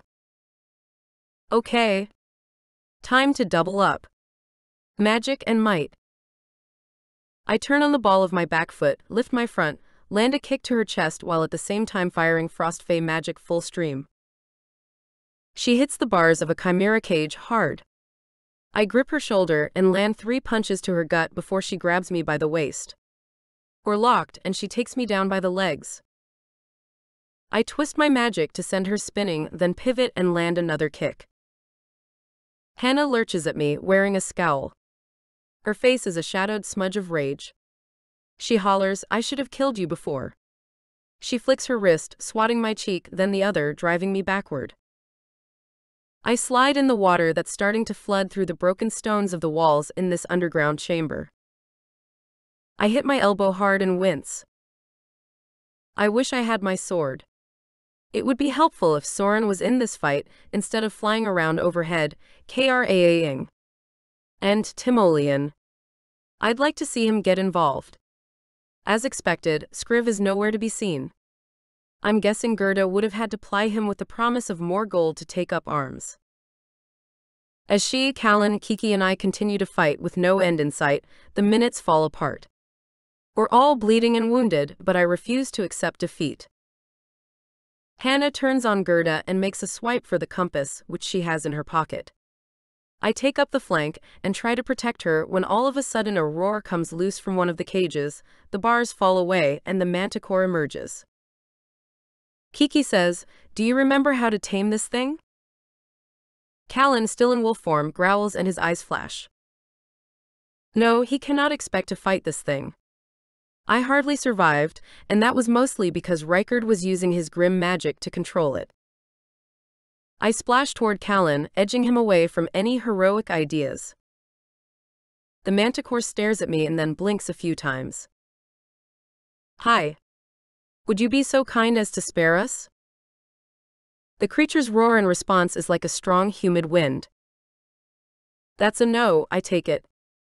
Well, that pasty mage over there might be tasty. Be my guest and have at it with the evil queen if she's more to your liking. Kiki widens her eyes at me. Okay, I'll be quiet now. Everyone is quiet. In fact, the only sound is the water that's rushing more loudly by the moment. Perhaps this isn't part of Hannah's plan. In fact, Hannah steps into the water and flickers. Is she trying to glamour herself back into Rykard? I feel a pulsation, much the way I did when Rykard's defenses were down. Maybe his power over the beasts down here is waning. The manticore flicks its tail, eyeing each one of us as though it has decided that whoever makes the first move is lunch. I discreetly use my magic to lift a small rock and drop it in front of Hannah with a loud and distracting splash. The manticore launches itself forward, and I throw myself against Callen to get us out of the way of its stinging tail. Did you do that? He asks as he helps me to my feet. It was quick thinking, but we can't let it eat the crown, otherwise we'll be calling the manticore king. Actually, do you think if the beast tries to touch it, the magic will harm him like it did Rykard? Callen asks. We both turn to look as the manticore bears down on Hannah. She flickers again and then blasts the beast, but it isn't the smoky green unseelie magic. Rather, it's a lot like Rykard's signature. Hannah dissolves and once more Rykard takes her place. He waves his hands in a complicated motion and the manticore freezes. He exhales a long breath as though relieved. Glandias gets to her feet. The red, angry wounds on her face stretch and pull at her otherwise white skin as she stalks toward him. What is going on? Rykard peels back a smile and holds up his hands. Yes, I tricked you once, twice, 3 times. Fools all. Hannah, the queen, shakily gets to her feet, adjusting the crown on her head, but no magic flows from her fingers. Rykard says, I knew Mora and Hannah's true names. Morrigan and Rohannan. With that, I controlled them. Hannah shouts, Where is Mora? She got bored of the glamoured life and died. Pity. She looked so pretty as that porcelain queen. Rykard folds his hands solemnly. Hannah looks around as though perplexed. What did you do to me? Then she stares at her hands. What did you make me do? Fear and worry fill her eyes. She lunges forward and is about to thrust magic from her fingers at Rykard when he says, Silence, Rohannan. Her mouth closes and she stands still. See? It's that easy, and that's why you should never share your true names. Rykard sneers at Kiki and me. But I will learn yours. He steps toward us in the ankle-deep water. I had the prince here train the special Fey fighters, so I could have the Shadow Commander's favor. Val and Kiki, you will prove to be very useful without your shadows. At that, Glandius shoves past us. No, they're mine. Rykard's laugh echoes. As though forgetting the rest of us are there, including a very large and intimidating manticore, the two begin battling with grim magic. It's a blur of shadow and silence as they torment each other, not with fists and blasts and physical pain, but with tricks and agony to the mind. Kiki, Gerda, Callen and I step slowly toward each other. The room is rapidly filling with water. Hannah strides closer. Without a word, the two women who were at war only moments before embrace. I am so sorry, Hannah says. At first, Rykard's offer enticed me to take the crown. It was because he couldn't so much as touch it. Hannah nods. But as soon as I did, he spoke my name. Whatever has happened since has been his doing. Sadness fills Hannah's eyes. Is it true about Mora? I'm afraid so, Gerda says. We have to get out of here, I say as the force of the rushing water breaks loose more stones in the wall. As Glandias and Rykard continue to fight, Timoleon stands idly by. He's definitely not the most powerful mage, especially since he hasn't done anything. I shake my head, slightly disappointed in him as movement catches my eye. Not only is the manticore no longer frozen, but other creatures slither and step from their cages. Rykard must have lost control over them and is focusing on Glandias. The manticore whips its tail, splashing the water. As it advances on us, ready to pounce, Hannah gives Gerda a sorrowful smile and then throws herself in front of the beast while at the same time, the raven swoops down, grabbing the crown in his beak. The motion causes the manticore to miss, and he plows through the hole in the wall. More water floods in. As the grim magic between the two mages creates a whirlpool, and the ceiling of the chamber shakes down dust and stone, I realize what Timoleon is doing. You mentioned about the co-op fish or whatever it was, I say, backing toward him. Kiki gives me a worrisome look. I get it, I'm hungry too, but now is not the time to go fishing. I shake my head. The convergence of mage magic. 3 powerful mages can't be together otherwise. I don't know exactly what's going to happen, but it doesn't seem good. The mage who seemed to be standing around letting us do the hard work smiles.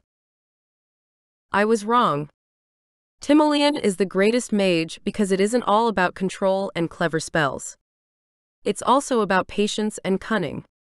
See, some unseelie traits have their merits, I say. What do you mean? Callen asks. You should be proud to call him your father. He's humble, willing to sacrifice himself, and doesn't even need to gloat to the other mages about it. Callen and Gerda's eyes widen. As the grim magic between Rykard and Glandias intensifies, I hurry the others toward the waterfall and pick up a discarded sword. Kiki smiles as though she understands what's going on.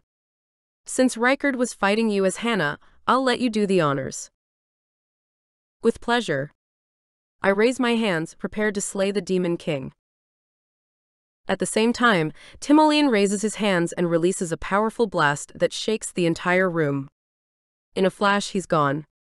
And where I expect Glandias to dissolve into the ether, she disappears in a black cloud, leaving Rykard standing. Anger darkens his features. Without hesitating and with one swift motion, I slay that demon. His eyes widen with fear and then disappear. As tarry black and green demon goo splatters, the chamber implodes with a rush of water, washing it away. We pass under the waterfall before it carries us away too. Chapter 30. Valor. Drenched and wounded, Kiki, Soren, Hannah, Gerda, Callen, and I emerge into the castle proper. We all look around, a little dazed but alive. There's a long, stunned silence. Could anyone else go for a slice of pizza with all the toppings? Then wash it down with an Oreo milkshake?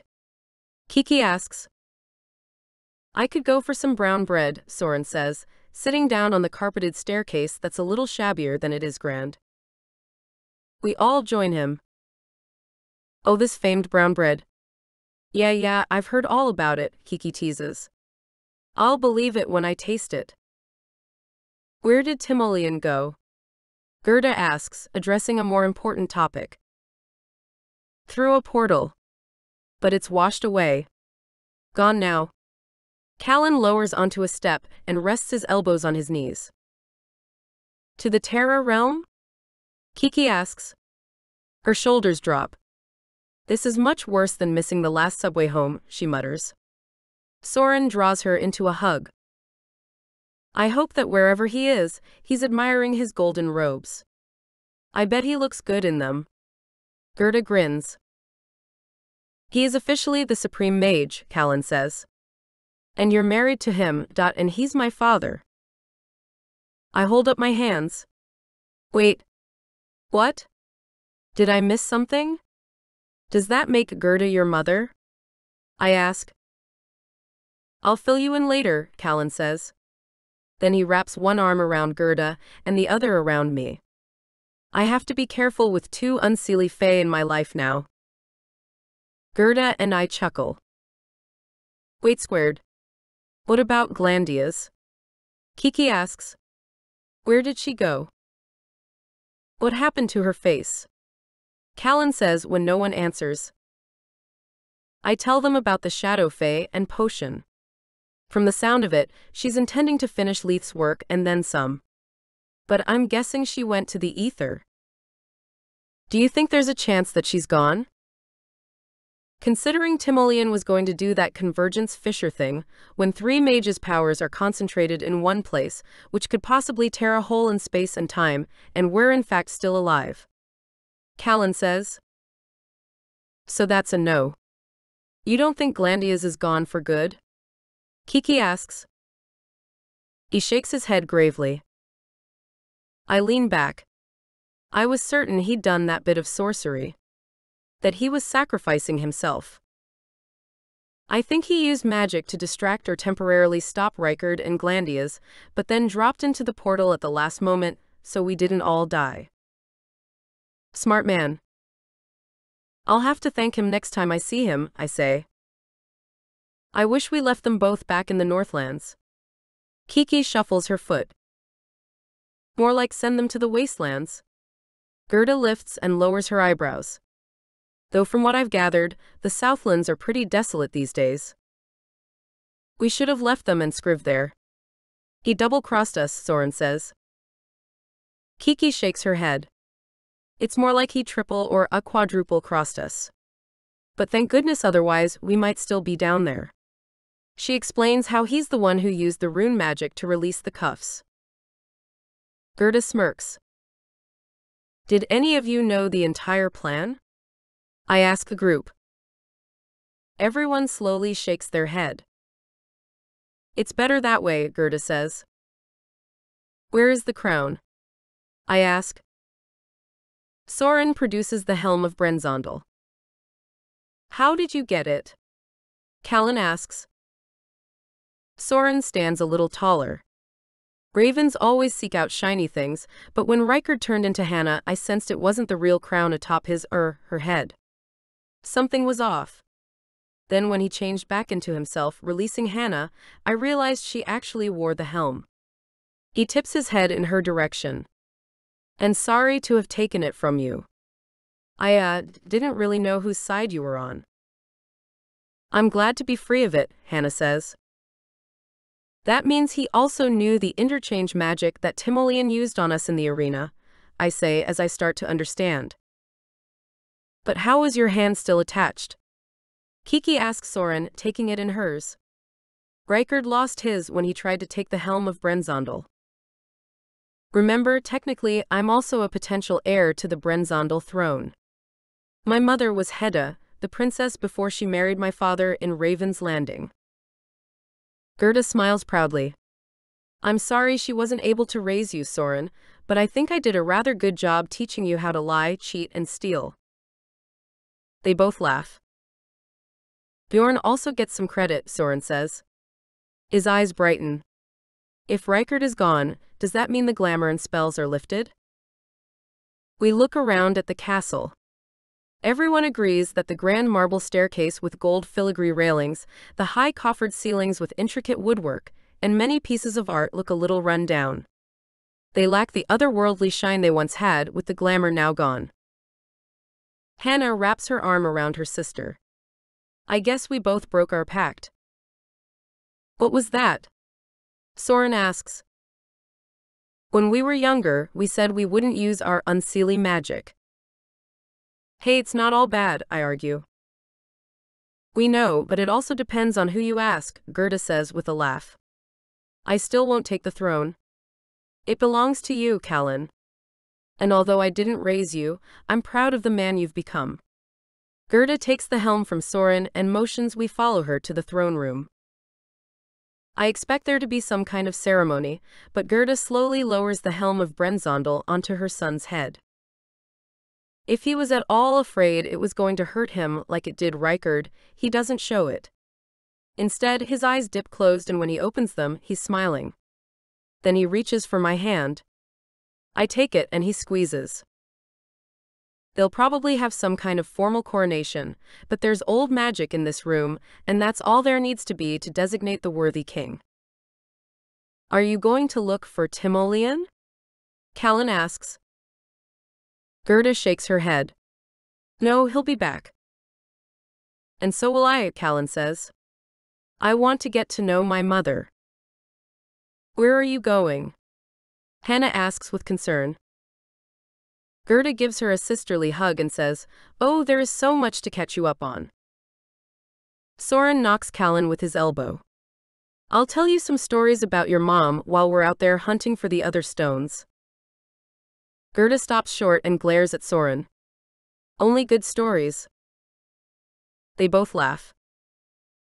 Only the true ones. Fair enough, Gerda replies. She passes Kiki the compass. Thank you. No, thank you for keeping it safe. Defended it with my life. What are you going to do? Callen asks Gerda. I'm going to get things fixed up around here. Prepare a proper home for my son, for our family. My heart swells with equal amounts of joy and sadness. Family. It's all I've ever wanted. Callen turns to me in front of everyone. Val, perhaps I'm worthy of the crown, but am I worthy of you? I nod slowly. Yes, you are. He takes a step closer and we're facing each other, a breath apart. Are you ready for us? I am. He takes my hands. You'd better be, because you have a kingdom to rule. If I am to be king, I want you as the queen. Silence stretches between us as I don't answer. I'm unseelie fae, I say. Is it wise? You are not full fae. Neither am I. Things are changing, and so are we. That sounds like a challenge. Like fighting words, which isn't such a bad thing. We make a really good team. When we're fighting together and not against each other. I know one thing for sure, Val. I will always fight for you, Callen says warmly. With his hands gripping mine, he pulls me close. Our chests touch. I tip my chin up and he lowers his head, planting the softest, gentlest, truest kiss on my lips. Valora, I whisper so low no one else can hear. My name is Valora. And with that, I entrust myself to him. Reichard's death lifted the glamour on Callen's face, revealing the scars from the original Night Howl attack. It was always him, Callen says. He cursed me and was giving me the tonic to control me. Do you suppose the curse is now broken? I ask Callen. I was hoping to ask Timoleon. But I feel like it's gone. Like I can trust myself to shift into a regular wolf, and that's it. I sense a burden has been lifted. A shadow has left me. He cringes, knowing how that sounds in light of so many fae losing their shadows. I like the scars. They give you character and tell part of your story. I trace my fingers over them. His hands rest on top of mine, sending a little thrill of dragonflies fluttering in my stomach. Almost forgot they were there. Nothing to hide now. I'm no longer the wickedly handsome prince. Just the wicked prince. I shake my head. Nope. Now you're just handsome.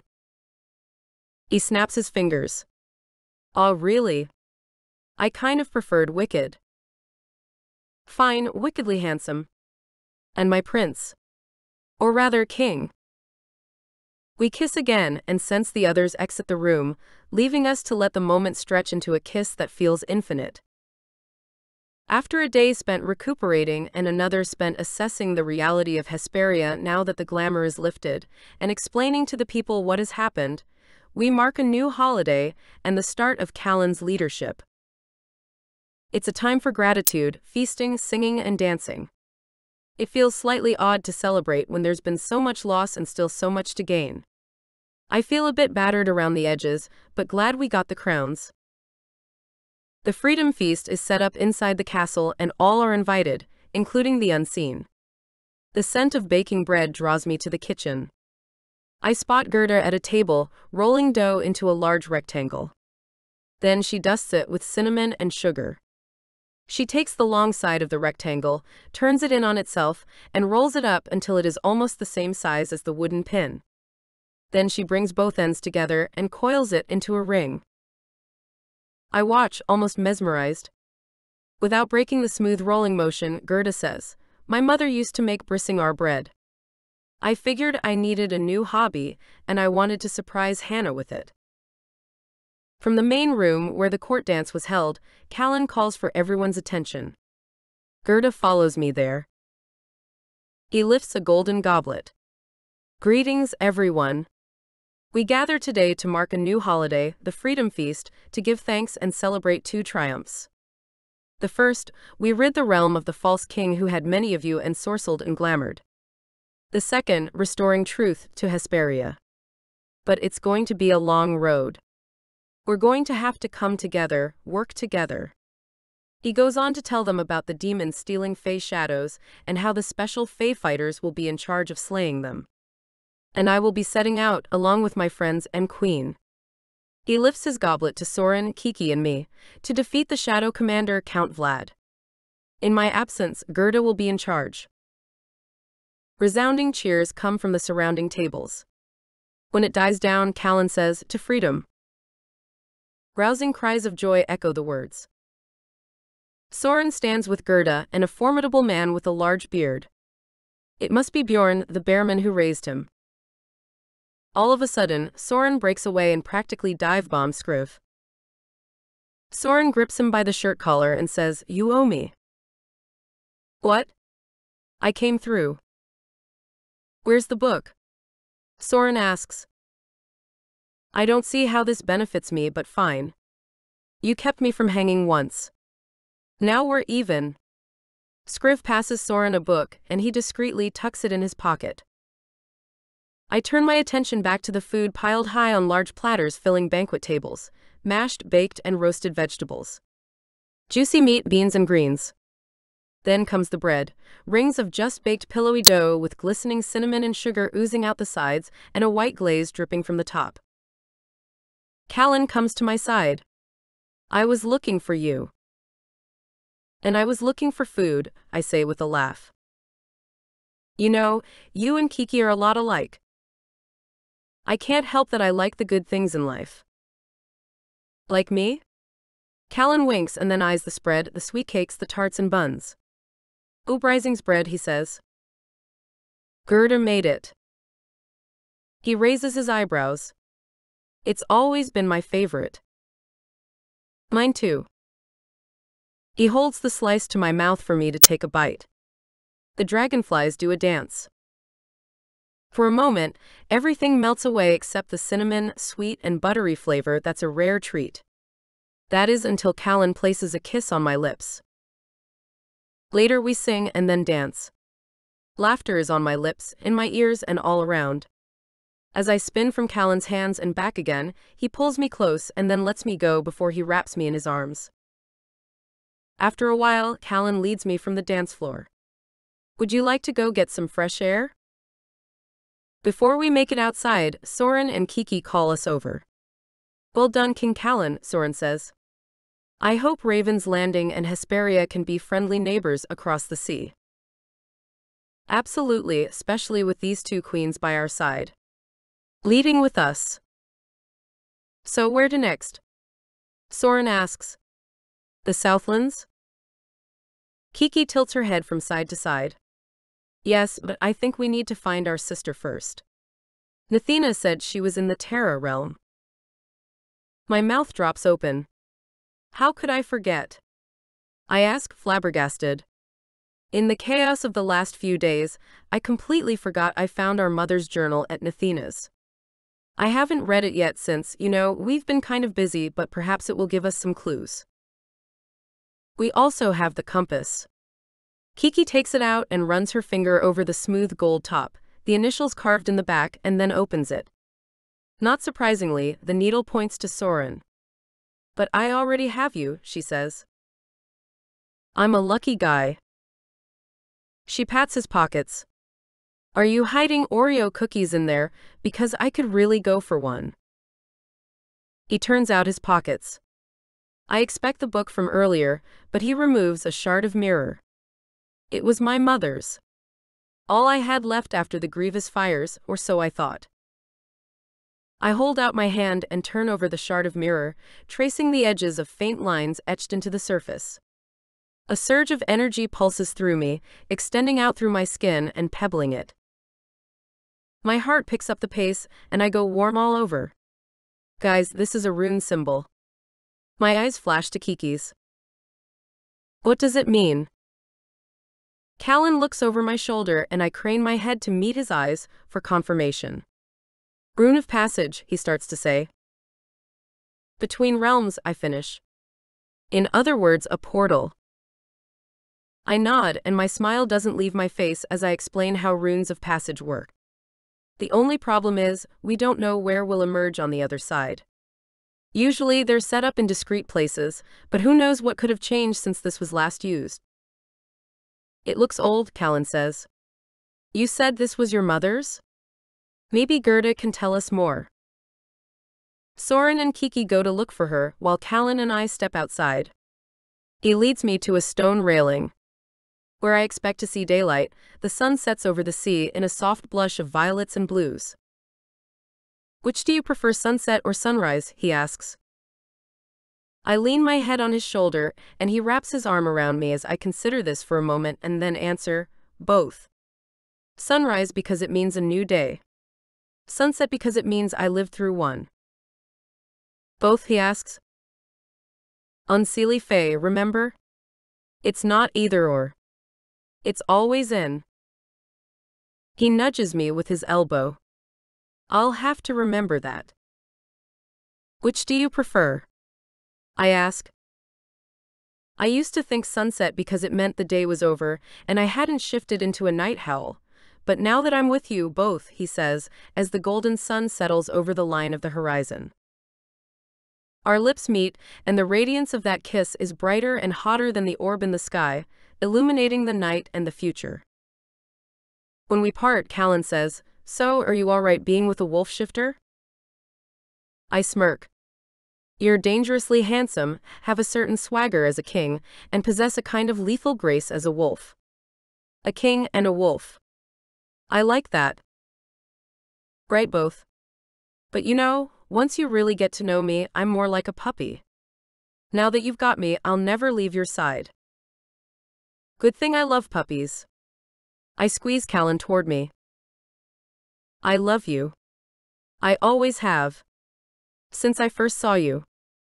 Callen squeezes me back. I hated you when I first saw you, but I love you now. So much, I say. The night may be cloaked in secrets, but they're no longer my own. Callen lowers his lips to mine. He breathes in my delighted little sigh. As the moon rises overhead and the stars twinkle across the ocean, I know that whatever happens, love or war, hate or peace, we will find our way forward. Callen catches his hand in mine, and we start walking toward the sea. Are you a fan of fantasy and magic? Page-turning mystery and danger? With a splash of romance? Join my newsletter to receive a free bonus segue scene that chronicles what happens when Kiki, Soren, Val, and Callen set out. Then come right back here because you can read the first chapter of Fae of the South. Already a newsletter subscriber? Don't worry. You'll have access to this as well. Just be sure to check your email for dispatches from me. Curious about the Southlands and where the mirror with the rune portal takes Val, Callen, Kiki, and Soren? Read Chapter 1 of Fae of the South, featuring Lee and Torin, who are sent to Riker's Paranormal Penitentiary and Reform School. But that doesn't stop them from breaking rules and trying to figure out who to trust. Chapter 1. Lika. Cameras flash and the roar of the crowd fades as Lucas slips his arm around my shoulders. I tingle at the press of his palm against my back. Still sweaty from the basketball game, heat pours off of him. From nearby, my friends cheer me on, winking, smiling, and wearing expressions that say, "See, told you so." Teammates knock him on the shoulder, offering congratulations for winning the game and a date to senior prom. Lucas bites his lip in that irresistible way and leans into my ear. Someone else already asked me. I'm sorry, Lee. Sandra Perkins, aka Miss Popularity, wearing a high ponytail and a tight version of our team's basketball jersey, marches over. Sorry, weirdo. I asked Lucas first. He's mine. Her smile is less sympathetic friend and more mean girl. My smile falls. My stomach swoops. The last few minutes when I gummed up the courage to walk onto the court with my sign that says "Let's have a ball at prom," with a giant basketball painted on it, and asked him to be my date, swarms me with the sting of embarrassment. The silly poster that all of my friends insisted I make, goading me on, assuring me that he'd say yes, feels like it'll slip from my fingers and I'll go with it. Splat. Right onto the court. I'm not the kind of girl to put myself on the line. But I've been sidelined. I'm also not the kind of girl who wishes to disappear. I do now. I'm not the kind of girl who does things like ask a boy to prom. This rejection proves that. I'm not the kind of girl who takes risks when emotions are involved. Never again. Right then, sadness over the good girl I'm trying to be and fury over the reject that I am rises up inside and go to war. As Lucas's mom pumps the air and takes photos of us, the good girl inside tells me to smile. The warmth of a blush colors my cheeks. The bad girl inside urges me to scowl. What are the odds that the boy I've been flirting with for months in the 3 classes we share had said yes to someone between final period and now? Less than 3 hours have elapsed. He'd been dateless. We talked about what we'd do before and after prom, where we'd go to eat dinner. We even invented our own prom theme based on our favorite show during lunch. We pretend to do homework during study period, when really we just pass notes back and forth. We'd seek each other out at school. We'd laughed. He'd nudged me with his arm. He'd played with the edge of my notebook, and our fingers brushed.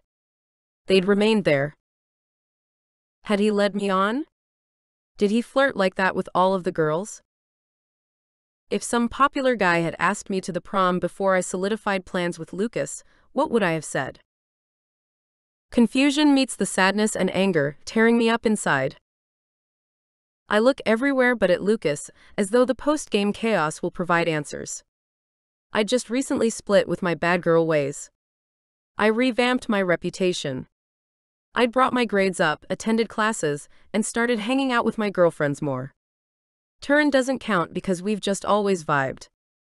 I wish he was here now. He's practically family. I'd finally come out of a dark period and now here I am, being thrust back there. My friends rush over, singing their congratulations.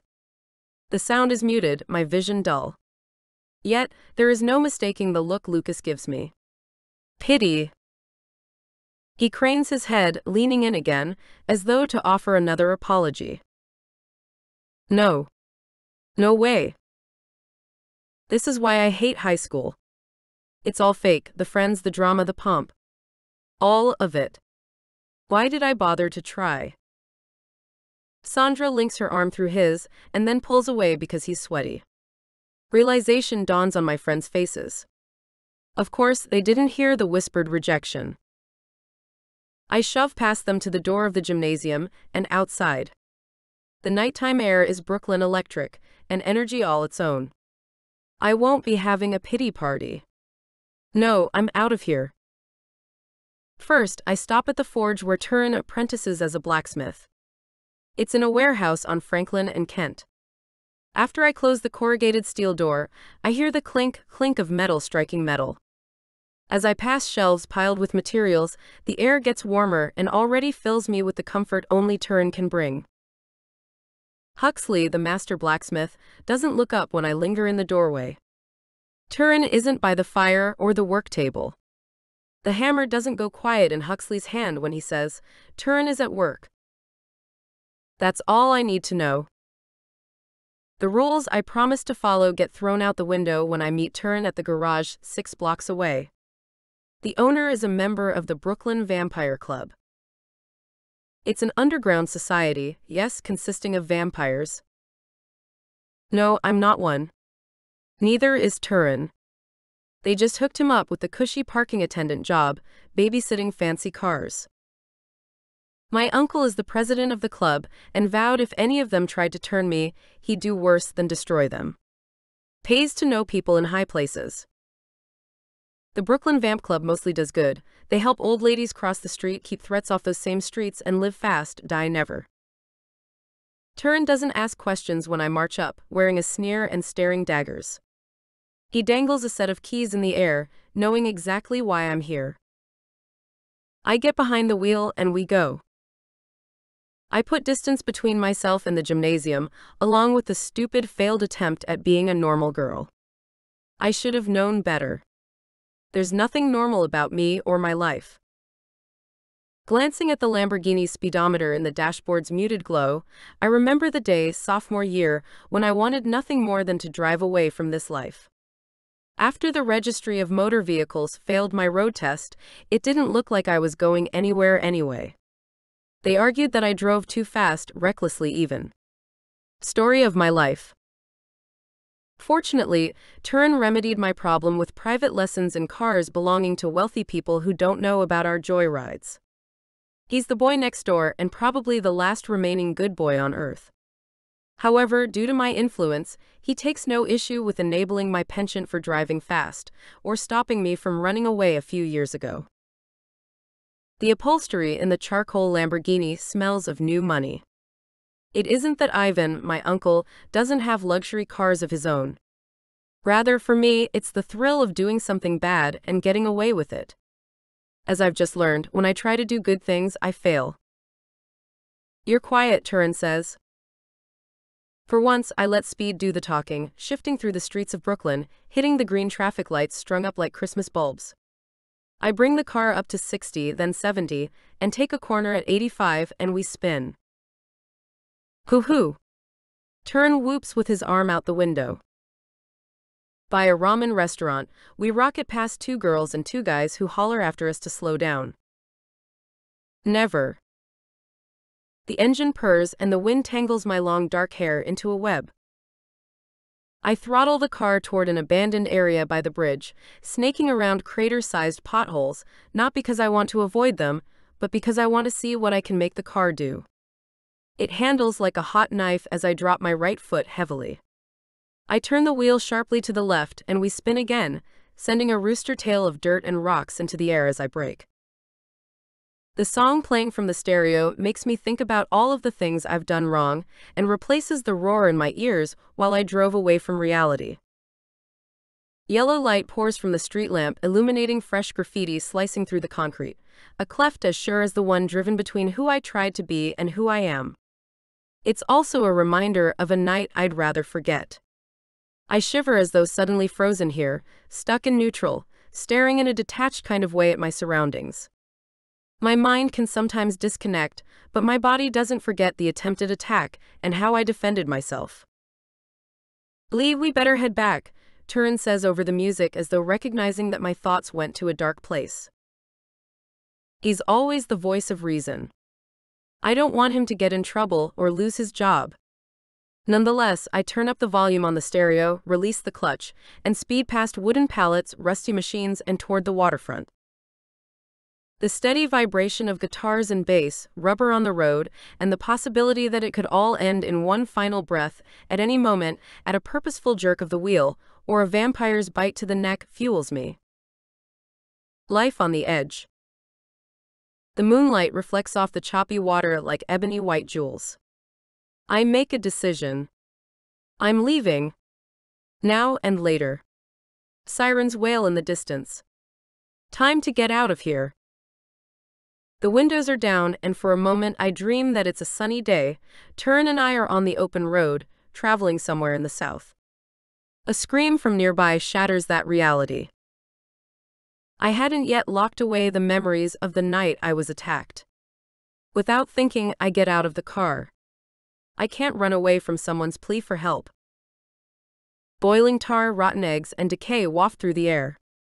This part of the city hasn't yet seen gentrification, and there's everything from trash to construction materials under tarps, in bins and bags.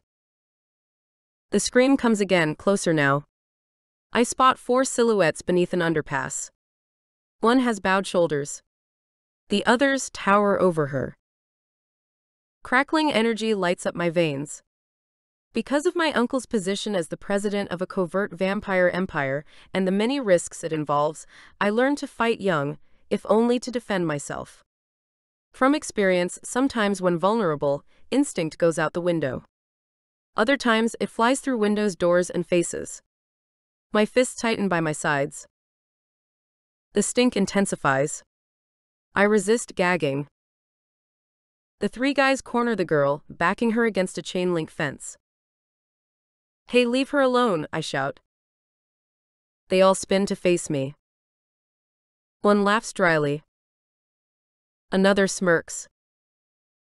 The third has yellow eyes. The hairs on the back of my neck lift. I said, "Let her go." One steps closer. The other 2 remain beside the girl. He opens his mouth and the foul stench causes me to stagger back.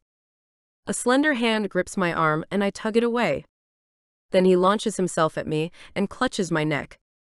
This time I do gag, but lash at his eyes with my fingers, using my remaining breath to scream. Over his shoulder, the other 2 leer. The girl's eyes, a vibrant shade of lavender, fill with tears. Just then, headlights beam toward us, blinding the other 2 and providing a distraction. I knee the guy in the stomach and he lets go. "Run," I tell the girl. "Run." I don't move fast enough and the other 2 pounce on me, knocking me to the ground. The ding-ding of a car with keys left in the ignition pierces my awareness. Turin lands a few punches to the attackers as I buck to my feet. Then they have him pinned. "Trunk," he yells. "Front trunk." Confused, I open the trunk of the car. A shining sword lies there like a treasure inside a chest. Read Fae of the South.